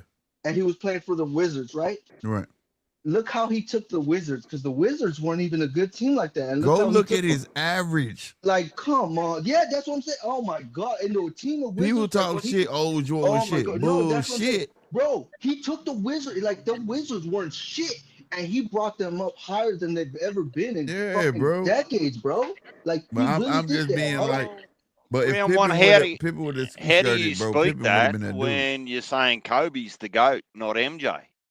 All you're doing is giving me evidence that MJ's the GOAT, not Kobe. Yeah, he is. MJ is higher than the GOAT to me, fellas, bro. I'm about to drop down. All right, man. But I'm gonna continue listening to the show. Salute to everybody on the panel. I remember when I had my first beer, Slick. You know what I'm saying? You don't have to walk far, man, because your bus is really, really small. And stop licking them liquors. That's all right, though. But you had your first shit. He had his first beer at baby hands. That's why he content with his little ass can and shit. And Deeds, you know what I'm saying? Keep on sniffing them markers, bro. You'll be just all right. Hey, do me a favor though. Hey, real talk. Hey, real talk before you go. Real talk before you go. What's that, bro? Stay away from the fucking mirrors, man. Fuck you. All right, bro. I'll holler at y'all, man. All right, bro.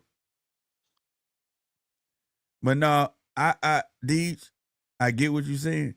But this probably gonna ruffle some feathers with round 1. But Michael Jordan's not the GOAT, bro. He's not. He is not the fucking GOAT. You heard me correctly. He is nowhere near the fucking GOAT. Michael Jordan is the fucking blueprint. He's the blueprint. So when you were watching as like, I don't know when you watched basketball, because I started watching as a young kid, but when did you start watching it? And who did you look at like, damn, as a kid or like as a teen? When I came up, and be honest with you, bro, it was Michael Jordan. Okay, yeah, see, there's a lot of people. It was Michael Jordan. Now, to say that I was fed to the doctrine of like Mike, gotta be no. The way dude played on that court, and I'm gonna say this, and I want you to go back and watch Michael Jordan games, okay? Michael Jordan played like he didn't give a fuck about his own team or the other team. He played for one reason, to fucking win. If you not gonna fucking perform, fuck you. Give me the ball. If you're not gonna perform, fuck you. Give me the ball. And especially fuck the opposing team. That's what I admired about them both, because about them the most, because if you watch the team 92, 93 and all that, you know what I'm saying? Everybody had a duty except Jordan. Do you know BJ Armstrong? You know what BJ Armstrong is? Yeah. BJ Armstrong would never made it on the court if it wasn't for Jordan. In practice, he was draining threes. He said, guess what? You playing tonight. He said, you can't make that call. I said, bullshit. Went told Field, hey, he playing tonight. Get his jersey ready. Well, he played that Phil night. Jackson is the best And if you go coach look at it, go look at BJ Armstrong first game and tell me if he came out that right corner.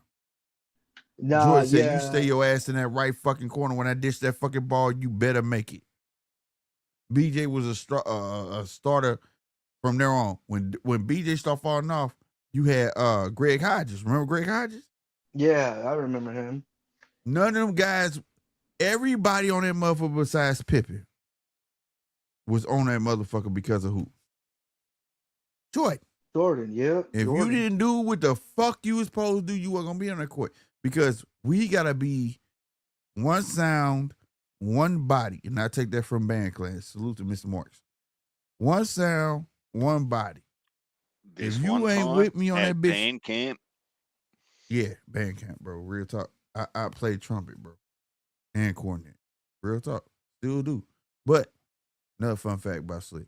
But look, on everything. And if you wasn't on that, fuck you. Go look at how many games certain motherfuckers didn't touch the ball. Just ran up and down the court. You know why? Because they was full of shit. They act like they didn't want to play that day. That's what I admired about them. It was winning above everyone. Go look at Kobe era. Go look what Kobe started doing. Yup, for real. Hey, Go look what Kobe started doing. Fuck y'all. There's a lot of people behind them is like they would always look up to. So it's like, yeah, there's always that one person that would look up to and shit. I watched Kobe go through his trials and tribulations. Kobe didn't like being behind Shaq. Got rid of Shaq, right? Oh, yeah, bro. Kobe lost in the playoffs. He blamed his team, right? And he knew that, I guess, it obviously he realized wrong. He came back, said, you know what? They said, yeah, last year you said you lost because of your team. You made some change. He said, nah, we lost because of me. And from the time he said that, was y'all not winning? Well, y'all was winning. I'm going to let you boys chop this up. Ownership of that, you know? I'm not in the US to speak to it with any level of. Nah, you do. You watched deep understanding. So. Nah, you watched it. You watched it. A man is a man. I can't tell you how to cut your fucking grass. If I come to your house today, never been to your house, tell you how to cut your grass, you would look at me like, motherfucker, you ain't never been here. You come to my house right now, I'm giving you a can of beer. Hey, I'm with that. 100%. Hey, I'm Mexican, so you probably let me cut that grass. Though. Nah, stop playing. This dude cracked the joke. I wasn't even gonna go there, bro. This is so stupid. Man, but look, anything's gonna look small in your hand with those Fijian bananas you call fingers, Slick. Finger bananas. Oh my god, bro! Just because I'm tiny, just because Mexicans are fucking leprechaun size, don't mean we have tiny hands. My hands are pretty big.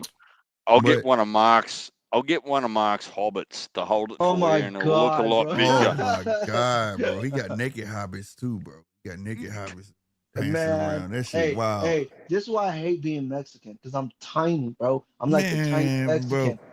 For real, bro. Like, man, look, as a kid, is it my dream? Bro, my dream was to become an NBA player or a WWE wrestler. Boy, I can't be both. You could have been a WWE. You could have been a WWE wrestler. I don't think you been NBA. I don't think so. Look. Hey, but you want to know something, though? But you want to know something, though? What happened? Has there been a Hispanic NBA player? I mean, Like, no, not really, bro, because there's a lot of them are like tiny as shit, bro.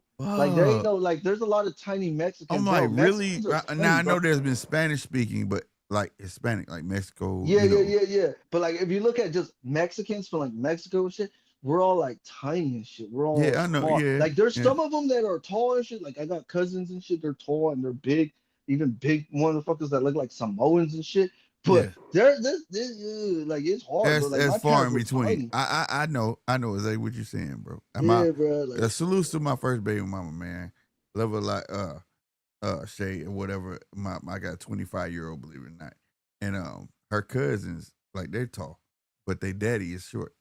they daddy short, bro. You know what I'm saying? Like, what the fuck? Like, you know what I mean? Like, but I learned back then, like, it's far in between. But I just really thought about that. Like, damn, but it's gonna happen. Oh, it's gonna happen.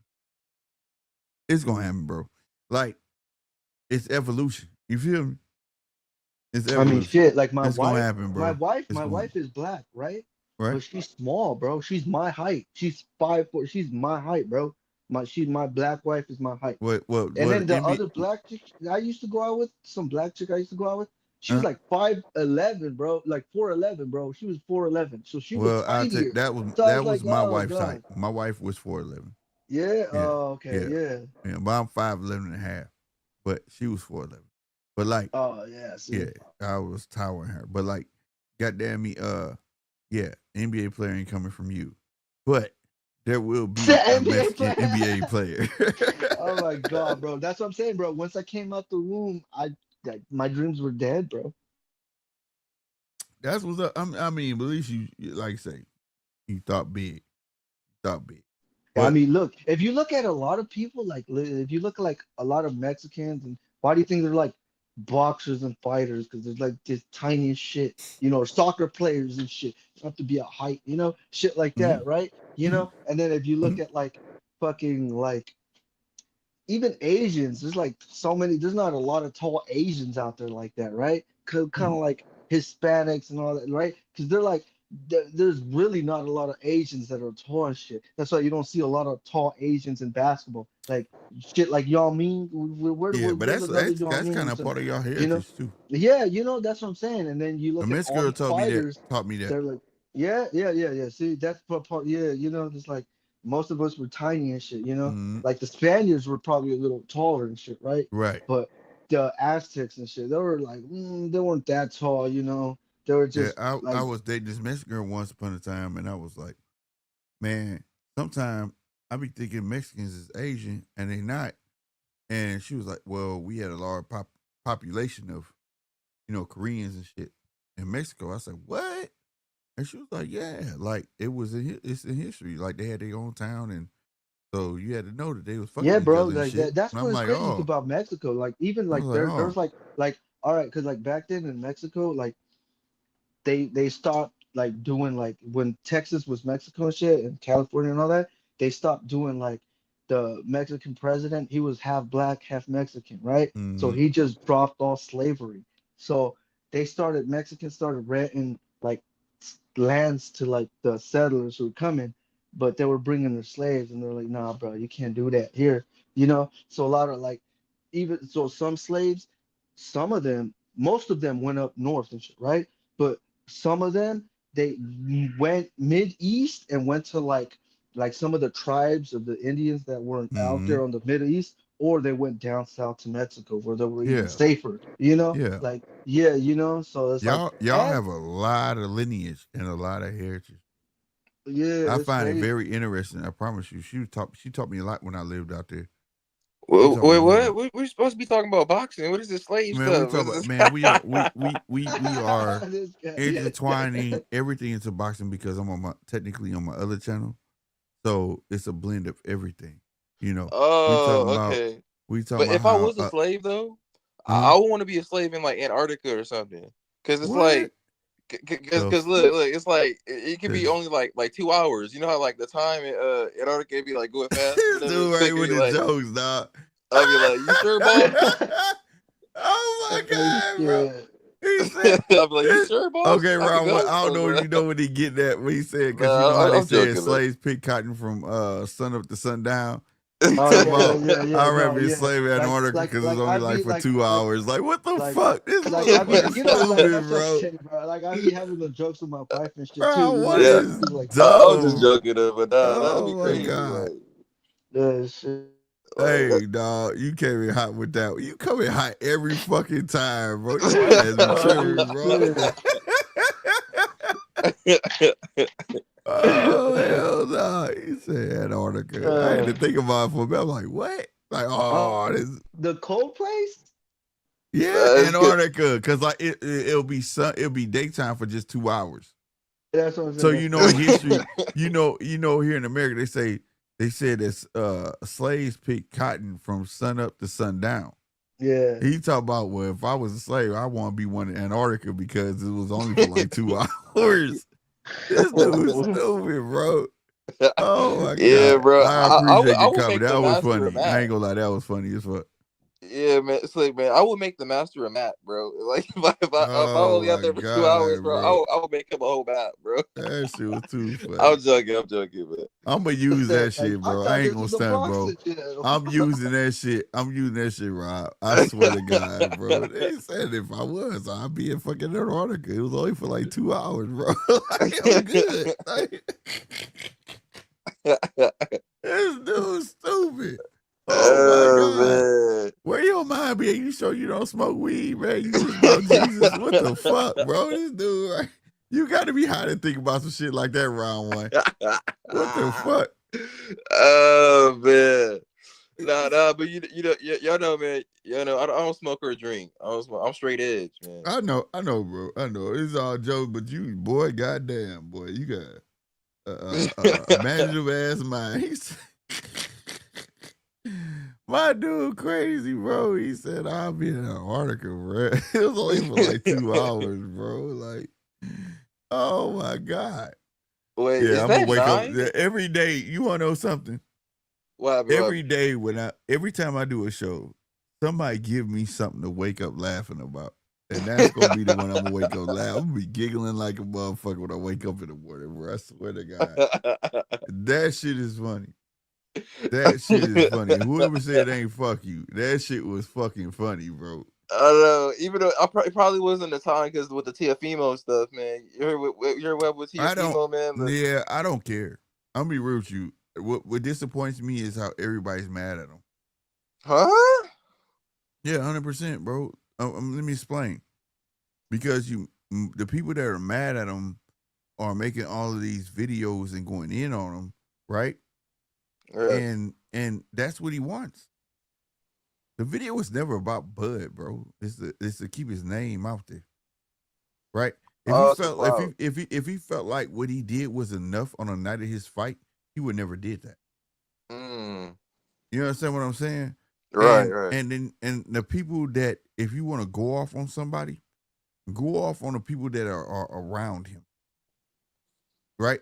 He got black friends. He got Mexican friends. Nobody's telling him he's wrong for doing that shit. Nobody. Yeah. And a lot of these folks that are talking a lot of this shit aren't gonna say shit to him. Now you run across me, I'm gonna be real. I'm gonna say something. If at the least, I might not say nothing, but if he say, "Hey, what's up?" I'm like, "Don't speak to me." You get what I'm saying? Like, I don't want to fucking talk to you, bro. Like, for real. Everything come out your mouth is a threat to me at this point. That's how I'm gonna look at him. I'm being honest with you, but I'm not gonna make a video doing that, and a lot of people are doing it and giving him what he wants. Don't do that, bro. Don't do that. It's like, if you watch sports, then you know exactly what I'm talking about.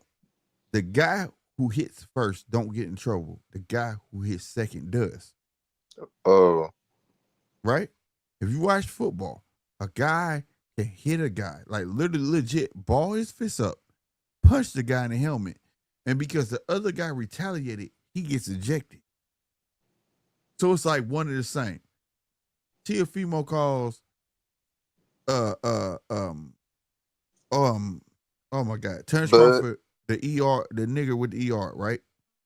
And then when people retaliate, it's like you wrong, but at the same time, you giving him what he wants.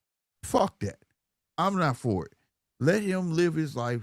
I feel like he gonna run across the wrong motherfucker, but I also feel like a lot of motherfuckers have to take accountability because the only way he feels safe to do that is because the people who he's around. That's all I'm saying. Man, fuck T.O. Yeah, fuck T.O. I'm with that, and that's Even about much as you Ryan, gonna get me. too. Like, fuck If Ryan. you was That's if yo. when the chat come back, when my new chat come, I'm gonna have a chat that like everybody can get in, whatever. I would have said in the chat, I said fuck T. When I saw that shit, I promise you, I said fuck T.O. and the funky pussy he came from. Yeah, But because it's like, man, I'm not gonna make no fuck? video about it because it's dumb. It's dumb. I'm telling you, he wants y'all to talk about him because whether or not he's wrong, right? He's damn sure not right. They're gonna take that. Well, you say he should have said that. Da, da, da, da. It's still somehow gonna pertain back to boxing with his name involved. Yeah, exactly, he knows bro. that. He And knows it's like, that. hey, you know what pissed me off Fuck too? him. You know what pissed me off too? When he said like that thing, like, "Oh, I'm Dora the Explorer. I gotta go find boots." I You know? just explained that You know, tonight. I said he was I was like, already on yeah, that racist shit. and then I look, peeped look, that look. out the night he And said then it. that's why I told Punch. I told Punch because he was talking about it. So I jumped on his live the other night and I was talking shit. We were talking shit about this whole shit, right? And then I told Punch like about that, and I'm like, yeah, he over here saying he Dora the bitch. Dora's Mexican, you ain't. Stop trying No. You missed it. No, I know. I get got it. girls. I got girls, Yeah, bro. yeah. My 25-year-old grew up on Dora the Explorer. Then it went to Bob the Builder. Then it went to, you understand me? Motherfucking, when he said, I'm Dora the Explorer, and I'm looking for Boots. Who is Boots on Dora the Explorer? Yeah, I know. He's a monkey, right? Yeah. So if anybody all the people who was taking up for Teofimo when they were saying, oh well, they use a logo as a gorilla, or come on, bro, that was weird. He couldn't wait to say that. He thought that that's through. right. And that's what I'm saying. Like that's what I'm saying. That's why I told Punch, and he was mad too. I'm like, man, and that's what I'm like, man, over here talking about bro. Stop pandering to Mexicans, bro. You can't even pander to your own people. They don't even come to your show. Your Bro, people don't like come to your shows. Like, dude, you'll use a flop. You can't sell out a McDonald's restaurant. Man, I don't care if he sell out any fucking thing. I don't care if he do. My thing is, if you want to shut him down, you shut him down in the pocket. Don't support him. Don't mention him. Don't bring him up. Think about it. Okay, think about it like this round one. When he said that, right? If nobody said nothing about it, he'd have been like, damn, nobody cares about me. Yep. That's how you kill a person like him. We've been dealing with him like a person like way back in baseball. In baseball, there was a guy called Ty Cobbs. Yep. And every time he got in front of a camera, he talking about nigger this, nigger that. You get what I'm saying? And he landed in the papers. Yep. And then they showed up to the game to see if he gonna hit a home run or not. You get what I'm saying? Yep. We've been dealing with this for ages. Stop giving him what he wants. His daddy was right there. His dad was right fucking there, bro. If his daddy not gonna tell him he fucking wrong, what makes you think he gonna listen to you and say he wrong? For real. And then he calls his daddy a bitch. His dad, right on, I forgot what fight it was. You know how they do the interviews? And yeah. Okay, you know who Joe Tessitore is, right? Yeah, Joe Tessitore. He was interviewing him, and it was doing the first monkey shit. Remember that? Joe Tessitore was asking him a question about it, and his dad was like whispering to him, like, "Don't answer, don't fall into that." He said, "No, fuck that. I'm gonna say what I want to say. Top Rank just want the black fighters. Blah blah blah blah blah." And you acting like a bitch. Yeah. And Joe Tessitore literally, he talks about I don't do. Go ahead, Slick, because I'm saying like Joe Testore dinner halfway stood up, and he had a rolling chair like me, and kind of rolled back a little bit. Like, what the fuck? Like, you just called your daddy a bitch on video? Yeah. So I tell you the mentality that these kids have, bro. Yeah, they bro. They don't have the repercussions that I would have had. You get what I'm saying? Yeah. Or you would have had, or you know what I mean? You can't grow up the fuck like that and think anybody gonna punch you in your fucking mouth like life just that fucking easy. It's people out here really don't give a fuck that would stank your ass. Exactly, bro. You gotta be smart about this shit, bro. Like I said, when T.O., okay, I'm gonna tell you something. I was with T.O. in the beginning, and I'm gonna tell you why, okay? When he first said the nigga word, right?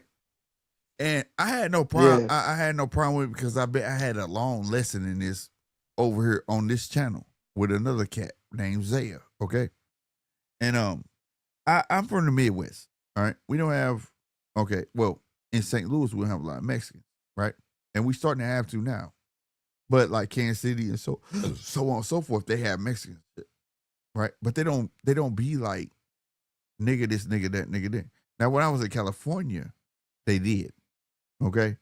When I was in California, a Mexican called me a nigga, and I was like, what the fuck? Who the fuck are you talking to? And it took my homeboy was like, yo, chill the fuck out. I said, what the fuck you mean chill the Now, he black like me, though, okay? And I'm like, what the fuck you mean chill the fuck out? You know? And he was like, what's wrong? I'm like, the fuck you mean what's wrong? Did you not hear what I heard?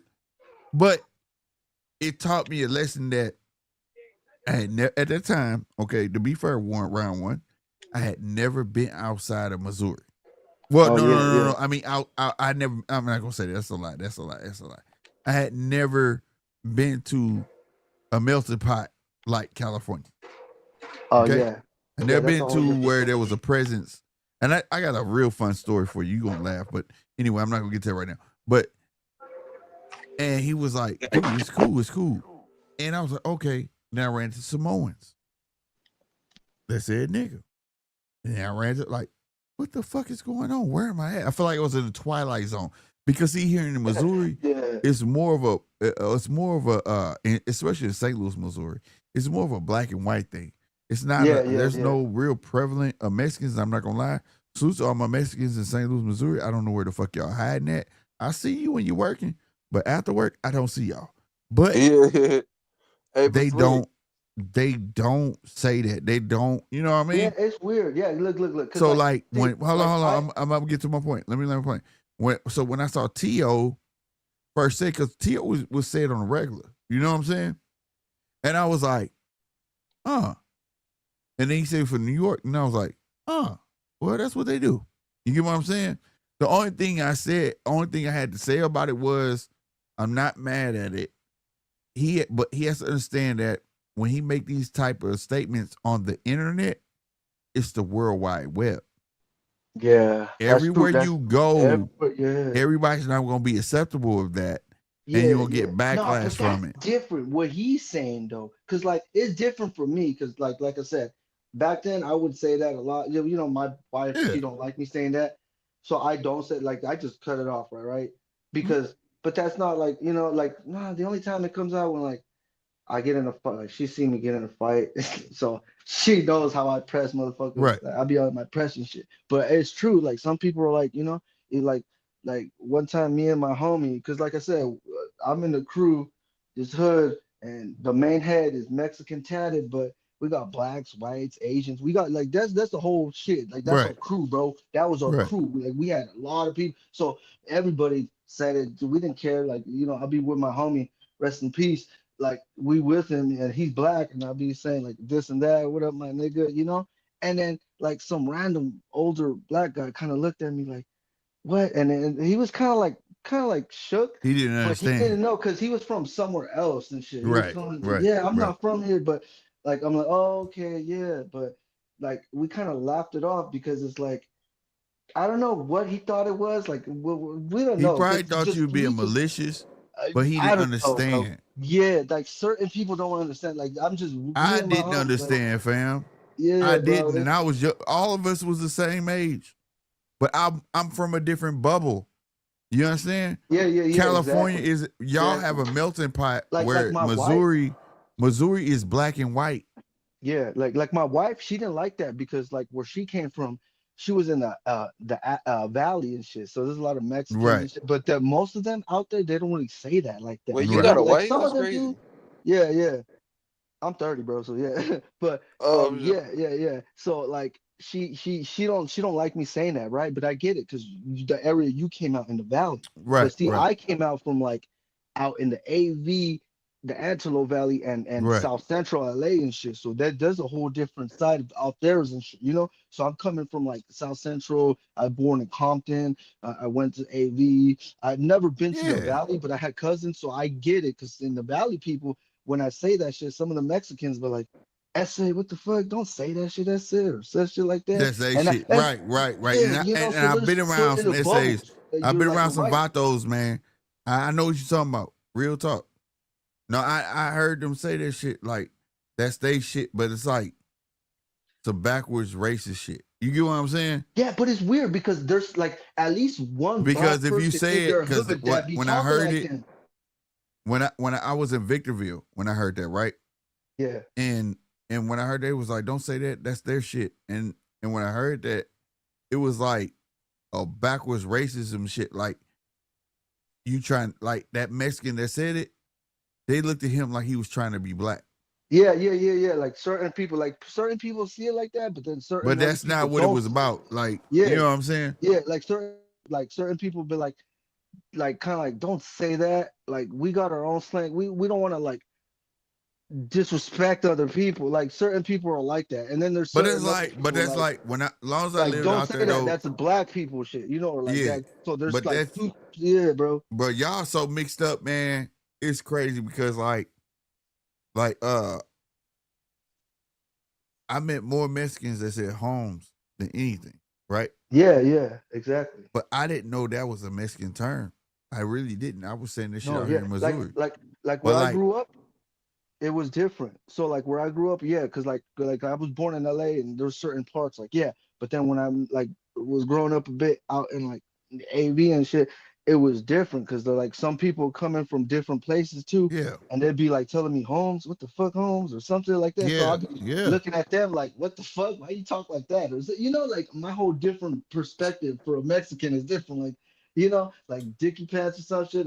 He got like Chucks and shit. I Man, got Grape Vans and Ape. a whole Man, different, you shout out know. to my So Mexicans that rock that Grape Ape. Yeah. All that shit. I'm with Hey, that shit. yeah, you know. So it's like, yeah, bro. yeah. Yeah, for real. I respect all my mates because like it was a real learning thing for me out there, bro. My story. Have you ever seen the movie Colors? Oh fuck, that's my fucking movie, Okay. bro. That Okay. movie, that's Now the this is shit. finna fuck you up. This is where Slick was dumb as shit. I was so ignorant. I didn't even know I was ignorant. Okay. All right. Slick got a bit of trouble. April 22nd, 1998. And I went to California on the bus. I got to El Paso, Texas, I think it was. A guy got on there. He had a flannel on. The top button was buttoned, or none of the other ones was buttoned. Oh, yep. And I was like, damn, I'm gonna say something to him. He probably got Cortez's on and shit. Yeah, but I'll get to that. But I was like, damn, I'm gonna say something to him. But he probably don't want to say nothing to me because he probably famous. Yeah. But what This is you what I call thought. This is what I thought. So as time went on the bus, we drive off and shit. I'm sipping on my little beer and shit because I had it in the cup. You know, you can't drink on them if I poured it in the cup. And I was looking at him and he was like, what's up, Holmes? I was like, damn, hey, bro. I said, hey, you played in Colors? He said, what? And he started laughing. And everybody started laughing at me. And I was like, what the fuck y'all laughing at, bro? Like, it was like, so you think every now bro, peep this. they do look like They bro. said, you think every Mexican played in Colors? I said, Mexican? The fuck is that? So I got one question. What's up? How long was the bus? Hey, that bus was 24 hours. I rode the bus 24 hours, bro. I bush and he ran for LP. So Me and him became cool as fuck. It wasn't round one short bus. Oh, stop it, bro.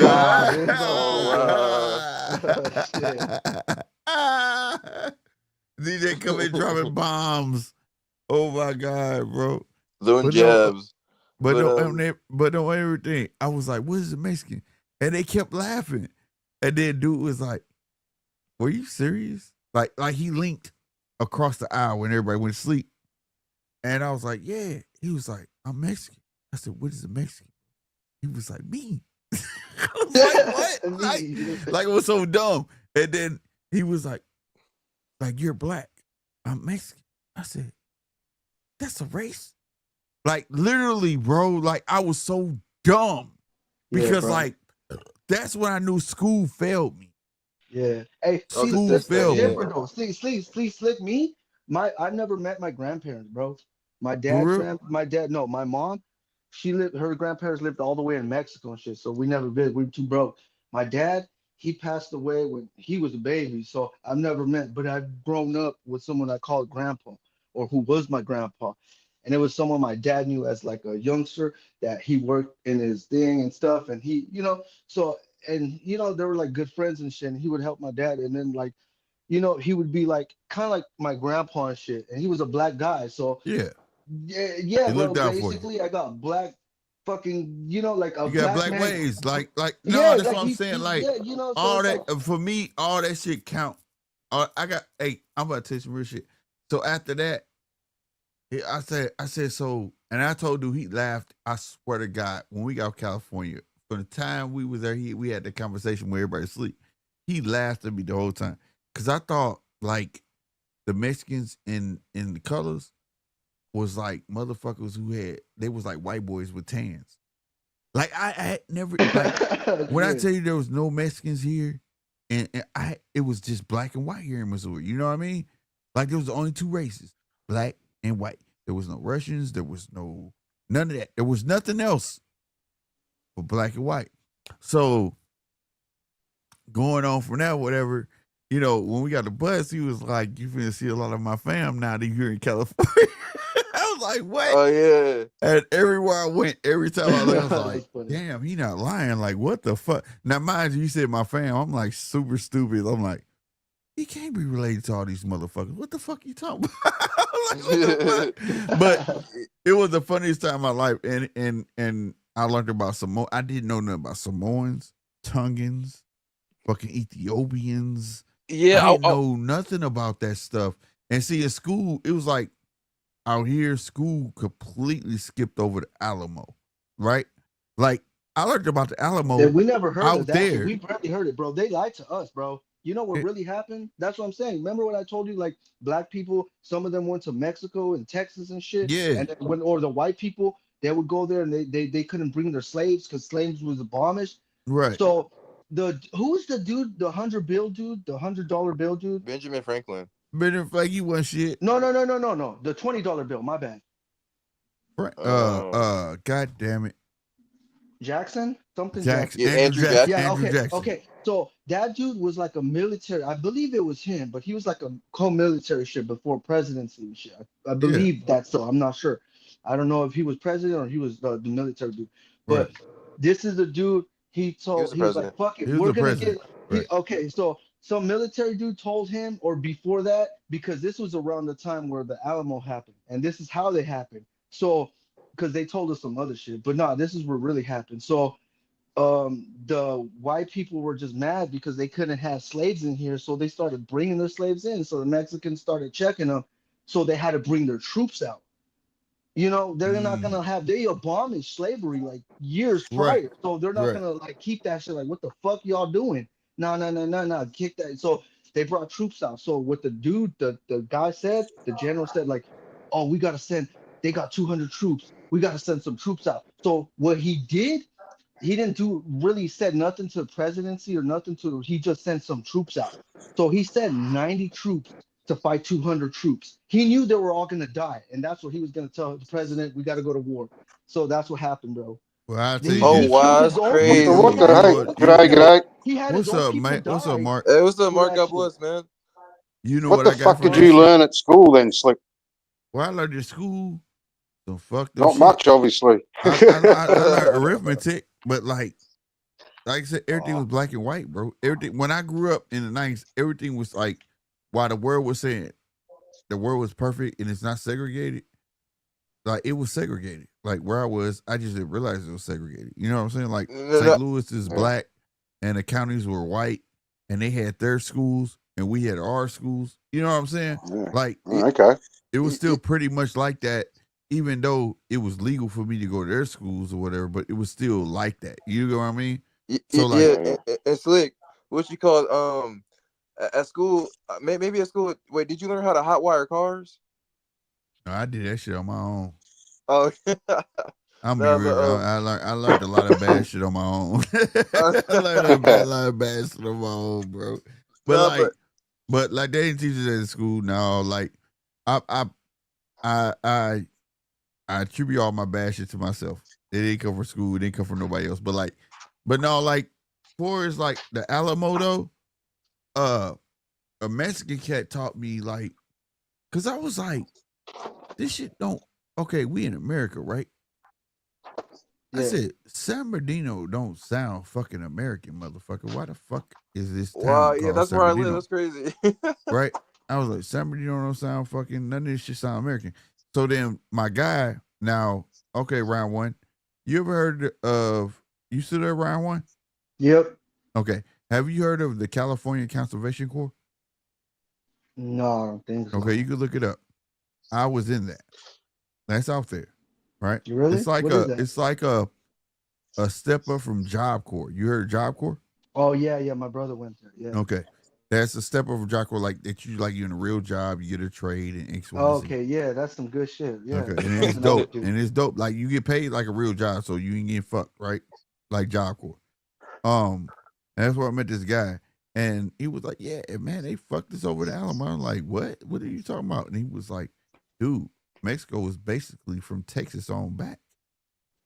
He was like, think about it. Once you reach Texas, everything turns Spanish. Whoa. Yeah, bro, because it was not just Mexico, it was Arizona, Nevada, right. parts and I of was Colorado, like, and so you didn't learn that at school. like You didn't learn that at school. California. In no, school, we you did learned how to not. hotwire cars. They like literally wash skipped it down, over that, bro. They wash it down, bro. They wash Well, that's that shit part of down, American history, for fuck's sake. Yeah, bro. Like, But come on America, now, bro. but I'm gonna tell you something. You would learn that, but in America, oh my God, bro. They leave 'cause I got everything up to cousins your in own Mexico. research here, bro. I don't So think when I my learned it at cousins school. tell I me learned it something from watching different, movies and documentaries and shit. yeah, but But like I I would got have thought cousins you would from have learnt Mexico, that. so they would tell me different, you know? No, they Like did they would not. be like, They did nah, not. what They happened? was like, we had the Great Alamo and we won. Yay! Wait, bro, slicking nah, round bro. one. Slicking round one. Wait, have you heard the have you heard the line in California about Mexicans? The higher the socks, the downer the food.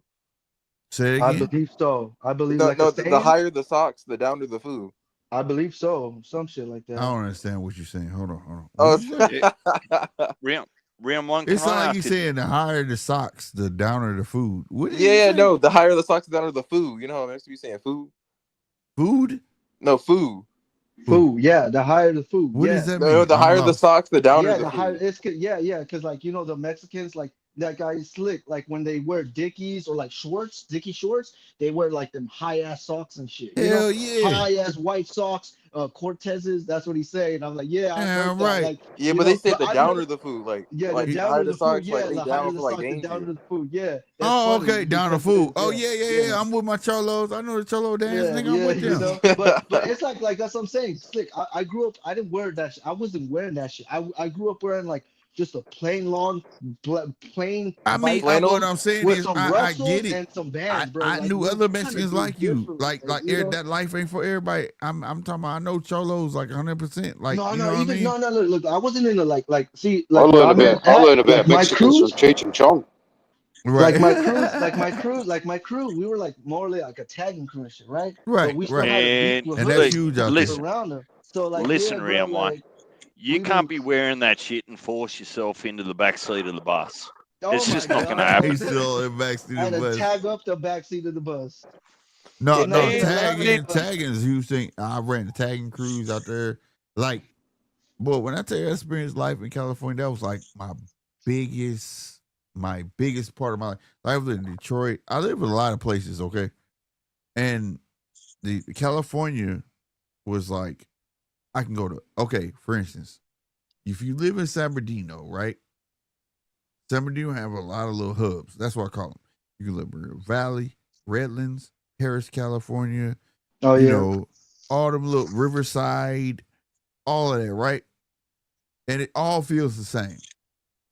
You leave fucking IE, take your ass to LA County, it's different. It's different. Yeah. Yup. It's a whole It's different story, different. bro. It's like more because out there in the IE is like a lot more Mexicans and shit though. Well, Like it's a out little there, like more no. laid back too. Yeah, laid back too. Cause like even in San Gabriel Valley, it's kind of like more Mexicans and shit, you know. But then when you go to LA, it's like it's a whole deal. You could even say Like for bro. instance, Kind of like the Valley. When you go to the Valley, to the LA, hat I got on right here, St. Louis hat, I could wear this in the IE with no problem. I wear this hat in LA.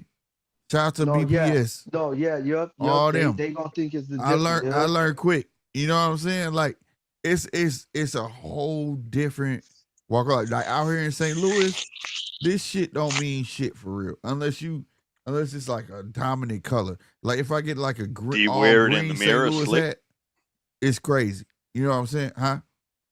Do you wear that hat in the mirror? Nah, I mean, no. I got plenty of St. Louis hats that I wear. Wait, But I can wait, get away with Slick. it because people know me. You know what I'm saying? But like if it's a dominant color, like it's certain gangs that wear dominant colors. So like if I got an all green one on, they'd be like, oh, you know what I'm saying? Unless you known or something. But like if I go to LA, it don't matter what the color of the hat is. It's the point that y'all go by symbols. You see what I'm saying? Don't wear a blue LA one go by over there symbols. if you're visiting a 9. Yeah. You know? What you Y'all call go by it? Hey, symbols. So Slick. like if I go to LA, the St. Louis hat, period. It don't matter if that bitch blue, whatever, is BPS. That's Bloods. You understand what I'm saying? Yeah. And I learned that early, but a lot of people respect me because like when they really learn, I'm gonna tell you the funniest thing. Oh, this is another thing too out there that fucked me up. Cause people used to be like, why you wearing a St. Louis hat? And I was like, because I'm from St. Louis. Now, I would say that, they'd be like, oh, right? But it took me, I swear to God, about a year and a half later that somebody else finally asked me. They was like, you're from St. Louis? I said, yeah. Then why you wear the hat? I said, what the I'm going to say it one more time. I'm from St. Louis. And then they were like, people in St. Louis Obispo don't wear shit like that. I said, what? No, I'm from St. Louis. Yeah, Obispo. No. Fuck the Obispo part. I don't know what that is, dude. I'm from St. Louis. And Missouri. and I learned there's a St. Louis Obispo in California at that time. What even is that? No, St. Louis Obispo is a city. Oh, I didn't even know what that was. This is the first in time California. Swear to God, bro. So when I was telling people I was from St. Louis that whole time for the first year and a half I was there, they thought I was from St. Louis Obispo. I am not lying. That fucked me up. I'm like, what? Like, no. Like, I'm wearing this because this says St. Louis. I'm from fucking St. Louis. Like, wow. But what you call slick, bro? You know how you mentioned Samoans? Samoans actually, when you look at them, they kind of look like they could pass as black people. man, What you got? A 9. But you know how Samoans is all big. They're scary. But like 9, he not really that big, but he big. Like he could be a they pocket can't pass size like Samoan. Mexicans or black. Well, you know what? I always thought like The Rock was black, and then my dad was like, "Yeah, he's half black, half Samoan." I'm like, He's "What?" half black, He's like, Samoan. yeah, his dad is this. Let me dad tell you was something. Rocky Samoans Johnson. are scary. Fuck that. Tongue and salute to my tongue and salute to my Samoans. Let me tell you something. I was about to get into it. Not Samoans. All right. I was with a girl that was Samoan. She was beautiful. But I couldn't get with their what do you call that? Their heritage? Their family and culture. Yeah, their culture. Thank you. Yeah, they kind of look you, black Denise. a little bit. I couldn't get with their culture. But Tongans, boy, they scary. There's some big motherfuckers. I had They a all cousin big. out there. They all big, Slick. Huh? They're all big. Yeah, they just, bro. Man, for that shit fucked me From up. Hawaii to New Zealand, they're all fucking big. Them motherfuckers big, so, bro. Tongues so ain't no joke. your bones in your forearm might be 2 inches in diameter. Their bones are 4.5 inches in diameter. Man, my forearm is the size of their finger. They are huge. A little bit like your fingers around that little pissy beard that you got. Yep. Yeah, that's how they hand will That be little around my neck right now. This guy, oh my God, bro, DJ, that for real. I'm being for real. I'm being 100% honest. I swear to God, my cousin, bro, called me, said he got into it with somebody. Or when we pulled up, I said, have y'all seen Friday when he said, get your ass in this car? Why the fuck you call? Man, I'm not finna fuck with them. Get your ass in the damn car, man. Their hands was like this fucking huge. I'm cool. I'm not getting into that. No, you could probably TKO him, Slick. No. That's when they say pick your battles. And I picked my battle. I was like, that's not winnable. Slick, Jai Opetaia is Samoan. What is that on my screen, though? Yeah, Jai Opetaia is Samoan, yeah. Yeah, no. And I believe it. Do you see how he be looking? What do you mean believe it? There's nothing to believe. It's just his gene pool. No, I'm saying I didn't know he was fucking tonguing, but I'm just saying. You say he's Samoan or tongue? Samoan. Samoan, yeah. Man, he got the Death Star. You see how he be looking? Wait. I was about to say some dumb shit. Did you do you hear they be doing in Parliament? Do you hear they chants? Man, that's some shit. You better be ready for fucking war.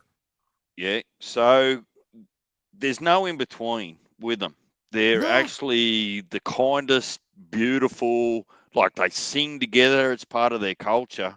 Like they are properly, we call them islanders. So that's Tongan, Samoan, those sorts of things, and like their heritage. And they're actually beautiful, kind people until someone forces to flick the switch. Right. And then there's no in between, and then it's just war.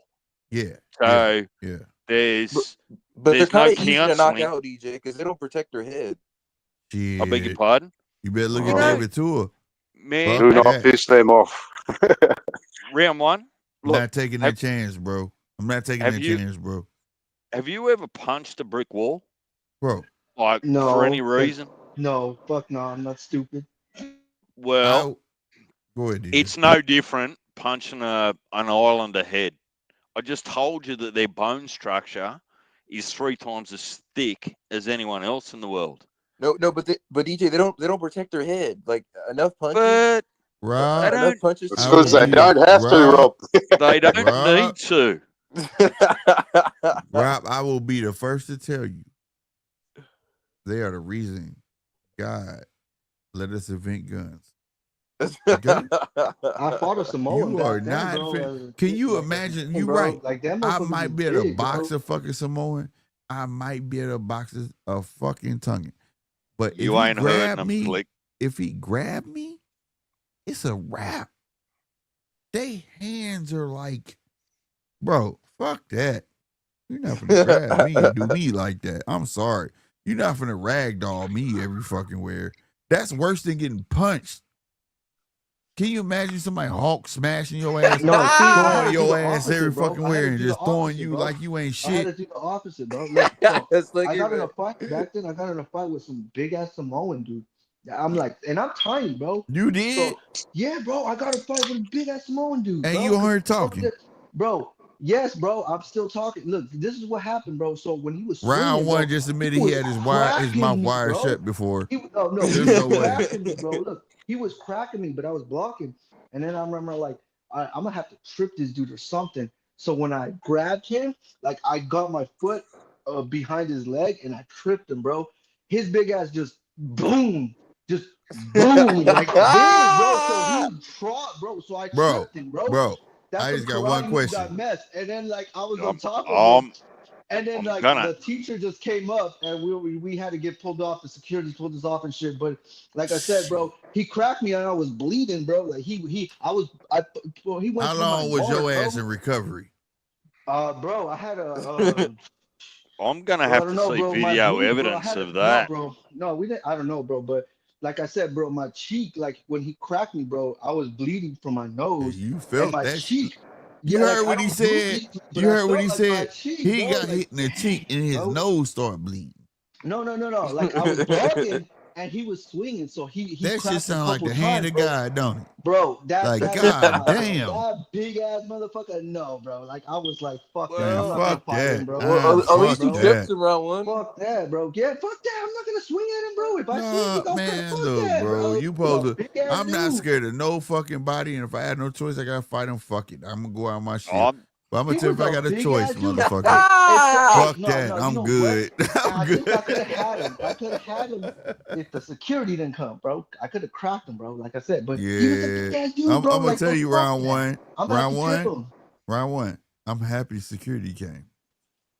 I'm happy. Oh my god. I'm just being real. I am tough as they come, bro. I don't give a. I am the king of fuck it. I drink a cup of fuck it every morning. I don't give a fuck.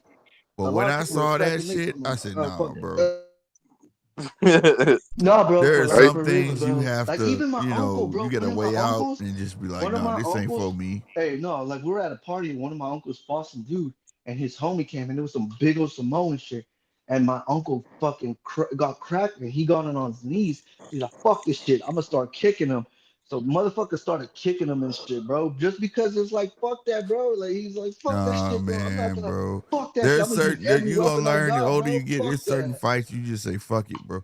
I got some white boys I ain't gonna fuck with, bro. I just be like, fuck that. I ain't got time for that shit. Big motherfucker, you better know how to grapple or something, because they big motherfuckers. Man, look, I like the challenge. Like I like being challenged like that. Yeah, go ahead. Like I like how I like putting insurmountable tasks down. You feel me? Like it's like Buddy Canelo. I want you to fucking record that shit. Hey, but it's funny too. Like, hey, it's funny too because a lot of people like don't wrestle and shit. So when someone gets tripped and shit, they don't even know what to do getting back up. I know. I'm just gonna be honest with a lot of you. If you think that it's a good idea to actually get into a proper violent altercation with any Islander, you're kidding yourself. I'm tell him again, bro. I swear, bro. DJ, you're underestimating my power. Like it's not that we put on like they're the best fighters, but it's like the only thing I can think of how big these dudes was. If he grabs me, bro, it's a wrap. Like in my mind, I'm like, I know I can hit him. I don't know if I can knock him out. But if he grabbed me, he's not gonna let me go. Right? He's not. And if he's smart, he's not. Look, there's avoidance, there's necessary, and then there's just dumb. Right? Yeah. So, yep. I like where you put that. Work out your scenario and use your intelligence and go, in my scenario, I felt like that shit was severely dumb. Like, we're not finna do this. Get your ass in the car. We're finna go home. Nope, he ain't got no problem, y'all. He was just tripping. Don't worry about y'all. That's where I was at with it. There's no fucking way, bro. There's no I'll never forget when I was in high school, right? I got into one of the linebackers with the football team, right? At the basketball game. And this motherfucker, I was beating his ass. This white boy, I was beating his fucking ass. I was working him. But when he grabbed, oh my fucking God. You would have thought every fucking bleacher was my bitch. What? He made sure I touched all the motherfuckers. Boom. Boom. Boom. I'm talking about he wouldn't let me the fuck go. And I could get free. And that's because he knew if I got free, he couldn't fuck with me. You get what I'm saying? Whoa. He held on to me. I swear I was in 10th grade and gave me the business on the bleachers. courtesy of the bleachers. He wasn't hitting me, but the bleachers was fucking me up. You know what I do? You know what I do, Slick? I'm telling you, bro. You know what I do? What? If somehow, somewhere, wrong place, wrong time, right, that looks like it's going to happen, I've got 2 words for them. When they're Islanders, Samoan, Fijian, I've got 2 words. My shout. Man, We're going to the bar. Yeah. I'm buying fucking beers because this ain't going to happen. I'm vegetarian. I don't want no beef. I don't want no beef. Thank you, Mark. I don't want no beef, bro.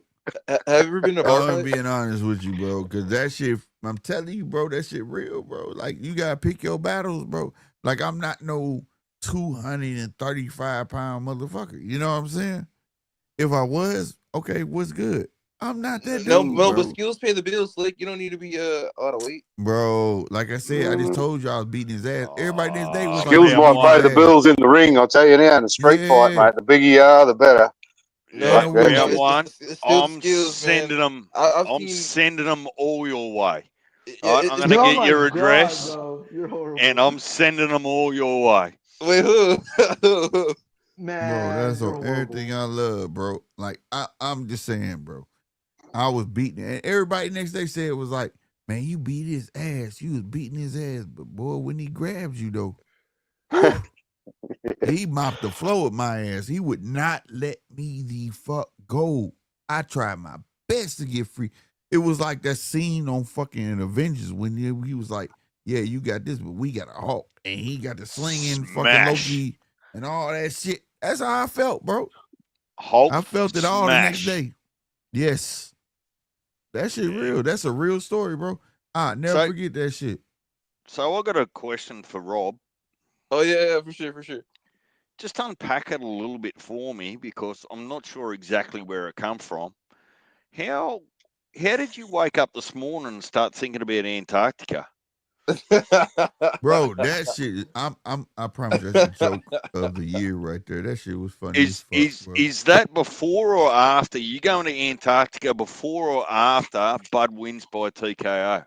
I mean, no. I mean, when Bud wins by TKO, look, I'm going anywhere I want because I'm rich. After that, I'm going anywhere I want. Well, it's definitely the underdog, and I bet. Well, I'll tell you what, I've started to come around on that a little bit after watching the replay of Canelo's fight last week. I think Bud might have a chance, but ain't no way he's knocking fucking Crawford out or stopping Canelo out. He's not stopping him either. He might win on points.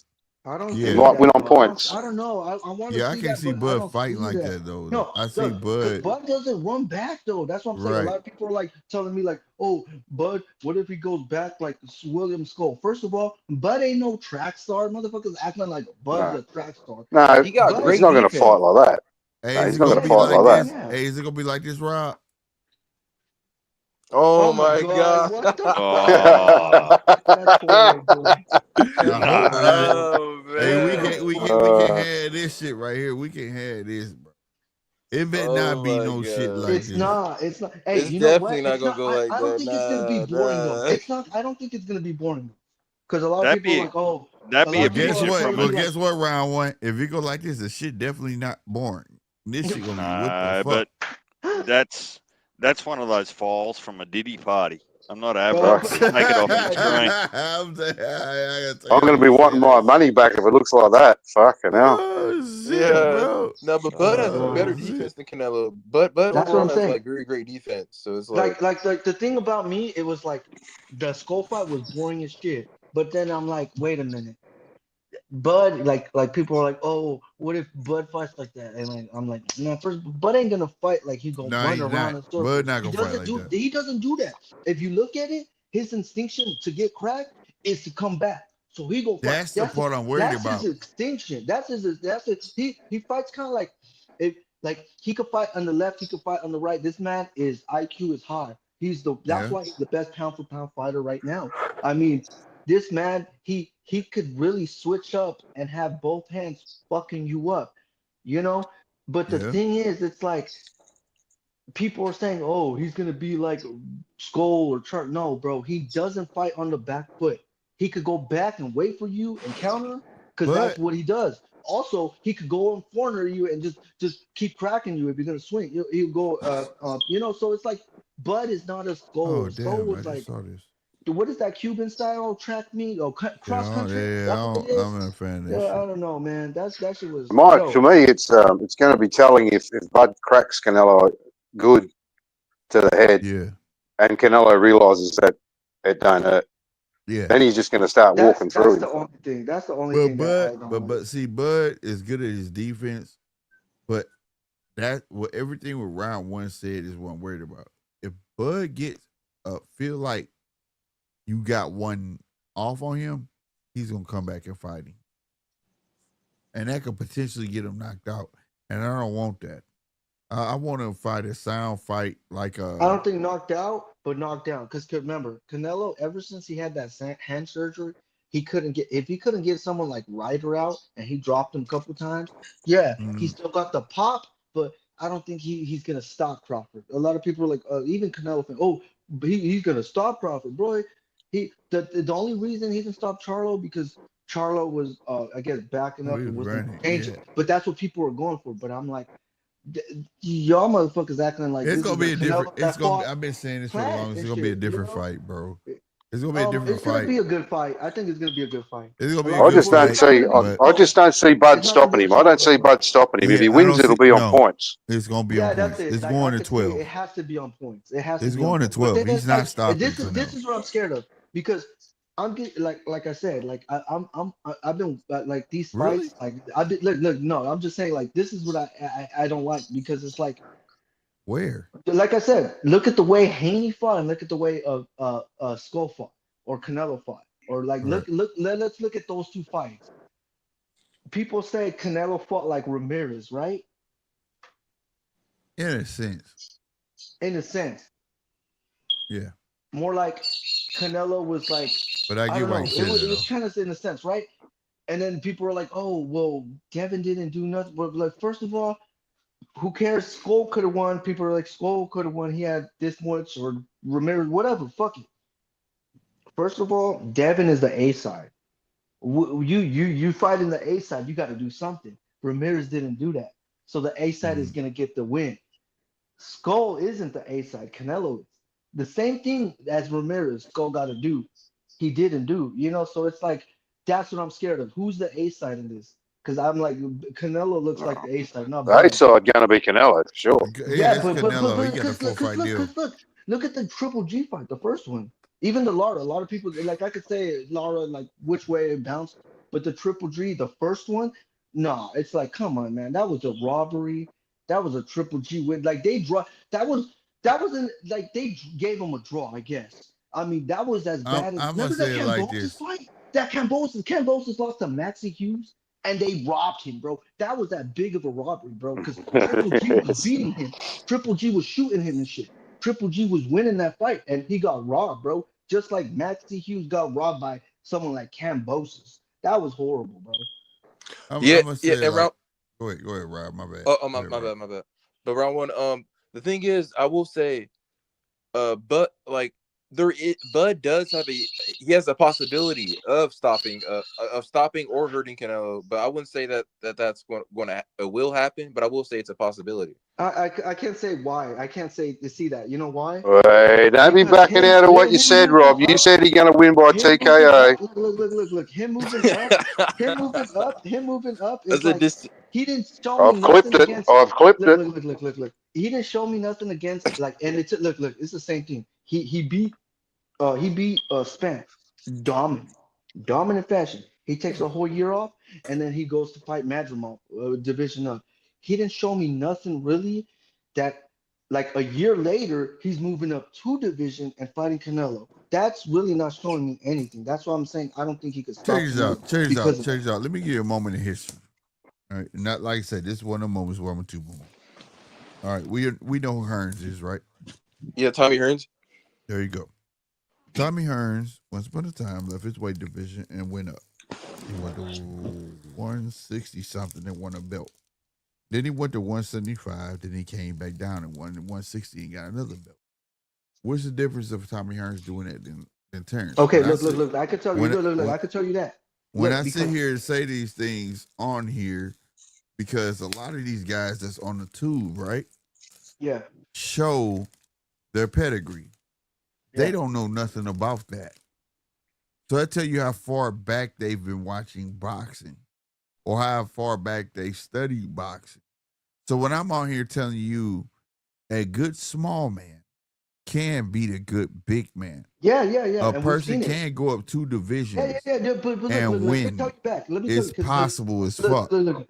But hold on, not around all around one. But I'm saying, but the consensus today, if you watch YouTube, they're against it. Like it's stupid. Like it's a sideshow. Like there's something really wrong with this. This has been going on forever.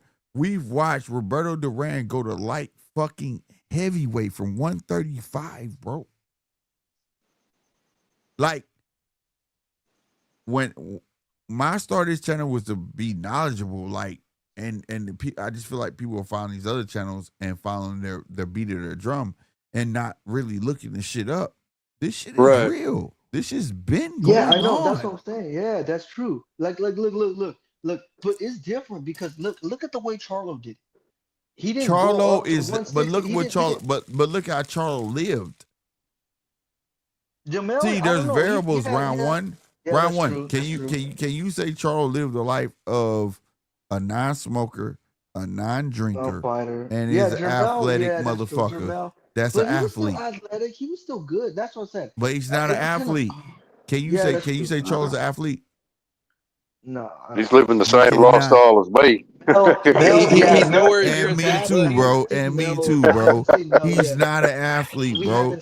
We're talking about Bud Crawford. That's an athlete, wrestler, basketball player, all around. He believes in himself. Not only that, he's just a sportsman. He don't smoke. He don't drink. No, I know. I get it. He go to sleep on time. Bro. Yeah, you understand what I'm saying? He's a gym rat. Yeah, he's a. It's a difference. There's a difference. It's like it's just hard for me. I could see because I could only see him win by points. That's it. Yeah, I agree. Bud is a knockout artist. I agree, but he's a knockout artist.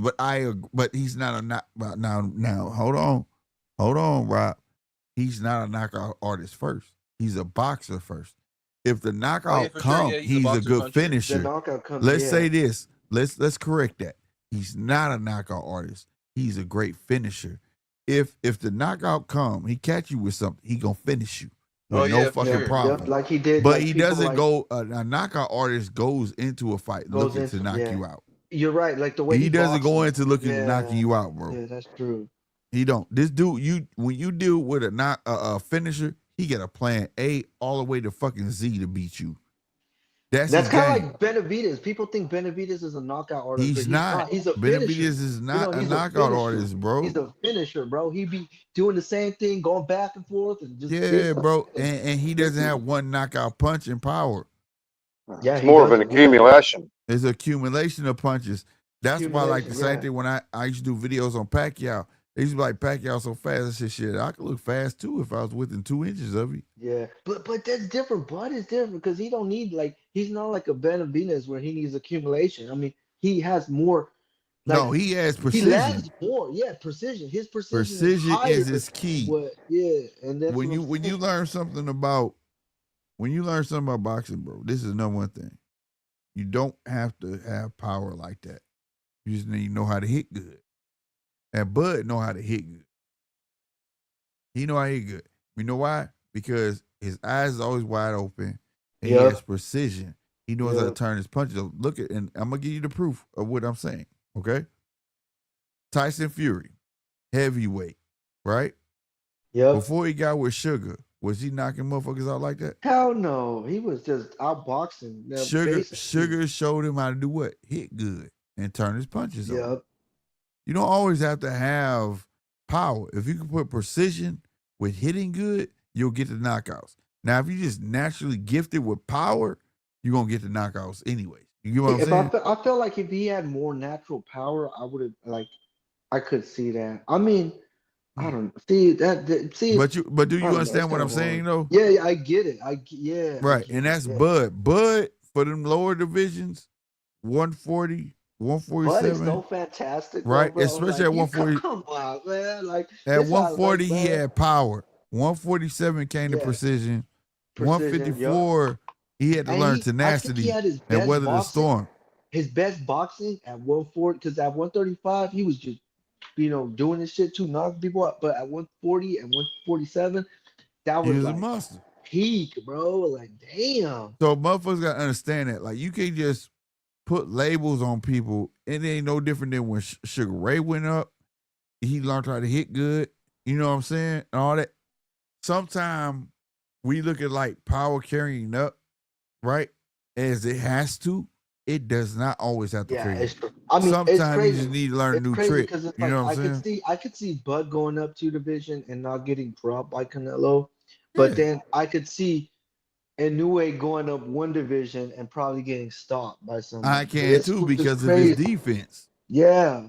His defense is shit. Oh God, Yeah, yeah. Inoue, he doesn't switch on until someone fucking hits him hard. There you go. Say Or it even again, drops Mark. him. That's the thing. That's the thing too. He And that's a fights like problem. that, That's though. a fucking problem because he's going to run into someone sooner or later that's going to drop him and stop him. So he needs to fucking sort That's that the out. thing, though. That's the thing, though. Salute to But that Mark. makes it, you know. That's all I was trying to convey the night of the fucking fight. When I was sitting there saying that if you get him in the firefight, he drops all his fucking defense. You got to make him fight you. The minute you make him fight you, all defense go out the window. That's how Cardenas got the knockdown. You understand what I'm saying? You have that. Thank you, Mark. Maybe people understand it more for you, but that's all it is. That's all it is. Like he has the skills on offense, right? But he has skills on defense. But he lacks the composure. Yeah, right? that's the thing. I mean, he was During the composed fight. after he got dropped down. Oh well, yeah, true. You're right. When he was just That's swinging, what gets me. Right. And then I was trying to explain to people like when he got knocked down, he got back up. His mind went to composure. Okay, I gotta set traps. And when I was saying that he's throwing a jab, but he's not throwing a jab to land, he's throwing over the top of his head like this, like it was rubbing on top of his forehead, and that was the bait. Like go on and take it, because it make you. If I hit you on top of your forehead, right? And it's going over the top, like I'm rubbing the forehead and it's going on top, it makes you feel like I'm overreaching. But you don't know that I'm doing that on purpose. Because when you try to lunge in from under that jab, you finna run into a hook. You finna run into a straight. You finna run into something. You get what I'm saying? And that's when his composure came in. But just like Mark said, until you fucking put him in a firefight, he don't get smart. He doesn't get smart. And it's only a matter of time somebody gonna get a hold of his motherfucking ass and knock him down the first time. He's not gonna get up. Yeah, for real. That's what I'm saying. I think the only 126 guy I probably like to see, maybe Fulton again, a rematch, because Fulton looked good, and I'm glad Fulton moved up because he looked kind of drained at 122. I'm still not, so he still got dropped. Yeah, he But did. Yeah, he did. But that's what I'm saying. Like with Nick Ball, I think that'd be a good fight. Like those Nick two. Ball, same as Bud in this Canelo fight. Like you said a little while ago, Punch, Slick. You hit him hard. He wants to get his cookies back, and that could be his fucking downfall because Canelo's not the type of dude you want to stand there with. That is the only downfall I have about Bud. Yeah, he but wants to get his cookies back. Yeah, but remember, like Canelo, I can't see it. Man, I don't know. Since, like I said, since the hand surgery, he just doesn't have that power. I don't even know if he could knock That's out because he's someone like timid Bud. about his hands. Once you have hand surgery, your hands are never the same. And Yeah, I'll say well, this. well, you remember that.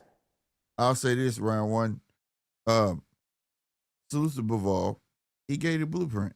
If you keep him occupied, he's not gonna do too much.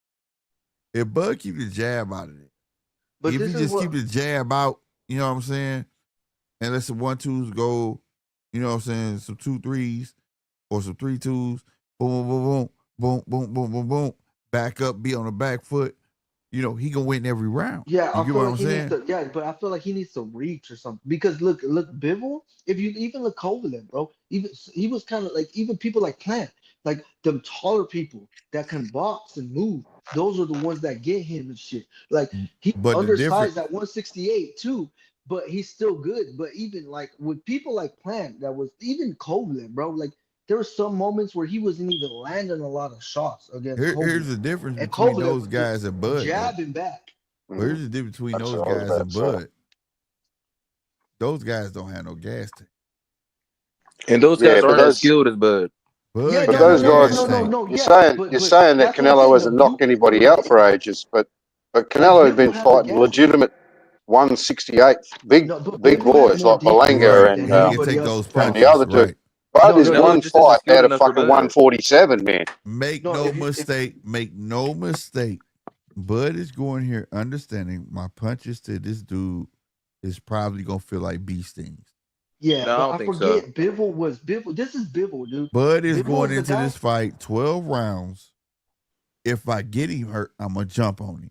If I Yeah, fucking don't, I am gonna keep boxing keep 12 boxing fucking him. rounds. Yep. Now, Okay, I agree with the that. catch is, what's gonna happen if Canelo catch him? Because I know Bud. Bud likes to get his, like Mark said, Yeah, that's get his true. cookies He back. does. He And I've does. watched this scenario. Go back, and if y'all have never watched this fight, this is the one fight that I'll keep going back to. The smaller guy came up, right? He was dominant at the time, and he was winning the entire fight until he wanted his cookies back. And his name was Amir Khan. Amir Khan was beating the fuck out of Canelo. All of a sudden, Canelo got a little whiff on him. And he said, I could beat your ass. And he stayed in the middle ring of that motherfucker, and Canelo slept his ass.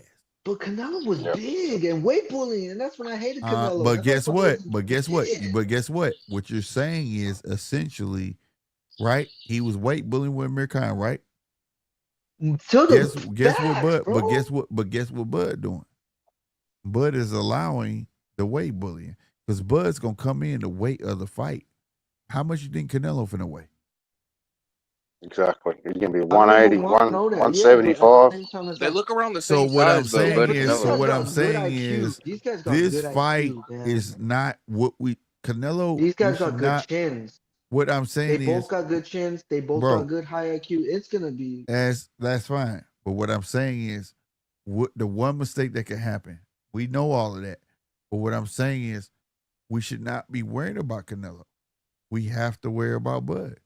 Well, I'm Because not we worried know about his Bud, man. mentality. Bud's had a good, We've seen it too Bud's had many a good times in chin. fights. Bud's had a good chin against 140s and 147 pounders. yeah. He had a good chin. He's not Look, tested that's what I'm against the saying. 168 Hey, pounders. hey, hold The on. chin is gonna be there. Reverse. The chin is gonna be there. I'm gonna tell you right now. Y'all see my background? That glove right there is signed by Terrence Bud Crawford. That book is signed by Terrence Bud Crawford. All of this, that's all the merch from the Earl fight. Yes, I am the Bud fan, bro. But I'm gonna tell you right now, Katzourakis, say his name for me, y'all. I've been drinking. Oh, the Mean Machine. Katzourakis. Mean Machine. Mean Machine, thank you. He dropped Bud. I don't think so. But they didn't count that as a drop. No, they did not count it. But if you But looked it at with your looked- eye, yeah. did he not drop Bud? It kind of, Nah. it kind of did, yeah. I think Now- Bud said he tripped. Kind of. No, he that motherfucker didn't trip. He put his glove Okay, down and it touched the kinda- yeah. fucking. It touched the canvas. That's a Yeah, he knockdown. tripped and he touched the And you canvas. want to know Yeah, why the he boy got called tripped. like that? You want to know why he got called like? Because Go he back look fought at the him. fight. Yeah, 'cause Katzourakis hit him with a hard jab, and what the fuck Bud go in and do? Try to get him out of there, and got caught off a jab. Bud don't like being touched. That's yeah. what I fear. As a Bud fan, I'm not worried about Canelo. You want to know why? Canelo's longer than fucking two. Canelo follow you around if you keep him fucking occupied. I called it before the Bivol fight. I said, Bivol get a jab out there. Canelo ain't gonna be able to touch him. As long as he stay poised, don't get no fucking firefights, he good. If Bud do something, guess what? Bud's gonna be fucking good. But I know Bud. If he get a good one on Bud, Bud gonna want that lick back. Yeah, I remember when Canelo signed the deal. And that's what scares me, bro. look. I'm not worried about Canelo. I promise you. I am. I give two shits about fucking Canelo, but motherfucking Bud mentality can put himself in a predicament because of Bud, because of that, because it's like, yeah, because he's not William Scott. Like I said, some people are like, oh, they're gonna think he's gonna, like, y'all must not watch Bud then. Y'all must not watch Bud's fights or something, because he's never run in the back foot, even when he gets cracked. I'm trying to tell you, and I'm gonna tell you something. Like, we look at the pictures. I got a picture side by side with. I'm bigger than fucking Bud, bro. I'm taller than Bud. It's a picture right by this book. Right there, me and Bud. That picture, y'all probably can see is a glare, and it's small. But right here, that's a picture of me and Bud. Right. I'm taller than Bud, and that was Bud in between fucking fights. I'm telling you, bro. I'm telling you, what survives Bud is his will to win and his mentality. Like, he don't look for validation. Like, when I hear him talk, I believe it. When I talk to him, I believe him. Like, I don't give a fuck what nobody think about me, dude. I know what the fuck I could do. Yeah, you know what I'm saying? I mean, when he's talking in interviews, talking about people always counting him out, that's what drives him. Yep. This is what I hate, though. I'm not scared of Bud being knocked out because I don't see that happening. Maybe getting dropped.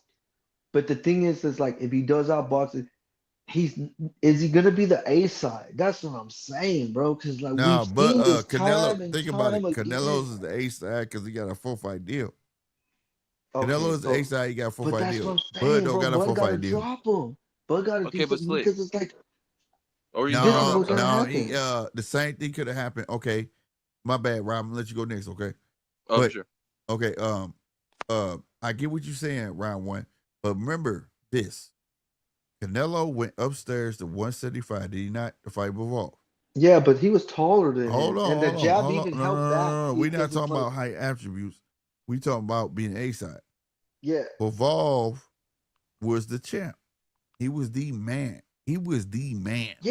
But if you look at it, if you look at Triple G's ball, Bivol was the man, and Canelo still came from 168, and he was the A side. He was the A side in the fight. Everybody and their mama thought Canelo was gonna win that fight.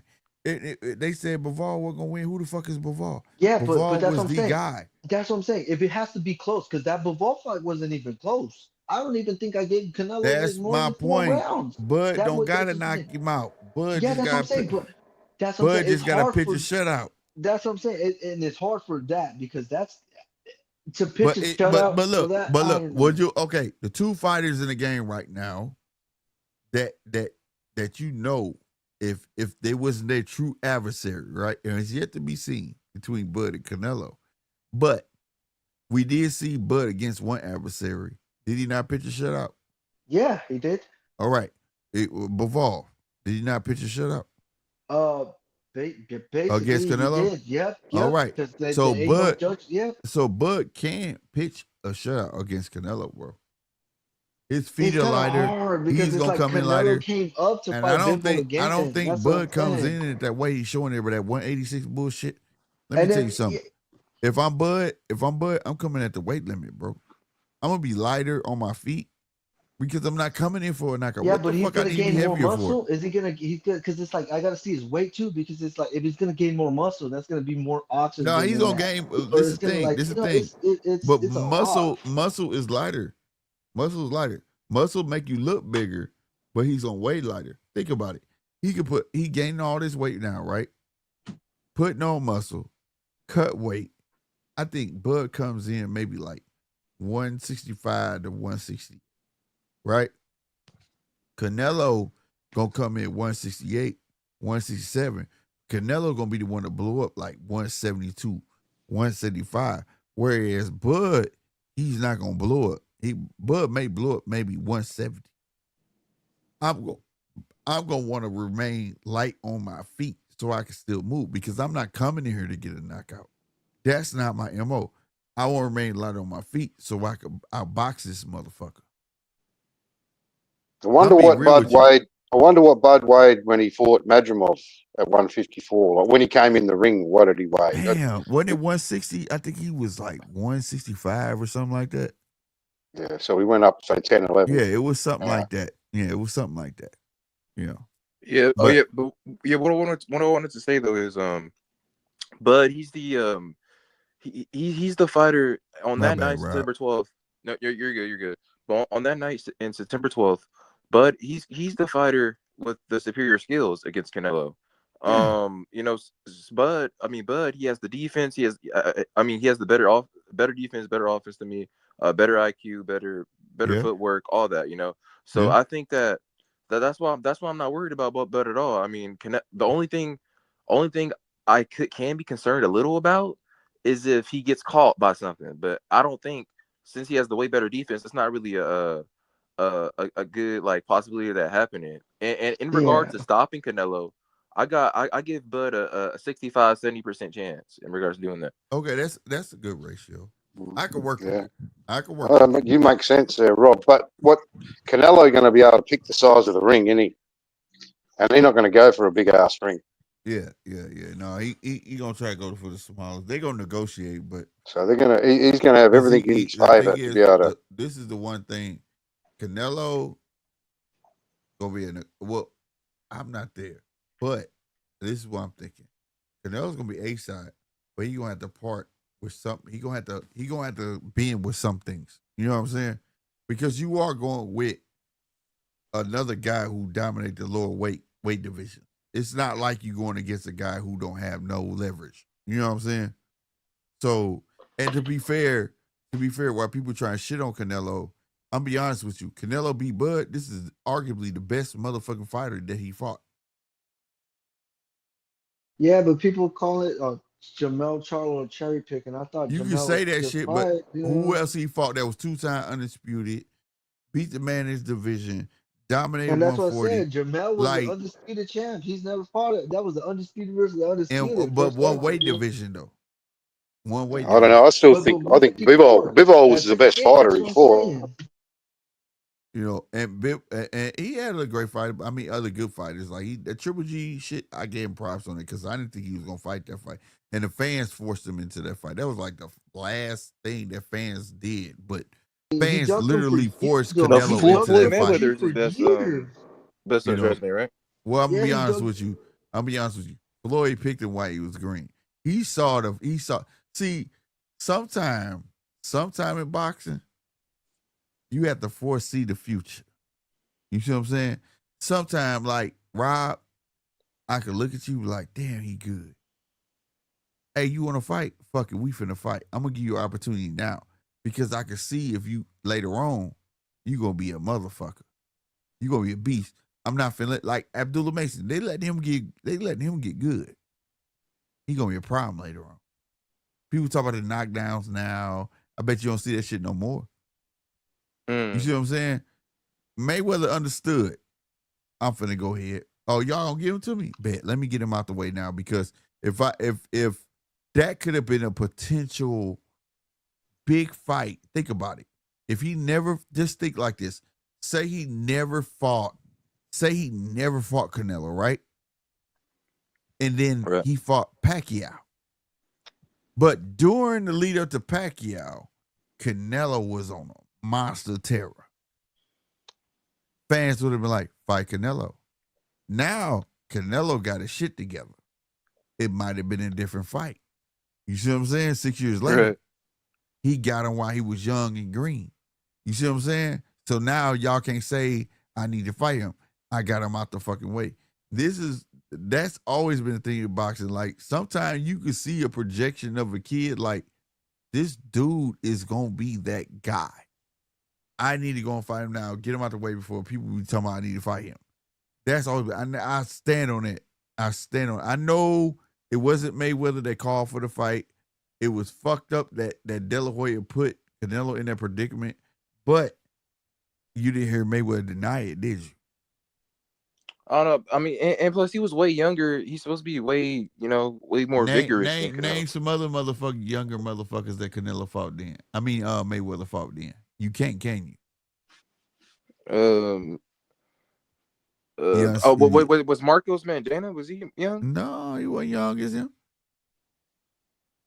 That's why Mayweather did it. Wait, but Marcos was in his prime though, right? Yeah, he was in. Well, Marcos Mandana wasn't shitty. When he fought Marcos Madonas, that was the best Marcos Madonas Floyd fought. Because remember, Marcos Madonas got beat. But what I'm saying, but y'all get what I'm saying though. He wasn't in the business of fighting young lions. He wasn't in the business. If that was the case, he'd have fought Thurman. Why didn't he fight Thurman? But Thurman ain't ready for Yeah, no that's true. He Floyd. didn't. No, Thurman was seasoned. Thurman was seasoned. Thurman Hey, was didn't he Thurman duck was Lara? ready. Or people say he ducked Lara. For Floyd? I believe, no. yeah. No.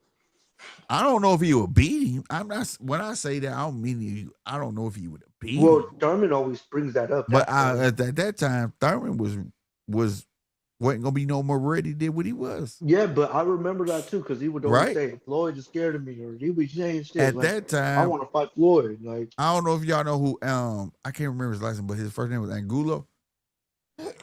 He used to call himself the dog. He came in with the chain and the collar, and at that time, Canelo was saying that was his idol, and he fought like him, and Mayweather knew that shit, bro. Because guess what he did? Same thing Angulo gonna do. Follow you around the ring, walk into punches. I could walk you into traps. What did Mayweather do? Back himself up into the corner, counter punch, pull counter. You see what I'm saying? This Canelo a little bit smarter. When Canelo see a fighter walk himself into the counter, does Canelo jump on a person in the corner?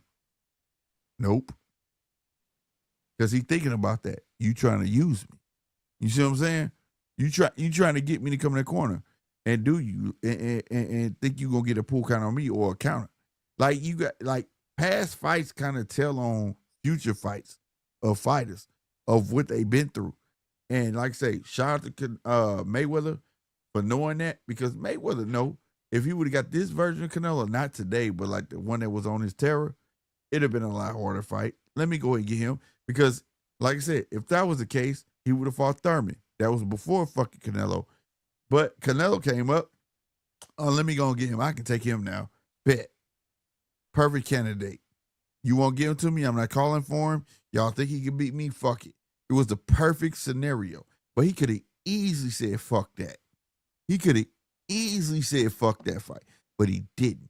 You know why? Because he saw later on this kid was going to be a problem. And you can catch footage of Mayweather talking about who? Canelo. You see what I'm saying? He saw it. He saw it. Sometimes you just can see it, bro. Like, I need to get this kid out there. That's how I feel about Abdullah Mason. If any of these, I just said this earlier. Think about it. Earl Spence to Abdullah Mason. Big fucking gap, right? Big fucking gap, right? How big is a gap between Abdullah Mason and fucking Devin? It's not big at all. It doesn't seem that big. Abdullah Mason and Devin Haney? It's not, it's not that big. Gap in what, skill? No, age. So when so think about it. When you're... Isn't he 20? 21? Yeah, he's 21. Oh, Devin 27. There you go. That's not that big of a gap, is it? It's not. So It's a good gap though. It's a good gap, but PV, it's not that big of a gap when usually generations pass the torch. You understand what I'm saying? Yeah. So now they're gonna align.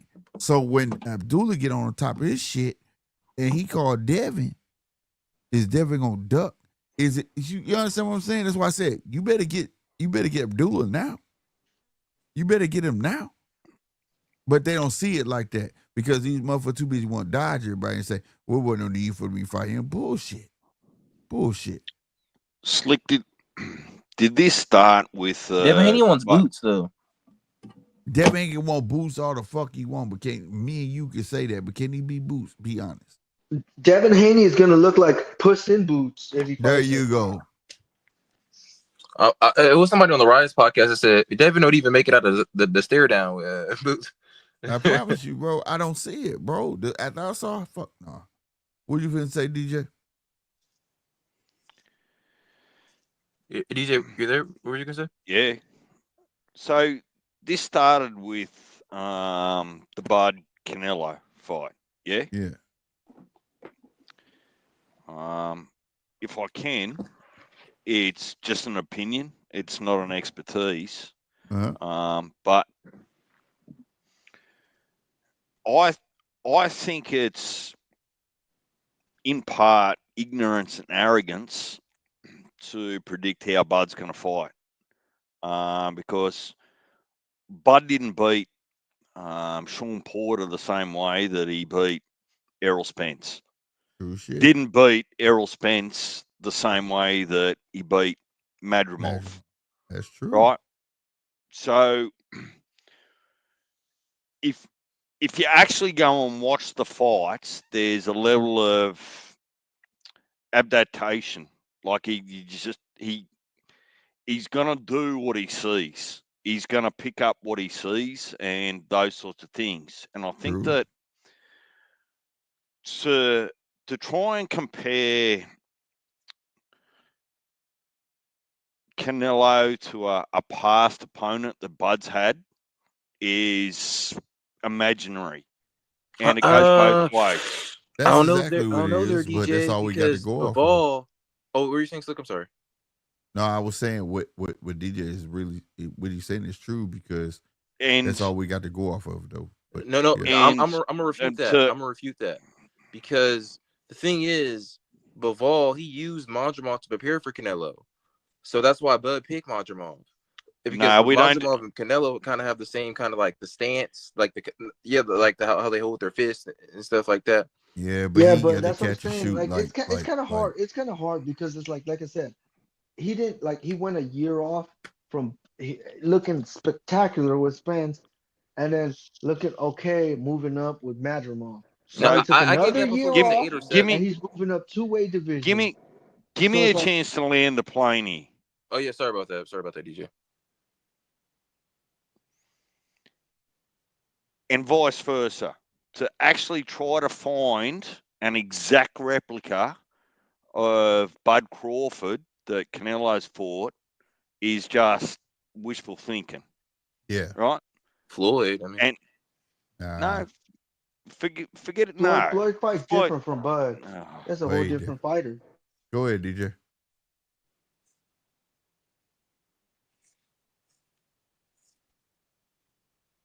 Damn, DJ, you dropped out. You got mad. Oh, what the heck? What happened to DJ? Did you just drop off? Man, bring your ass back, DJ. He was trying to finish. But yeah, what do you reckon Bud's going to fight Canelo in Orthodox or Southpaw?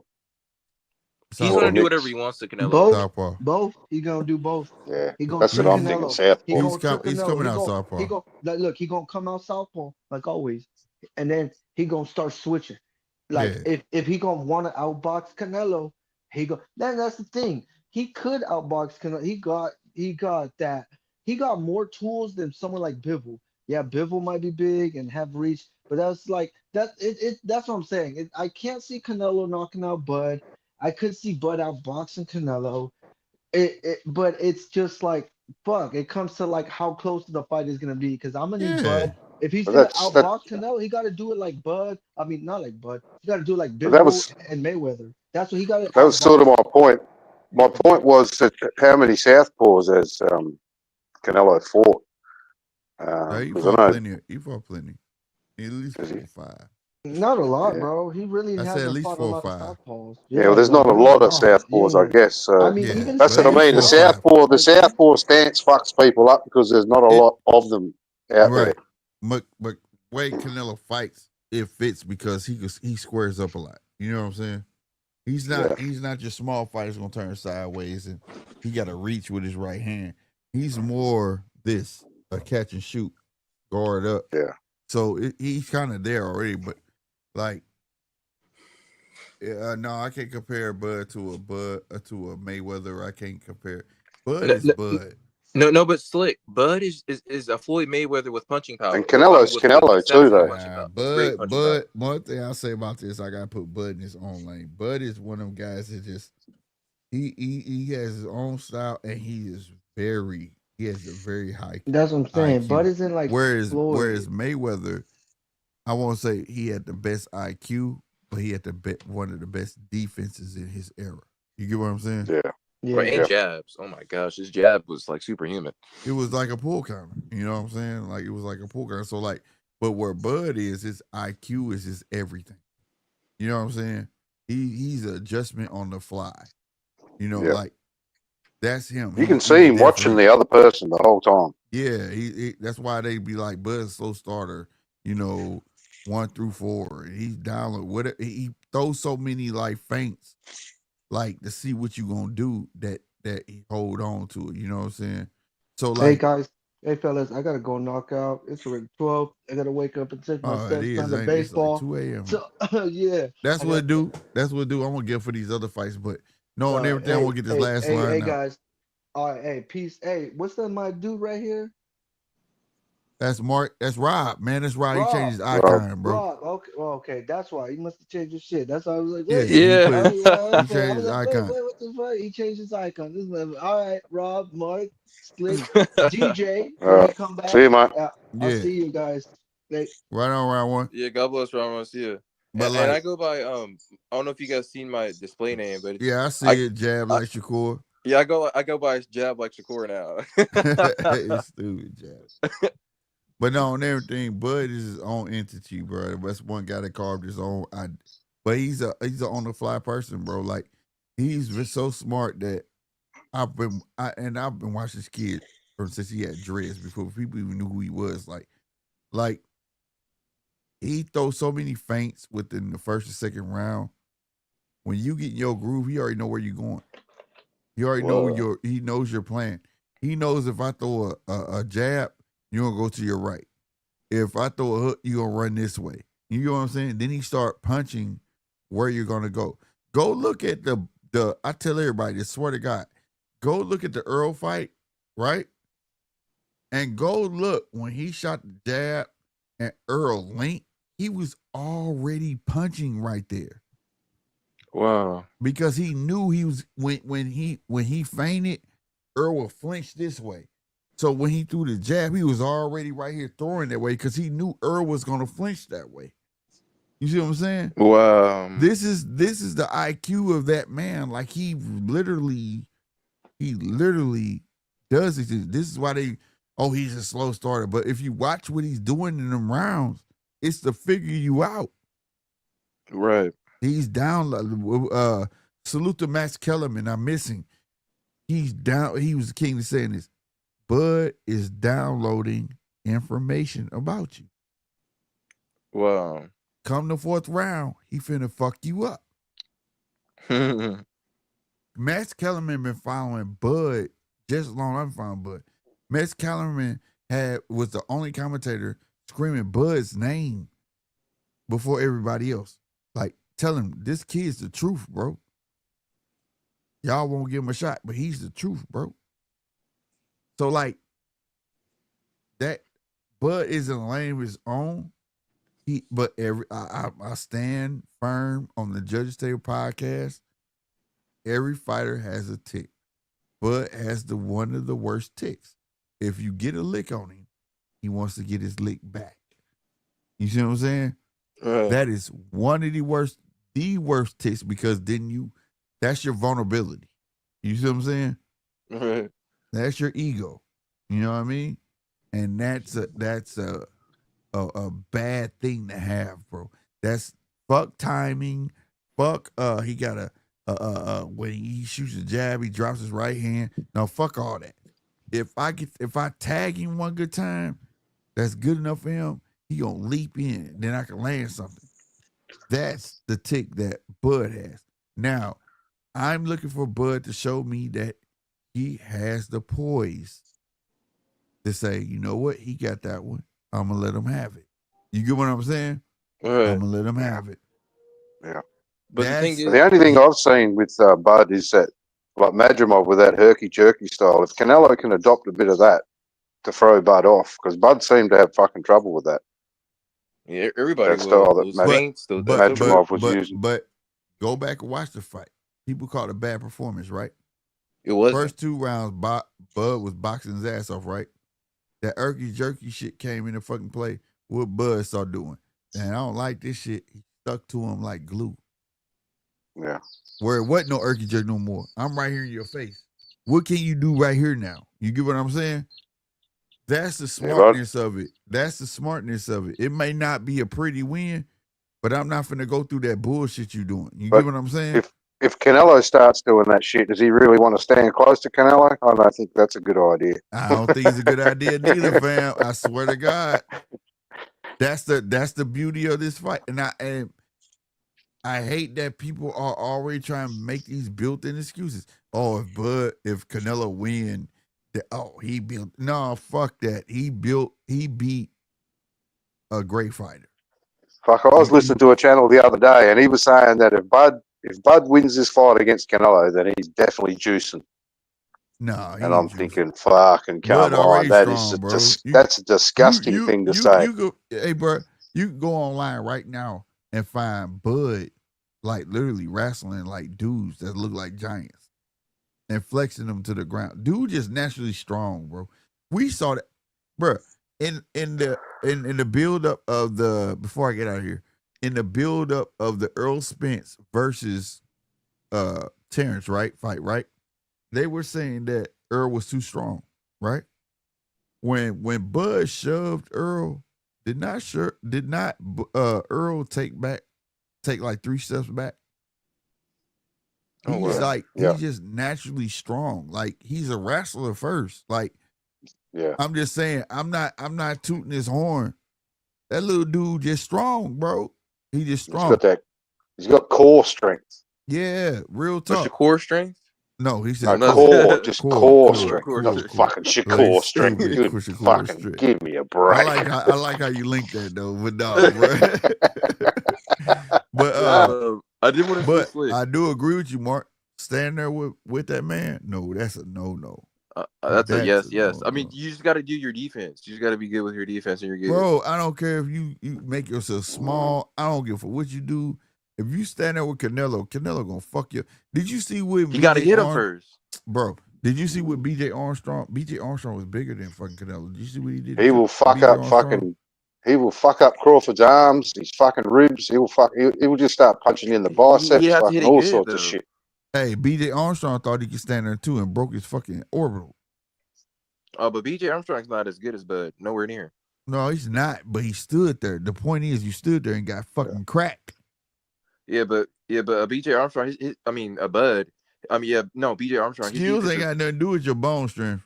No, but his defense is like nowhere near Bud's par. So I'm saying is Bud has the defense to avoid the over the bone attacks and all that kind of stuff. But you putting yourself at what? Risk. Harm's way. Yep. There you go. At risk. Sure. At risk. But I did want to say, Slick, what did you think about what Keyshawn said? It was a video that came up at the New York thing where he was saying we're the best. You know, we got Bud, we got Shakur, we got me, and I agree with that. I mean, like, look, like Canelo's not beating. They got a nice camp. Yeah, Tank's not beating Shakur. Andy Cruz and Edwin isn't beating Keyshawn. Like, they're basically the best. Here's the thing. I grew up watching G.I. Joe, right? Right. G.I. Joe every episode went against who? The best. The Cobra? You can't create a fucking team and not go against the best team. If y'all gonna keep fucking fighting Rudy Poop motherfuckers and not gonna form a coalition to go against nothing but the best, I don't want to hear about y'all forming no fucking team. I don't want to hear it. If me, DJ Mark, and I tell him, if they say, Slick, we need you. Why? We got funk with New Zealand. I'm with it. Fuck them. I don't want to see shit but New Zealand motherfuckers. We going at it. No shit at New Zealand though. We love y'all. But you get what I'm saying though. That's me. That's me. I don't want to hear shit about fucking what's the Gold Coast. I don't want to hear shit about nothing. No, you call me for fucking New Zealand. You say they're the best. We going against the fucking best. I don't want to hear shit about coalition being formed. You mentioning my name and another person's name, and then all of a sudden Keyshawn get a fight with Tommy Jane from fucking Ireland. Fuck that. Fuck that. No, don't mention my name until you fucking ready to go ham on motherfuckers. See, y'all want to follow the Mayweather blueprint? Then y'all do it. Guess what Mayweather did after he became Pretty Boy Floyd? What? What was the number one thing he did after not Pretty Boy Floyd? I'm sorry. After he became Money Mayweather. Money. Oh, he fought the best. No. What did he do? He dropped belts and fought the actual winner of the vacated belt. Well, he fought the back. Yeah, I'll give you that. That's like, but what did he do though? He fought nothing but what? The best? Champions. Oh, champions. Yeah. I said that yesterday. Without but he would having win a the belt, then fucking drop it, team. and then fight the dude that picked it up. Yeah, I'm saying he fought nothing but what? Champions. If you gonna call my fucking name out and align your name with me, DJ could be the fucking truth. And if I be like, hell yeah, I spar with DJ and me and DJ friends, this and that. Man, I expect DJ to be like, hey man, you put my name with your name, you better be ready to be about that life. Look, Slick, if you're gonna actually get into this and you want to get off, don't, because I can talk about this for 30 minutes. I'm just saying, I'm being real. Yeah, like it ain't gotta go 30 minutes. That's how I live. If I call you, if Mark DJ be like, hell yeah, we fuck with Slick, this is the third, and you gotta be ready to go with the best. If DJ call me and I'm up here, no, not DJ call me, I'm just talking shit. Like, hell yeah, y'all know who DJ is. Man, I spar with DJ. I'm part of DJ camp, blah, blah, blah. I gotta be ready to go with the best.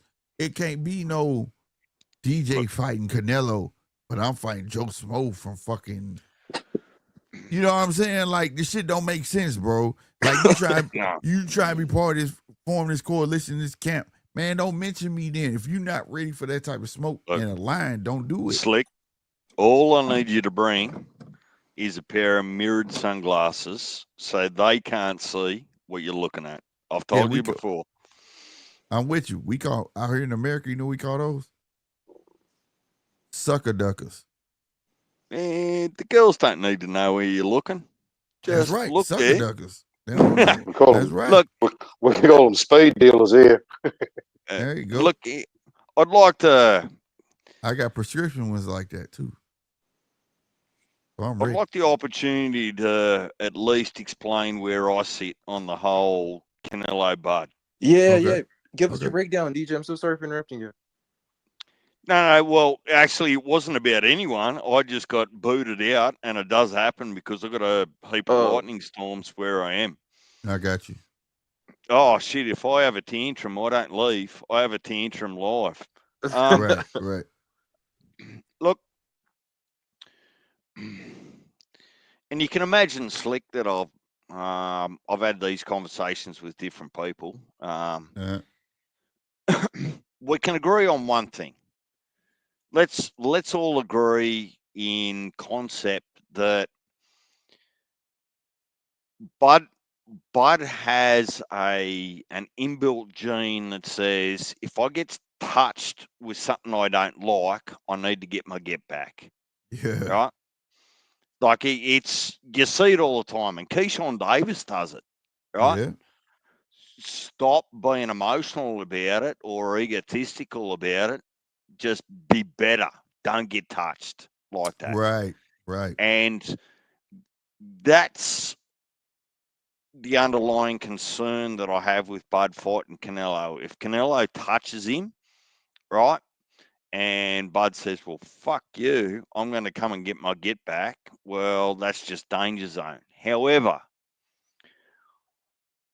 the difference I see a little bit with Bud is, well, potentially, is I actually don't know what style of fight or strategy Bud's going to bring. And I think that that's realistic because you watch enough of Bud's fights, he wins 18 different ways. He doesn't win the same way every time.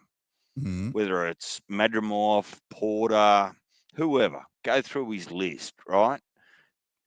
Those opponents got beat different ways every single time, right? He adapted to what was in front of him. When I look at Canelo, and even after the Skull fight, is that Canelo's speed is starting to cost him in ways that maybe he doesn't even know. Whether it's foot speed, whether it's cutting off the ring, whether it's reflexes, all of those sorts of things. And that kind of, I mean, we all watched the fight together. That kind of said, well, you know, Canelo's just a slow ass, just wanting to walk you down and just bully you. But part of that was that when you're young and enthusiastic, you're better at riding through adversity. You can walk through the punches, you can take them, your body's fresher, all of those sorts of things. Mm-hmm. I don't see Bud moving the same way as Skull. Skull moved back, right?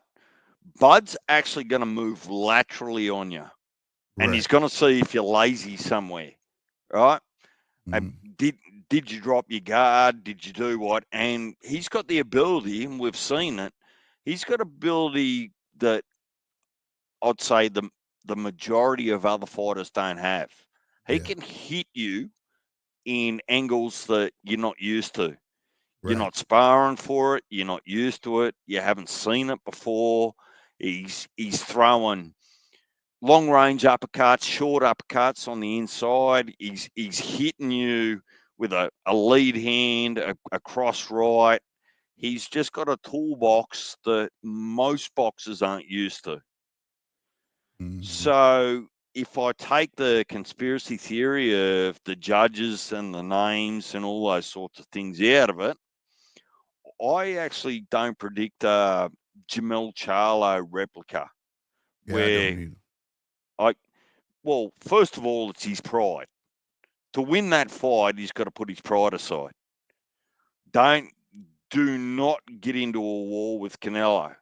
And even if you do get into a war with Canelo and you can take whatever he's actually throwing, the judge's bias is going to be a little bit different in that they're going to hear those punches land, right? They're going to hear a Canelo ripping you to the body, an overhand right. They're going to hear how that glove hits you.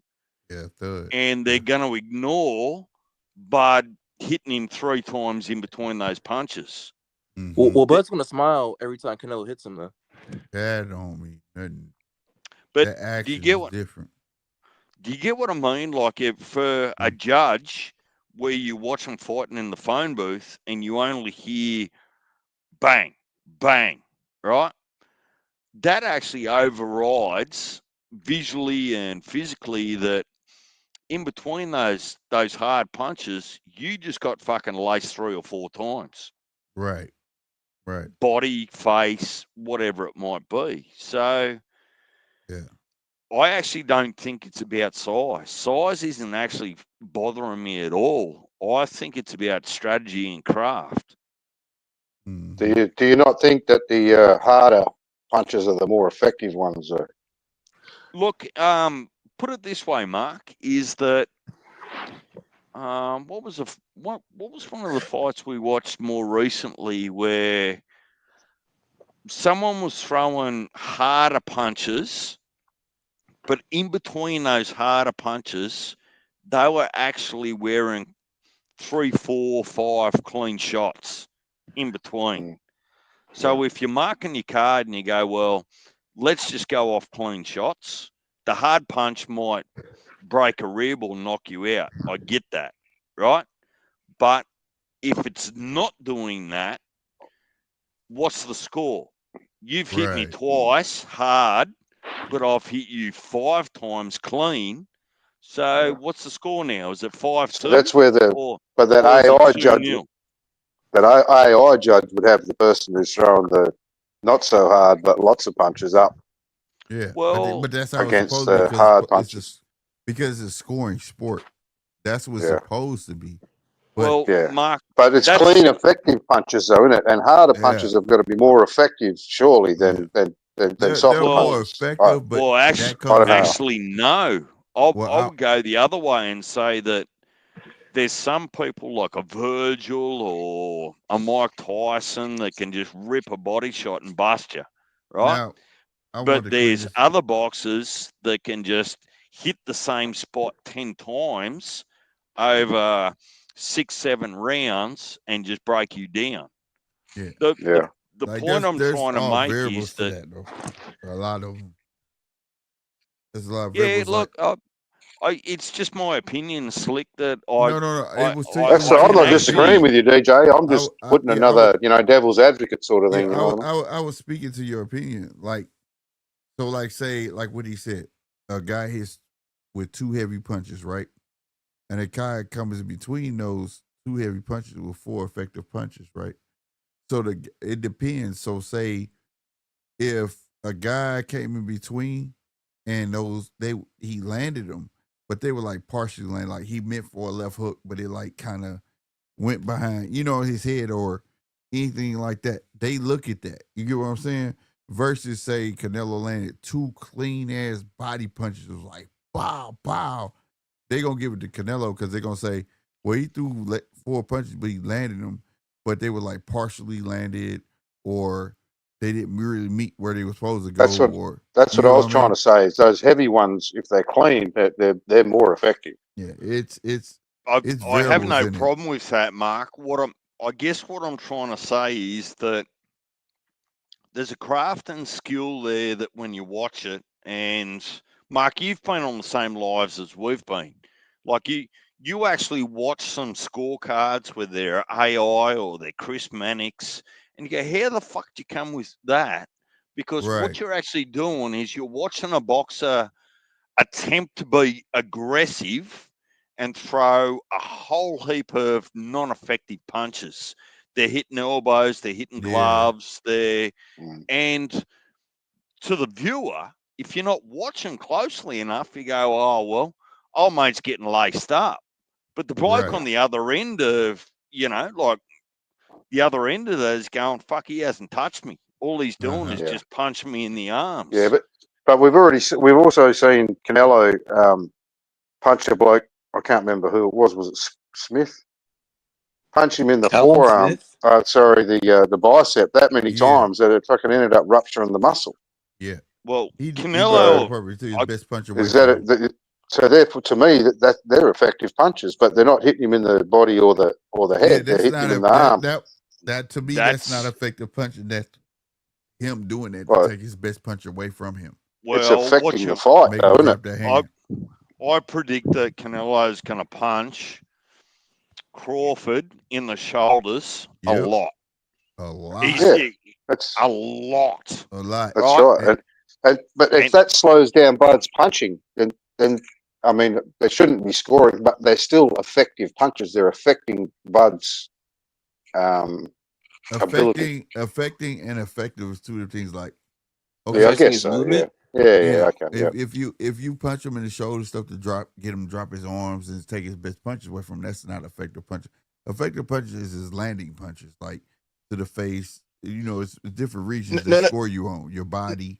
You know what I'm saying? And things like that. Those are effective punches, but like him punching the arm and shit, that's just him. We call that peppering up a fighter. You know what I'm saying? Making him sore. Where he want to drop his arms, keep him tucked, things like that or whatever. But I expect that too, what DJ said. Him punching in the arms, in the shoulders, things like that. Because we saw him doing it with Bivol. And Bivol said that they had prepared for that. They knew that he was gonna come with that, whatever. And I expect Bud to do the same thing. He has to know that his speed is not just gonna be about power punch into this body. He has a gas tank. He's been hit to the body numerous occasions. It doesn't slow him down. He's gonna be punching at his arms to make him drop his hands so he can get the knockout. There's a part of me that just feels like that.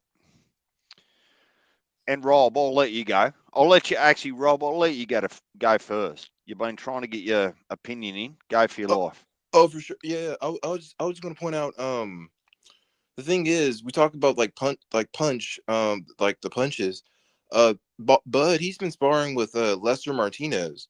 Lester Martinez, he has more power than Canelo with 8-ounce gloves. His 16-ounce gloves power is stronger than Canelo's 8-ounce gloves. So I feel like if he can handle Lester's punches. Yeah, if he can handle Lester's punches, he could definitely handle Canelo's. And I don't know if you guys seen the screenshots of Bud when he was sparring with Lester. He wasn't wearing like Lester was wearing the face guard with had like the nose thing on it, but Bud wasn't. That shows that Bud is so confident in his defense. He's confident, but the thing is, it's like unwritten. Like if me and you sparring, if you sparring with DJ right now, right? And I'm getting DJ ready for a fight. I'm gonna tell you, without DJ knowing, yo, give him no business, but don't hurt him. Right? Like exactly. That's exactly. Pull off your punches. Like give him that work that you would do to another motherfucker, but pull off the punches. Like don't hurt him because it's sparring. You get what I'm saying? Like I don't want you hurting my fighter. This is not a fight. You know what I'm saying? So it's still a little bit different. It teaches me the awareness. And let's say even if that coach didn't tell him to pull off his punches, right? That doesn't mean that Canelo doesn't hit better than Lester. See, that people don't understand. It's not just about power. Right. It's not just They must have good self-control, these fuckers, because if I got in the sparring ring, I'd be still punching like fuck. Like salute to the late great Emmanuel Stewart. You know why people went to Emmanuel Stewart? Because they want to learn to hit good. Klitschko, all of them. Lance Lewis, they want to learn how to hit good. It wasn't that they already knew they had the power. They already knew that they were strong. They were already knocking people out. But when they start moving up in the ranks, something changed. Like, why I ain't getting these guys out here? Because you're not hitting them good. You're not turning over your punches. Hence, why you had Tyson Fury go get who? Sugar. Who is Sugar? The nephew of who? Emmanuel Stewart. Who he learned from. It's sometimes not, you can have all the power in the world. But if you ain't turning them fucking punches over, bro, you pushing them, it's not going to get that person out of there. You got to learn to turn that bitch over. So, I mean, Canelo know how to turn. Now, I stand on it. Canelo, he knows how to turn his punches over. I still think that in that division, he's the best catch and shoot fighter, for setting traps and things like that with the high guard and things like that. He's adapted to his age. He's not like a fighter that stays the same way. No matter what his age is, he gonna keep fighting the same way. He's changed. This is like the third version of Canelo that we see right now. And that's a really, what would I call it? A really good visual, because Canelo's done that because his footwork and his engine isn't the same as what it used to be. Right. And this is what I'm saying. I'm saying that if in inadvertent commas, that Canelo's engine isn't the same, there's a level of desperation that you might have seen against Skull. Stop fucking moving, and you just saw big roundhouses just hitting nothing but air, right? It frustrated him.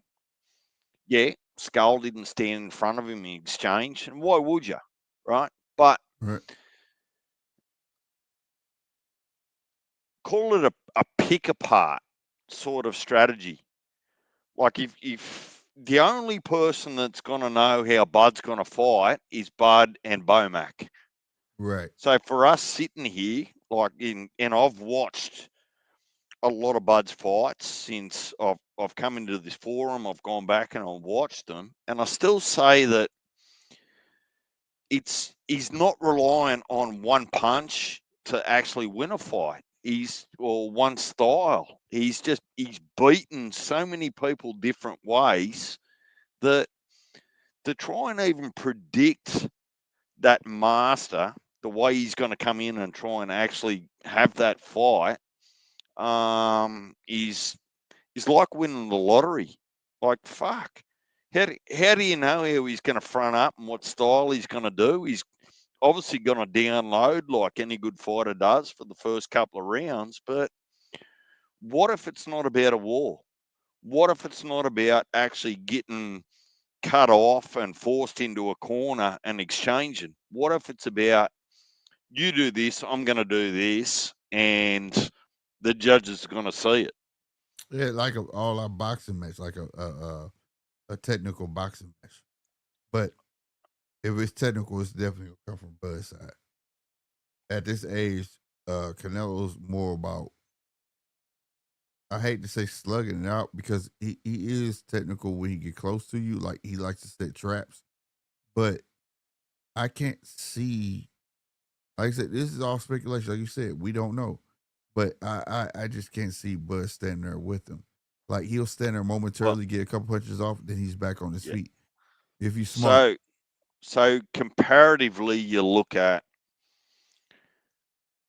a Devin Haney.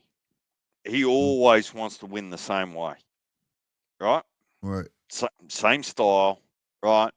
Hit, move, hit, move, move, move, move, hit, hit, hit.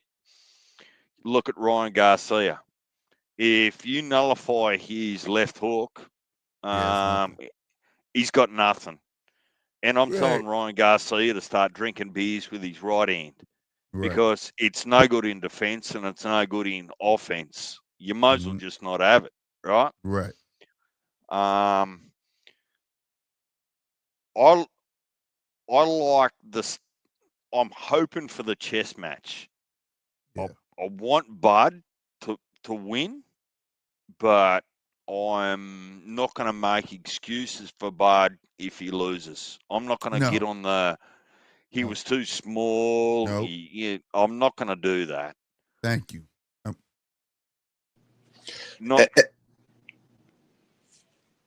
I'm with you on that. As a Bud fan, I'm not.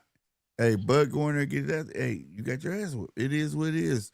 And the thing is, that's one of the great things about boxing, this sport, that people tend to forget. It's not that you lost who you lose to. He chose to go up and fight an all-time great.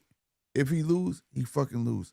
And if Canelo lose, Canelo lost to an all-time great. I'm sick of motherfuckers looking at it like this is a regular guy that's just coming up. Like they're putting Bud in the frame of a regular Joe Smo. You get what I'm saying? He's not a regular Joe Smo, bro. This dude been defying the odds his whole career. I hear most of the conversations and the opinions about how we're going to deal with Bud losing. Like, hang on a minute. What if the dude actually fucking wins? Right. Like, think about that for a minute. Like, that's all time. Yeah, that's why I said you got to put in top 5 all-time fighters, bro. Like, this some serious shit. Yeah, and the thing is, I also wanted to ask, why do you think people are so afraid of Killer Core? Killer Core, who is it? Shakur. Oh my God. No one's afraid of Shakur. Oh, this dude put Killer in front of Core. This dude right here is something else. Look, Rob, look. I want whatever cereal you're having in the mornings. I want some of it. Let me tell you. I'm gonna give my true assessment. I want a day in the life of Rob's mentality. It'll be awesome and fun.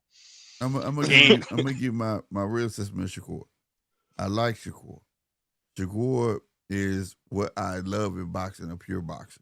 All right, 100%. I can give a fuck he get a knockout ever again. I don't care, because I truly believe if you can't, everybody that's gonna say, well, he get no knockouts, I don't give a fuck, could nobody beat him. You see what I'm saying? Right. Now, how he wins matters to me though. He has to be dominant. Like when I saw him live in person, the way he did Jamel Herring, I was like, oh my God, like he is beating the fuck out of this dude. You know what I'm saying? Yeah. What about Yoshino? Were you there live for that? Right. He needs to do that at 135. He don't have to get no knockouts. I can give a fuck he get knockouts. But if he can take out knockout artists, people who are known to knock out, and make them look that stupid and they could knock him out, I don't give a fuck he knock him out. It's the point they couldn't do him like that. If he does that, then I'll call him Killer Core. But he's done that to power punches before though. Yeah, but not at 135. He's in another. Oh yeah, division. not at 135. That matters. At 130, Shakur's a beast. At 135, it's still yet to be determined. I don't know that Padley fight, man. I don't know, man. No, Padley. But I'm gonna tell you something. Padley did him a great service by going out and beating another undefeated fighter, proving that if he was on his shit, he may gave him Shakur a little more than what he had. But I still would have had Shakur beating him, because Padley goes out there and just fight. And the guys that were undefeated, they just fight. You get what I'm saying? Right, Rob. Can I? Yeah, DJ. Yes. And I'm actually asking all of you, but I'll start with Rob, because I'm going to ask Slick and Mark the same questions. Right? I gotcha. Your answer is yes or no, right? Right. I'm going to give you names, and the question is, do you believe that you've seen their career-defining fight? Right? Right. Okay. Yes or no? Right? So, Rob, I'm going to start with you. Tank. No, I didn't see all of Jose Pedraza fight. No. His question was, did you see a career-defending fight? My pushback is I actually think that you might have. Really? Yeah, Roach beat him. Right? Roach. Let history tell the story. Right? Now, Devin Haney, do you believe that you've witnessed his career-defining fight? Yes. Okay. Ryan Garcia, do you believe? I don't think his career's even started yet. No. Okay. So, all right.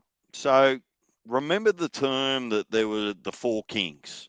Tank, right? Right. Haney, Shakur. Oh, he's part of the four kings? Yeah. So that was the term that they were using 3 years ago, right? Oh, I thought it was Tio and Loma that were part of the four kings. No, Loma wasn't. Doesn't. Well, okay. Let me ask the same question. Have you seen the career-defining fight for Teofimo yet? No, I have not. Well, you have. You just you don't realise it yet. Now, wow. So Teo, Loma, Haney, Garcia, Tank, right? Right. Whether you want to admit it or not, they're all beatable. We've seen it.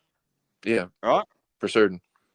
Now, have you seen a career-defining fight from Shakur yet? Yes, plenty of them. Yes. Oh, no, you haven't.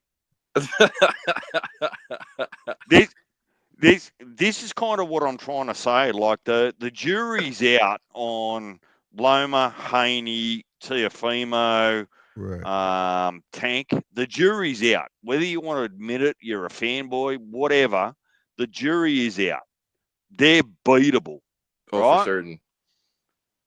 Nobody's shown me yet that Shakur's beatable. Right. So he's the only question mark out of the 4 kings, the 6 kings. We just haven't seen it yet. That's right. But maybe that's just a testament to how good he is. Maybe he's just unbeatable. Well, the thing is, you got to take 130. He was growing into what he is now. You're at 135. So at 135, he should be at his grown man strength, his optimal body weight. He said he had a hard time making 135 though. He could have that, but that's where he chooses to stay. The optimal body weight, right? Right. If he chooses to stay there, that's his optimal body weight. And he should be in his grown man strength. And we're waiting to see those same type of performances that he had at 130. Wait, but Slick. Wait, can I ask you something? Uh-huh. Okay, so in my perception, okay, you remember when Shakur, I don't know if you remember, Shakur said that Yoshino was the greatest version of him. However, I think that he outdid himself with Padley. I think the Padley version was better than the Yoshino performance. Well, the thing is that takes some credit from Padley. Padley was Padley showed 2 different performances. Yeah. Like he was a full camp and a late call-up. Right. So if it was a full camp, that would have been different. And I'll be honest with you, if he had a full camp and put on a great performance, Padley would be way bigger than what he is.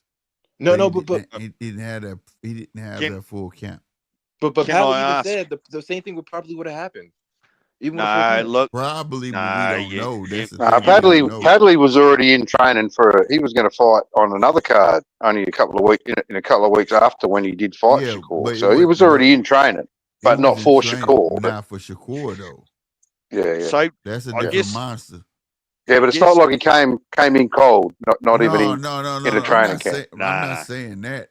I'm just saying that you having a plan and a scheme for someone else get mentally prepared for what this guy might do or he do mentally and strategically, but physically he was still in pretty good nick. It's about training your muscle memory too, right? Like if someone's got a left hook, your muscle memory in camp wants to be you hold the phone with your right 100%. hand, right? 100%. So Mark, I'm going to ask you the same question. I'm going to ask you a question first. I want to ask you one first. Now, you're saying, what were you saying? Career defining. So you're classing career defining as, do you look beatable? Is that what I'm getting? Actually, yes. Like, have you shown? Because to me, career defining would be cementing yourself, sort of thing. But if you're going to go with just the way you described it to Rob, when he asked him about the fight. Look, okay. So if someone that's have you fought someone that's given you a real challenge? Yeah. Yeah. Have you ever shown that you're vulnerable to taking an L, rather than fought through it and defining? not? Yeah. Okay. No, I get what he's saying. Like, have you fought somebody that could give you L, or was that even that person worthy of giving you that L? Yeah. So I totally get what he's saying, though. Yeah. Well, then with Tank, then that's obvious. Yes, Roach, last fight. Yep. Well, obviously Devon. Yeah, obviously Devon. Yeah. Well, Teo got beaten by Cambosis, but other than that fight, he's had a few challenges, but he's still come out the other side. So that's because that's his only loss. Yep. Okay. So yeah, well, he's beatable because Cambosis beat him. So Ryan Garcia. Yeah, Garcia. Yeah, Lomachenko. He obviously has. Yeah, but see, anybody that's taken a loss, we can put on this list, can't we? No. Well, it's actually about knocking them down, Mark. It's about actually just looking at what your eyes should be recognizing and going. The promoters in the world want to make these guys appear like they're world beaters, and they're all that. And all I'm saying is, well, actually, fuck no, they're not all that. Right. And the only question mark now that remains for me is, who's going to take Shakur into deep water? I think if, let's say he was to fight someone that's and he's the B side, so he's going to have to accept the small ring, so he can't be as athletic as he wants to be, in inverted commas. Well, obviously, the way you're putting, then obviously no, because he's still got his O, and no one's really touching him. So but if he was to fight someone where he's the B side and they get a really small ring, e.g. Tank, then I reckon, then you'll see. Because he's not going to be able to. Mark. Tank's pretty quick in himself. Yeah, look, I'm okay with you actually forecasting certain circumstances where he is going to be taken into deep water. All I'm saying is that for fans like us, you know that Devon's beatable, you know that Teo's beatable, you know that Ryan Garcia is beatable, right? You know that Haney's beatable. What we actually haven't seen is Shakur beatable. So I'm going to throw it back to you, Slick, with the same questions. Like I'm just looking at Devin, it from a purely. You got a good question. I mean, like Devin, no. Theo, his defining fight to me was like Josh Taylor, things like that. Now he's going up. Maybe in this weight division, not. But for Shakur, no. I mean, like, but then it begs the question that's why everybody wants him to fight Tank, because as many people I go back and forth with about Shakur, they'll be like, Shakur garbage, this and the third. Now everybody's on the train of him fighting Tank, and I'm like, okay, in between Tank, who beats Shakur? Shakur's a magnificent fighter, by the way. I don't understand why people say he's garbage. You understand what I'm saying? Like, who beats Shakur? I don't see nobody else, and I definitely don't know who it would be that he's gonna fight. Didn't Tank lose to Lamont Roach? No, regardless of who it might be, Slick, in the future, is that it's hard to actually have the same conversation and saying, well, we've seen Shakur very vulnerable. You know, when you compare that to Teofimo, Haney, Garcia, Tank, Lomachenko, the evidence just isn't on the table. Right. And I don't think that I'm of the opinion Tank got beat. No, if he doesn't go back and get his get back, he got beat. And the world gonna always remember that is wrong. He has the right. Wait, that was a robbery? Yeah. Yeah, that's the sort of man. Hey, that's the sort of judging. That's the sort of judging Bud's going to come up against with Canelo, though. He's going to have to decisively beat Canelo to win. Mark, you been hearing me? He got a picture what? A shutout. Yeah, he's going to have to. He's going to have to win like 9-3, and they'll give him 7-5, maybe. You know what I mean? He has to pitch a fucking shutout. Like I said, if you know how to, I actually reckon that their reputations kind of even each other out once in the ring with the judges. Like if Bud fights someone else, Bud gets favoritism. If Canelo fights someone else, he gets favoritism. But if they fight each other, surely the judges are going to go, well, I don't know whether I want to put my left nut or my right nut on whoever. So I'll put my tin foil hat on here and say that. I'll put it this way: Canelo got a fucking 4-fight deal with fucking Turkey. How many fights has Bud got with him? 1. Thank you. That's what I was going to say. If you know that you're not meant to win the game, you got no play. Bud is going there against a guy who got a 4-fight deal that they got to be able to sell. You know what I mean? So he has to understand that maybe the judges are not corrupt, or maybe they are. And it has to be undeniable. Even if it's possible, Bud can pitch a fucking shutout, and they'll still give it to Canelo. You know what I mean?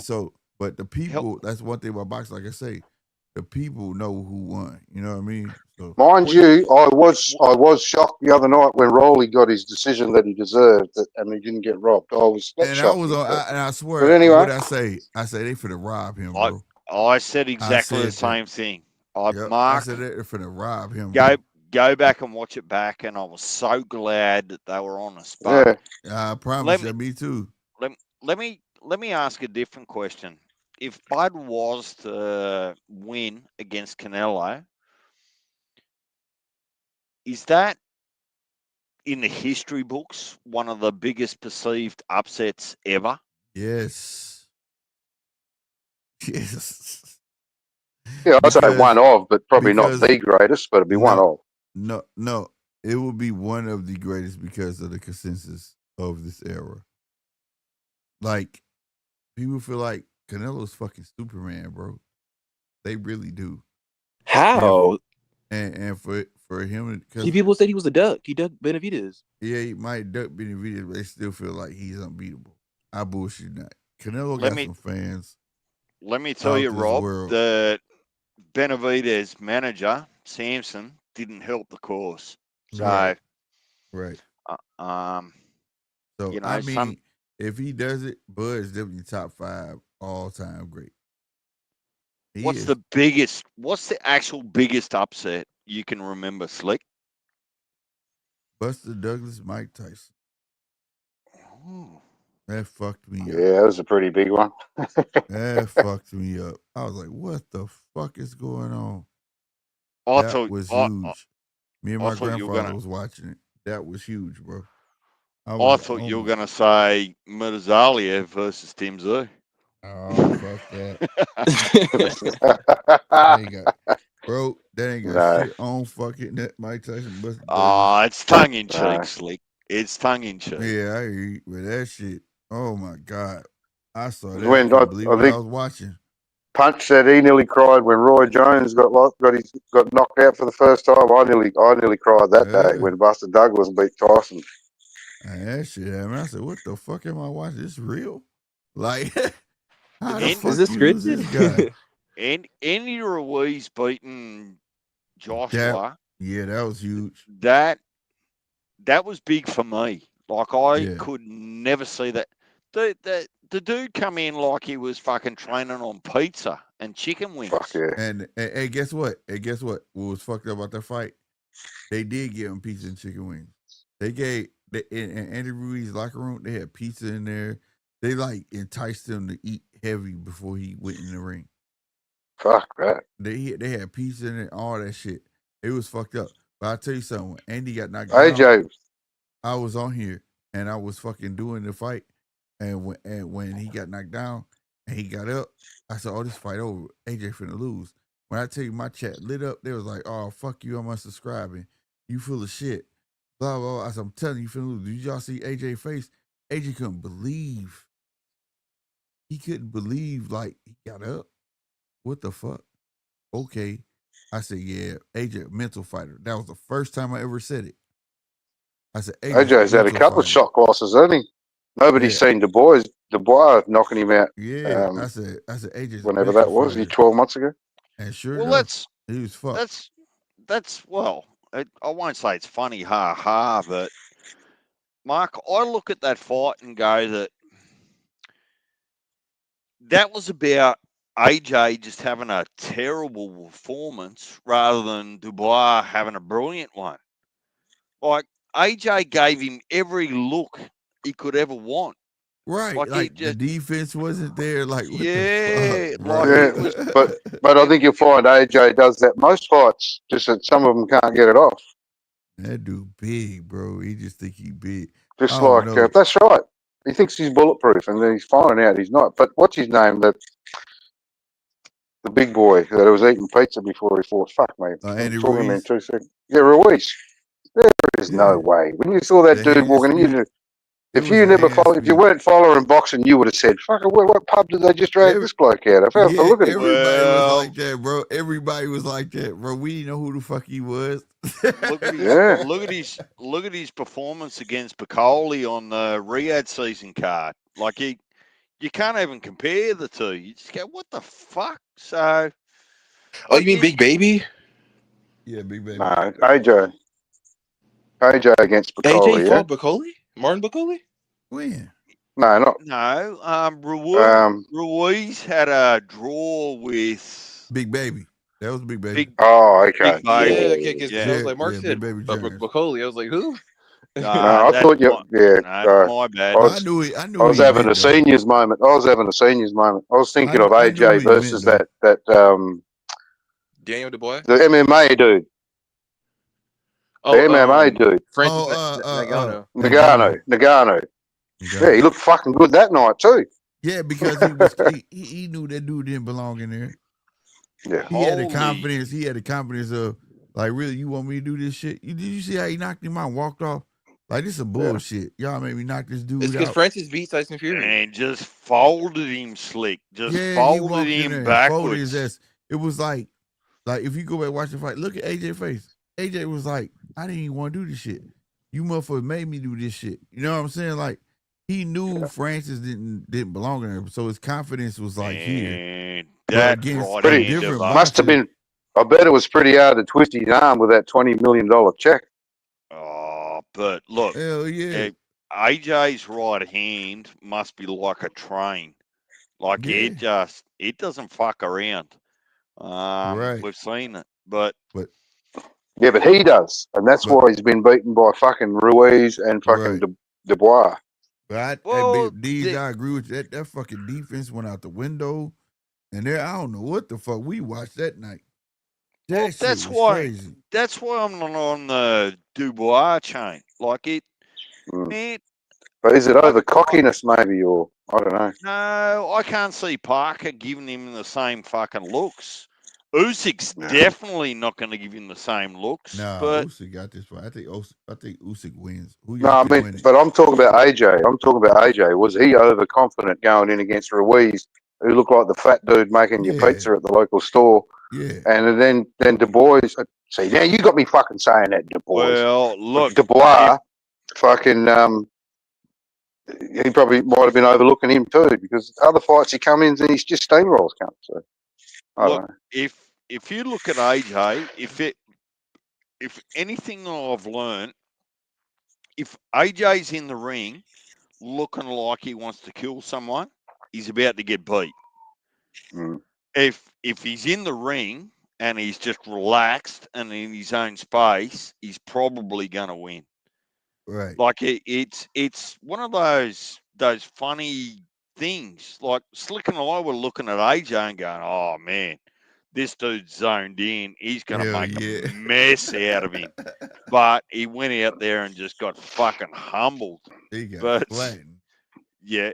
So, can I ask you something, Slick? Yeah.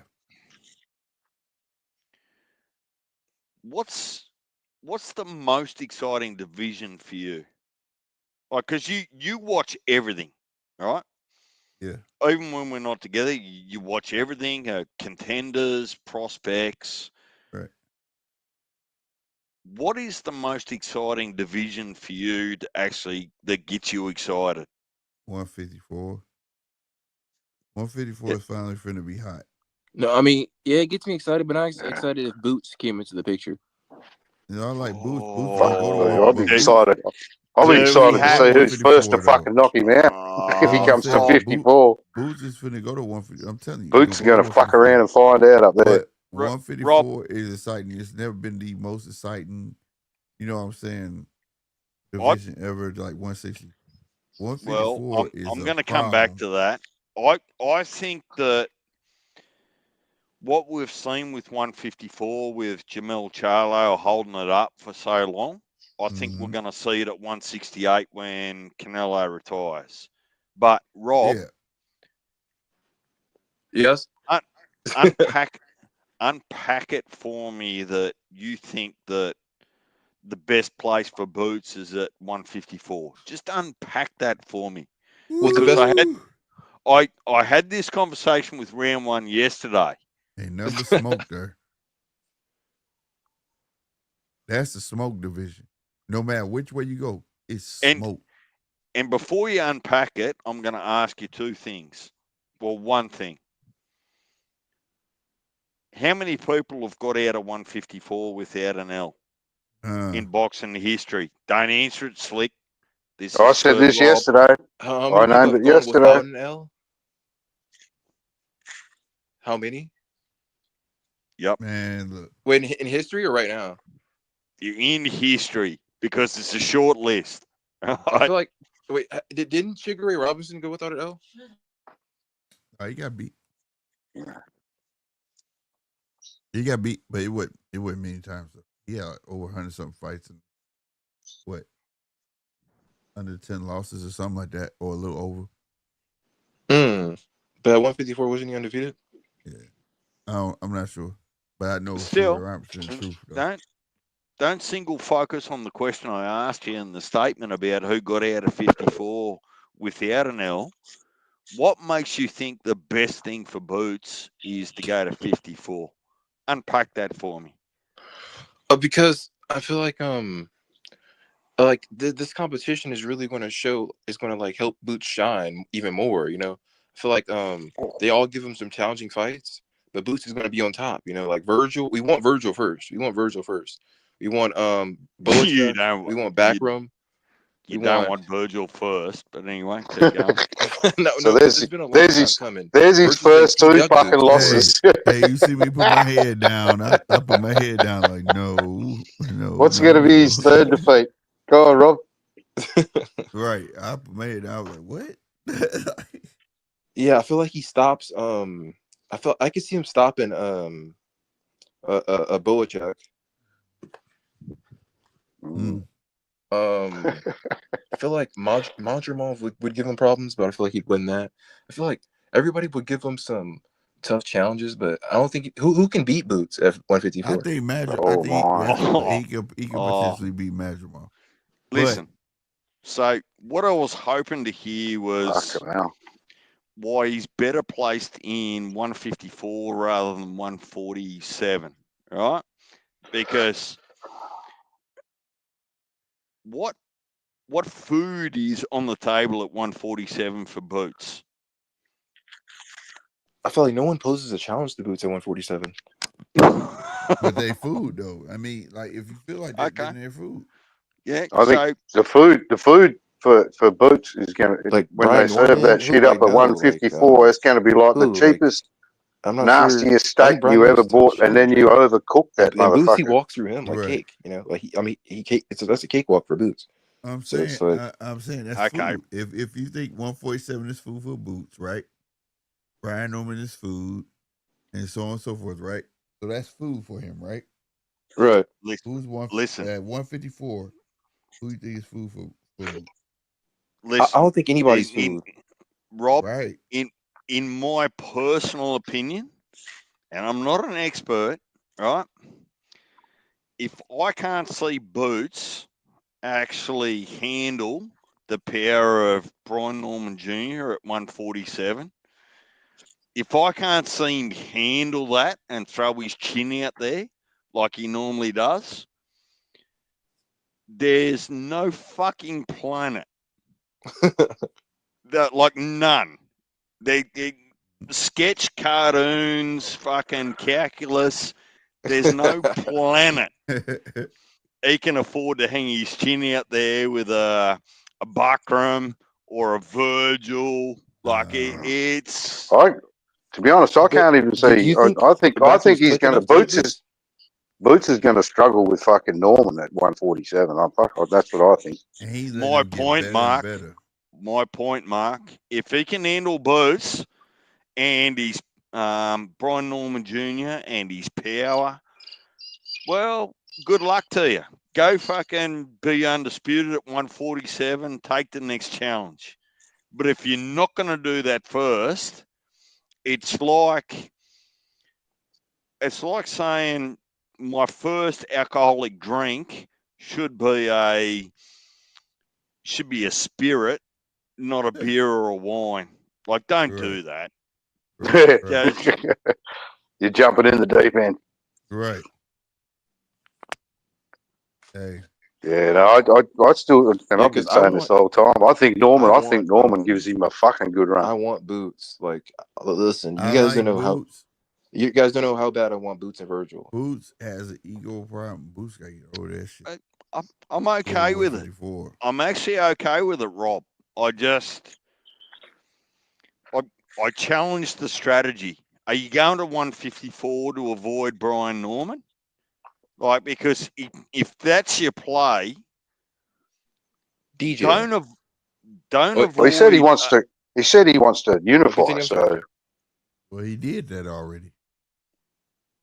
No, not unify. Be undisputed. Sorry. So, what's Boots' career look like, Rob, at 154? What do you foresee?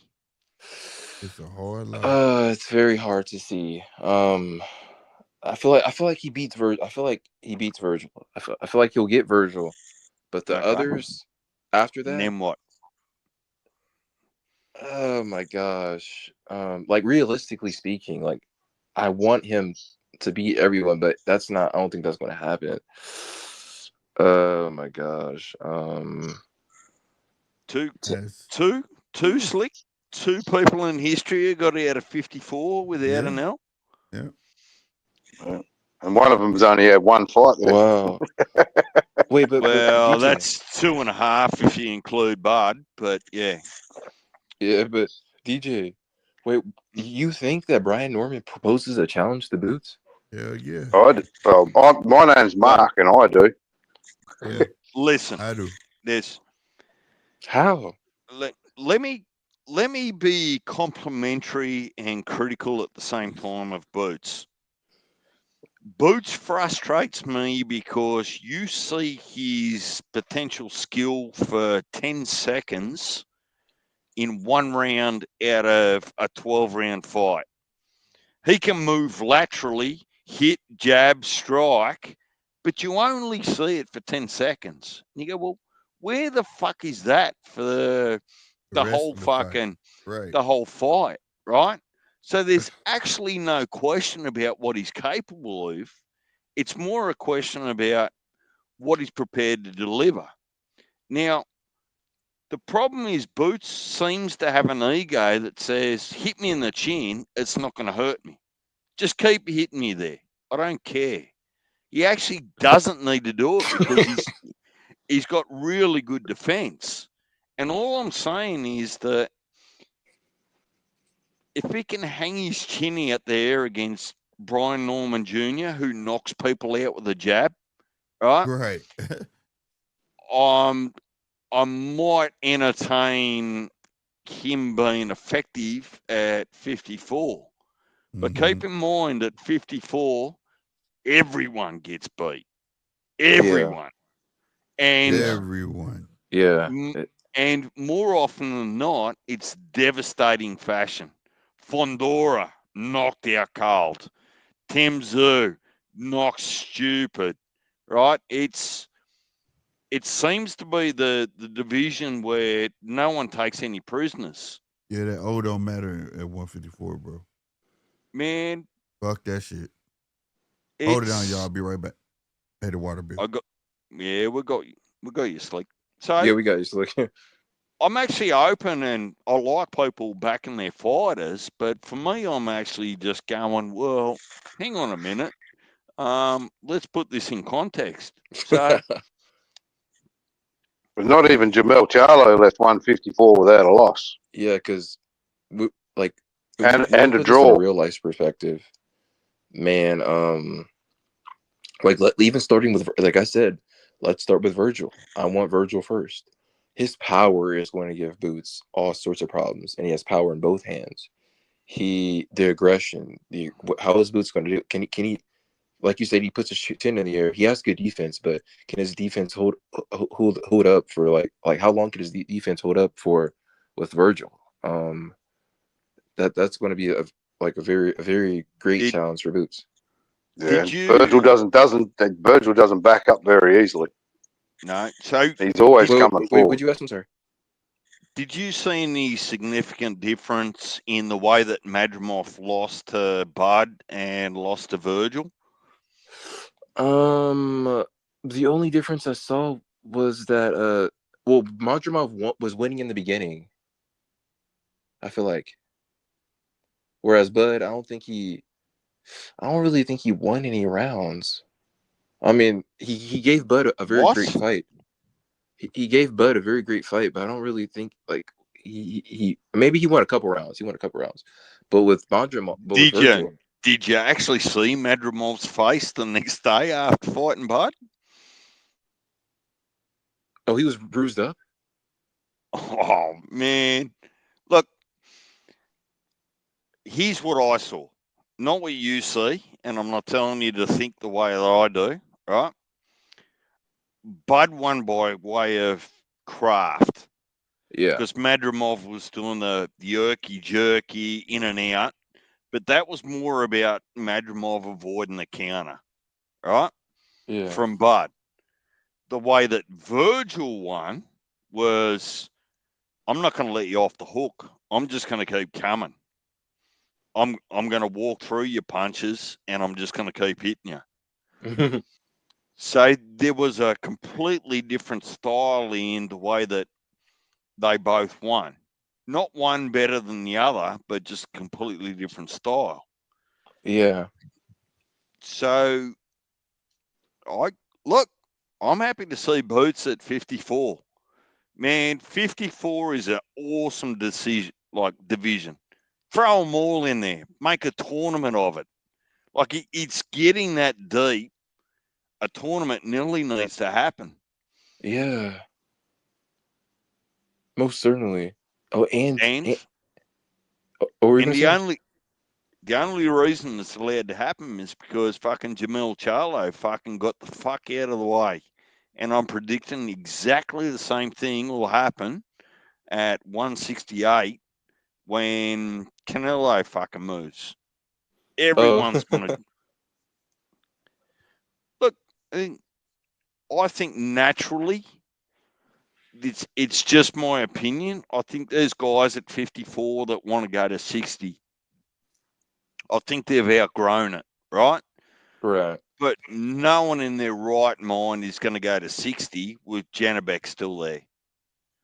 Oh, but Carlos Adames is going to beat Janabek. Don't you agree? Oh, Hell Mark. no. Mark, come on. Help me out, someone. Slick Mark. He put Hang that on, on hang on. there. He know goddamn well that is not What going did to I happen. miss? What did I miss? What did I Because miss? Carlos Adames has more power. No. He is not as technical as motherfucking and more power with Janabek. That motherfucker's the boogeyman. No, Janabek is not that good. Slick. What? Holy shit. Oh, look, I'm going to need to take He a is the knee. most avoided motherfucker there is right now. I'm going to take a knee. Oh Like my God, bro. You tripping. Janet, But before I Carlos, get we gonna cut it short though. But Janabek, what? I'm telling you, let Janabek hit 168. It's a problem. I'm telling you, wherever he at, he's a problem.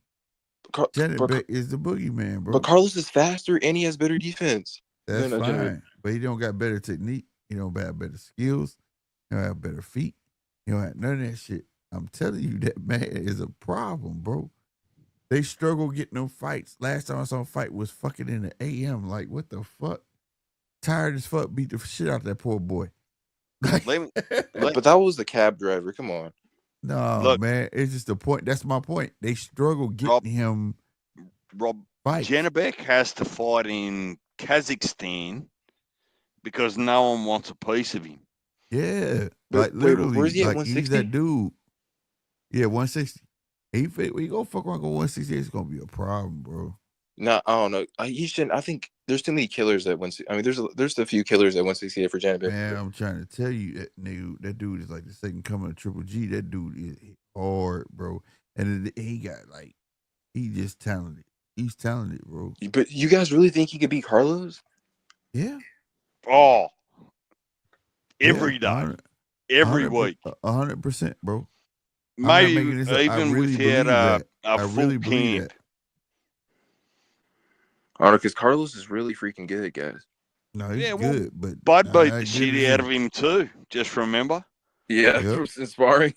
Yeah. So just throw that into the equation. So, but that's Bud. Okay, Bud is a very anomaly, a very good anomaly. I stand on it. I'll tell you what. This is how I'd put it. This is how I'd put it: is how many people at 160 are jumping up and down and screaming that they want to fight Janabek? Nobody. There you go. There you go. None. Zilch. Zero. Hamza had the opportunity and chose the other route to fight Carlos Adames because he was the lesser of two evils. I'm pretty sure same as Murtazalia at 154. Yeah, exactly. Like I'm pretty sure the Turkey doesn't even want to touch Janabek because he knows that it's not going to be a competitive fight. It's just going to be a slaughter. Yeah, you gonna fuck the money up, bro. So you Turkey trying to put on shows. You can't have one guy monopolizing all that shit. Wait, doesn't Adames have the speed advantage against Janabek? Nah, he's bigger. he'll be bigger, but no. That I can guarantee you. Adames will come in bigger, but he's not. No. So here's what I think you can expect, Rob. Canelo, who's holding up all of the 168 division, right? The whole manufacturing line, he retires, right? Janabek goes to 168, and then I'm predicting at least 2, maybe 3 or 4 from 154 will go to 160. Yeah. Man, they're avoiding each other. Yeah. They're waiting people out. No fucking planet. A Virgil or a Murtazaliev or a Tim Tszyu is going to go to 160 while Janabek's still there. Not going to happen. Right. So you'll see a bit of a shift as they outgrow themselves and move up where they're more comfortable. Yep. I agree with you, Mark. I mean, Deej, my bad. But I agree with you. And they ain't gonna do it, bro. Ain't no promoter gonna want him to fight him. None of that shit, bro. He gonna fuck the money up. He gonna fuck it up. So Carlos didn't look fast in that the Hamza He Shura look fight. fast, but he's not fast. He's not as fast as Jenna. Jenna IQ is on a whole nother level, bro. Like Listen, that dude is really with the shits, bro. Let me go the other way for you, Rob. Name me 3. I don't care what division, right? Name me 3 fighters that if you're a promoter or a manager, right? And I'm not calling you soft. I'm not calling you don't believe in your boxer. Name me 3 fighters in all divisions that you're happy to avoid. Bud, Shakur, 3. The third fighter, I would say Benavidez as well. That's a good. I can see Benavidez in that list. Mark?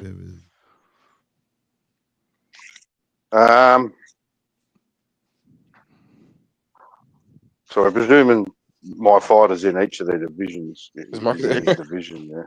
Yeah, it doesn't matter what division. Just give me 3 out of 100 pounds. Obviously, Bud. And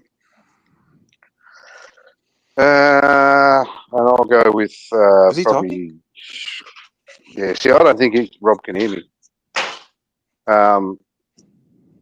I'll go with Janabek, and then I'm not able to hear. Maybe Tank at 135. You can't hear nobody, Rob? I'm not able to hear Mark. Yeah, I've been thinking that for about 20 minutes. Blocked me. No, I haven't done nothing. Slick, I'll give you mine before you give us yours. All right. These are the fighters I'm happy to avoid. Wait, who did Mark pick? I can hear Rob. Opataya, Janabek, and... Yeah, we got 2 of them. I'd have to say anyway. Anyway? Yeah. All right. I got Benavidez. I got Janabek. And I got Opataya. You've got a much higher opinion of Benavidez than I do at this stage. I'm happy to be proven wrong. Like you obviously see something I don't, and that's okay. I don't see nobody wanting to be the first to fight. The minute he gets this win, the minute he get a legit win, he's a superstar. Like. And Morel was a legit win. Oh, don't you dare. Don't it's you. It's a good win, but not legit. No. Morel can beat Canelo. What? No. You don't think Morel would knock out Canelo? Nah. David Morel? Are you I'm not kidding gonna say me? he can't win, but he's not knocking out Canelo. Yes, the body. The way that if he fight the way he fought Benavidez, no. It doesn't matter how he fights. Like I feel like the power is going to be overwhelming. The volume, the speed. Did it not matter how Bivol fought him? Bivol still get him because he knew what he was in the ring against. Rob, how many fights has Morel had total? He has like 10 or 11 or something. Right. He's a prospect, bro. That should tell you enough. You just said a prospect could beat Canelo. You realize that? Yeah, because that prospect is so freaking good. Morel, listen. When I saw in that fight where Morel was given David Benavidez, David Benavidez won every round, but he still gave him a little challenge, a good challenge. So if you can give Benavidez a good challenge, then you can definitely beat Canelo. What you think, Benavidez? So you saying you definitely feel like Benavidez can beat Canelo then? Oh, I know he can. That's why Canelo even knows it. That's why he does. That didn't make sense. That's why you said that. But no, I'm sorry to tell you. Benavidez I'm sorry to tell you. Morel can't. Because Canelo has Morel, I think he's too. Because because like I don't see Benavidez beating Bivol. Most people do. Oh yeah, me either. I don't see Benavidez beating the better. Neither Canelo. Canelo didn't beat Bivol though. Benavidez is about to be 40-something years old. I don't see him beat either one of them. Oh, I know Benavidez can be better. Most definitely. I'm just saying, and people picking Bivol because they feel like it's a lesser evil, but I still don't see it. I don't see it. That's just me. But like, for me, Benavidez is still a work in progress. I'm not writing him off, but I'm not getting on the hype train. Yeah, 100%. That's what I'm saying. I like Benavidez, but like, you gotta understand, going up to the big, you can't fight everybody the same way, and that's all I've been seeing. He's trying to fight everybody the same way, like he was at 168. That's not gonna pan out here.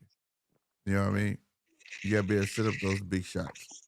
But so the other question I've got for you, Slick, because I need to get going, but I'm genuinely want to hear your thoughts on this. No? Maybe yesterday or whenever it was, I put a comment in and I said that the next generation of heavyweights are actually going about their business in the background. So Terramona, Justice Hooney, Wardley, Itamona. Is that how you pronounce it? Yeah, Itamona. Yeah. So there's actually a new generation of heavyweights that are just going about their business in the background. Do you agree, or like they just need to be proven before you? They need to be proven. I mean, they may end up being a new class, but they still need to be proven. And I wouldn't mind seeing some of them touch some legends that in their respective rights, like an AJ or whoever the case would be. But no doubt, I mean, just heavyweights.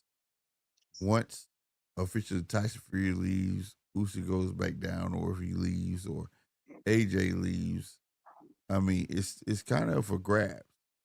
But the thing is, this is an interesting spot where the heavyweights have been left, because I remember when the big guys used to leave, there was nobody to follow behind them. You know what I'm saying? So I'm happy that there's a class. How far back are you talking? Like Klitschko or? Yeah.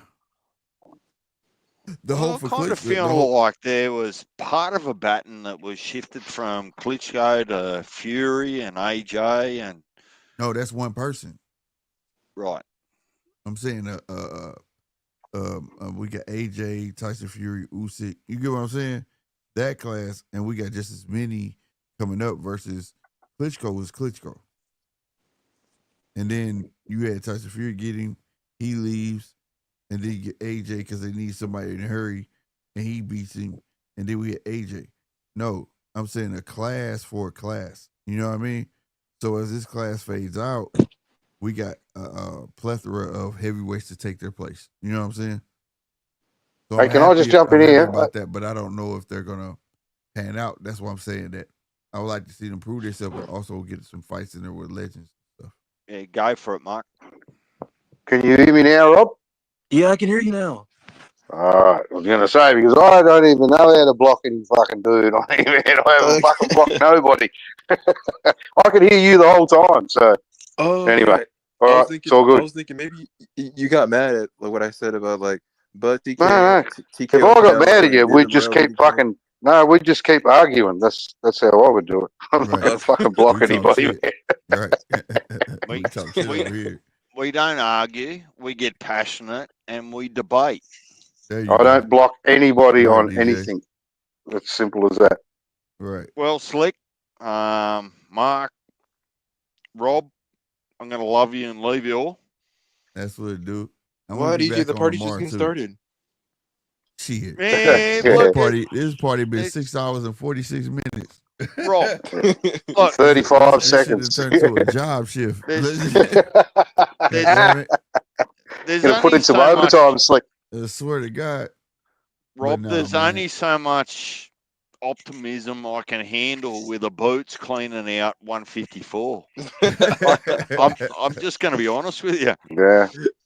And Adamas is going to get his ass handed to him by Janabak. I'll slow that one in there. Right. Because I know you didn't hear my comment back then. Oh, no. I didn't hear it. Man, salute to y'all fellas for coming through, man. I really, really appreciate y'all, man. All right. See you, boys. Yeah, right, God bless you all. I'll be back on later on today. What did you guys think? I mean, did you guys imagine I would look like this? This is me in my profile pic. I can't really see it, man. I can't really see it. I'm on my phone. I'm putting bigger. Rob, that's what's where up. Dude. Some of the stuff you're talking, Rob, I just imagine you on magic mushrooms. Dude. Yeah, that's it. He's got a good supplier. Right. Nah, man. I ain't gonna lie. I don't be trying to imagine what people look like. Nah, I don't either. I never try to picture no account. Because it would always be wrong. Right, exactly. You hear me? Well, I give a perfect example for everybody get out of here. That's why blind dating is a bad idea. Hey, remember, let me tell you, after Slick, after you stitched 9 up, I sent him a personal message and say, "Hey, you're looking in the mirror to find out what's wrong." No response. Right. No response. Right. Stay out the mirror, goddammit. Ass. All right, y'all, man. I'm about to get up out of here, y'all. All right. See you, boys. All right, have a blessed night. See you. All right, y'all. Great boxing talk. Appreciate you. Man, I hope y'all enjoyed that show, man. My little rant in between and this, that, and the third, man. I held back a lot because I didn't want to get too disrespectful, but at the end of the day, man, just know this. Being who you are and I'm speaking to the men, being who you are or the young men is based on your own criteria. Not the beat of nobody else's drum or any of that shit. You are a man first. You are built to take care of yourself, and that's just how it goes from there in life, bro. Right? And then you figure out what you want to do in life. You pursue it. You do it. You know what I'm saying? You capitalize. Once you learn that and how to do that, nobody gonna be able to tell you shit. I don't give a fuck if it's a bride, whoever, this and the third. And that's how we saw bitch asses. You will be raising no bitch ass kids and this and the third, and this and because you know what you've been through, right? So, having said that, if you don't understand what I'm talking about, tune in later on today for the next fights coming up. You understand me? We can talk more about it. Other than that, because I was just about to go to a whole tangent, but I'm not going to do that. I promise you. I'm out.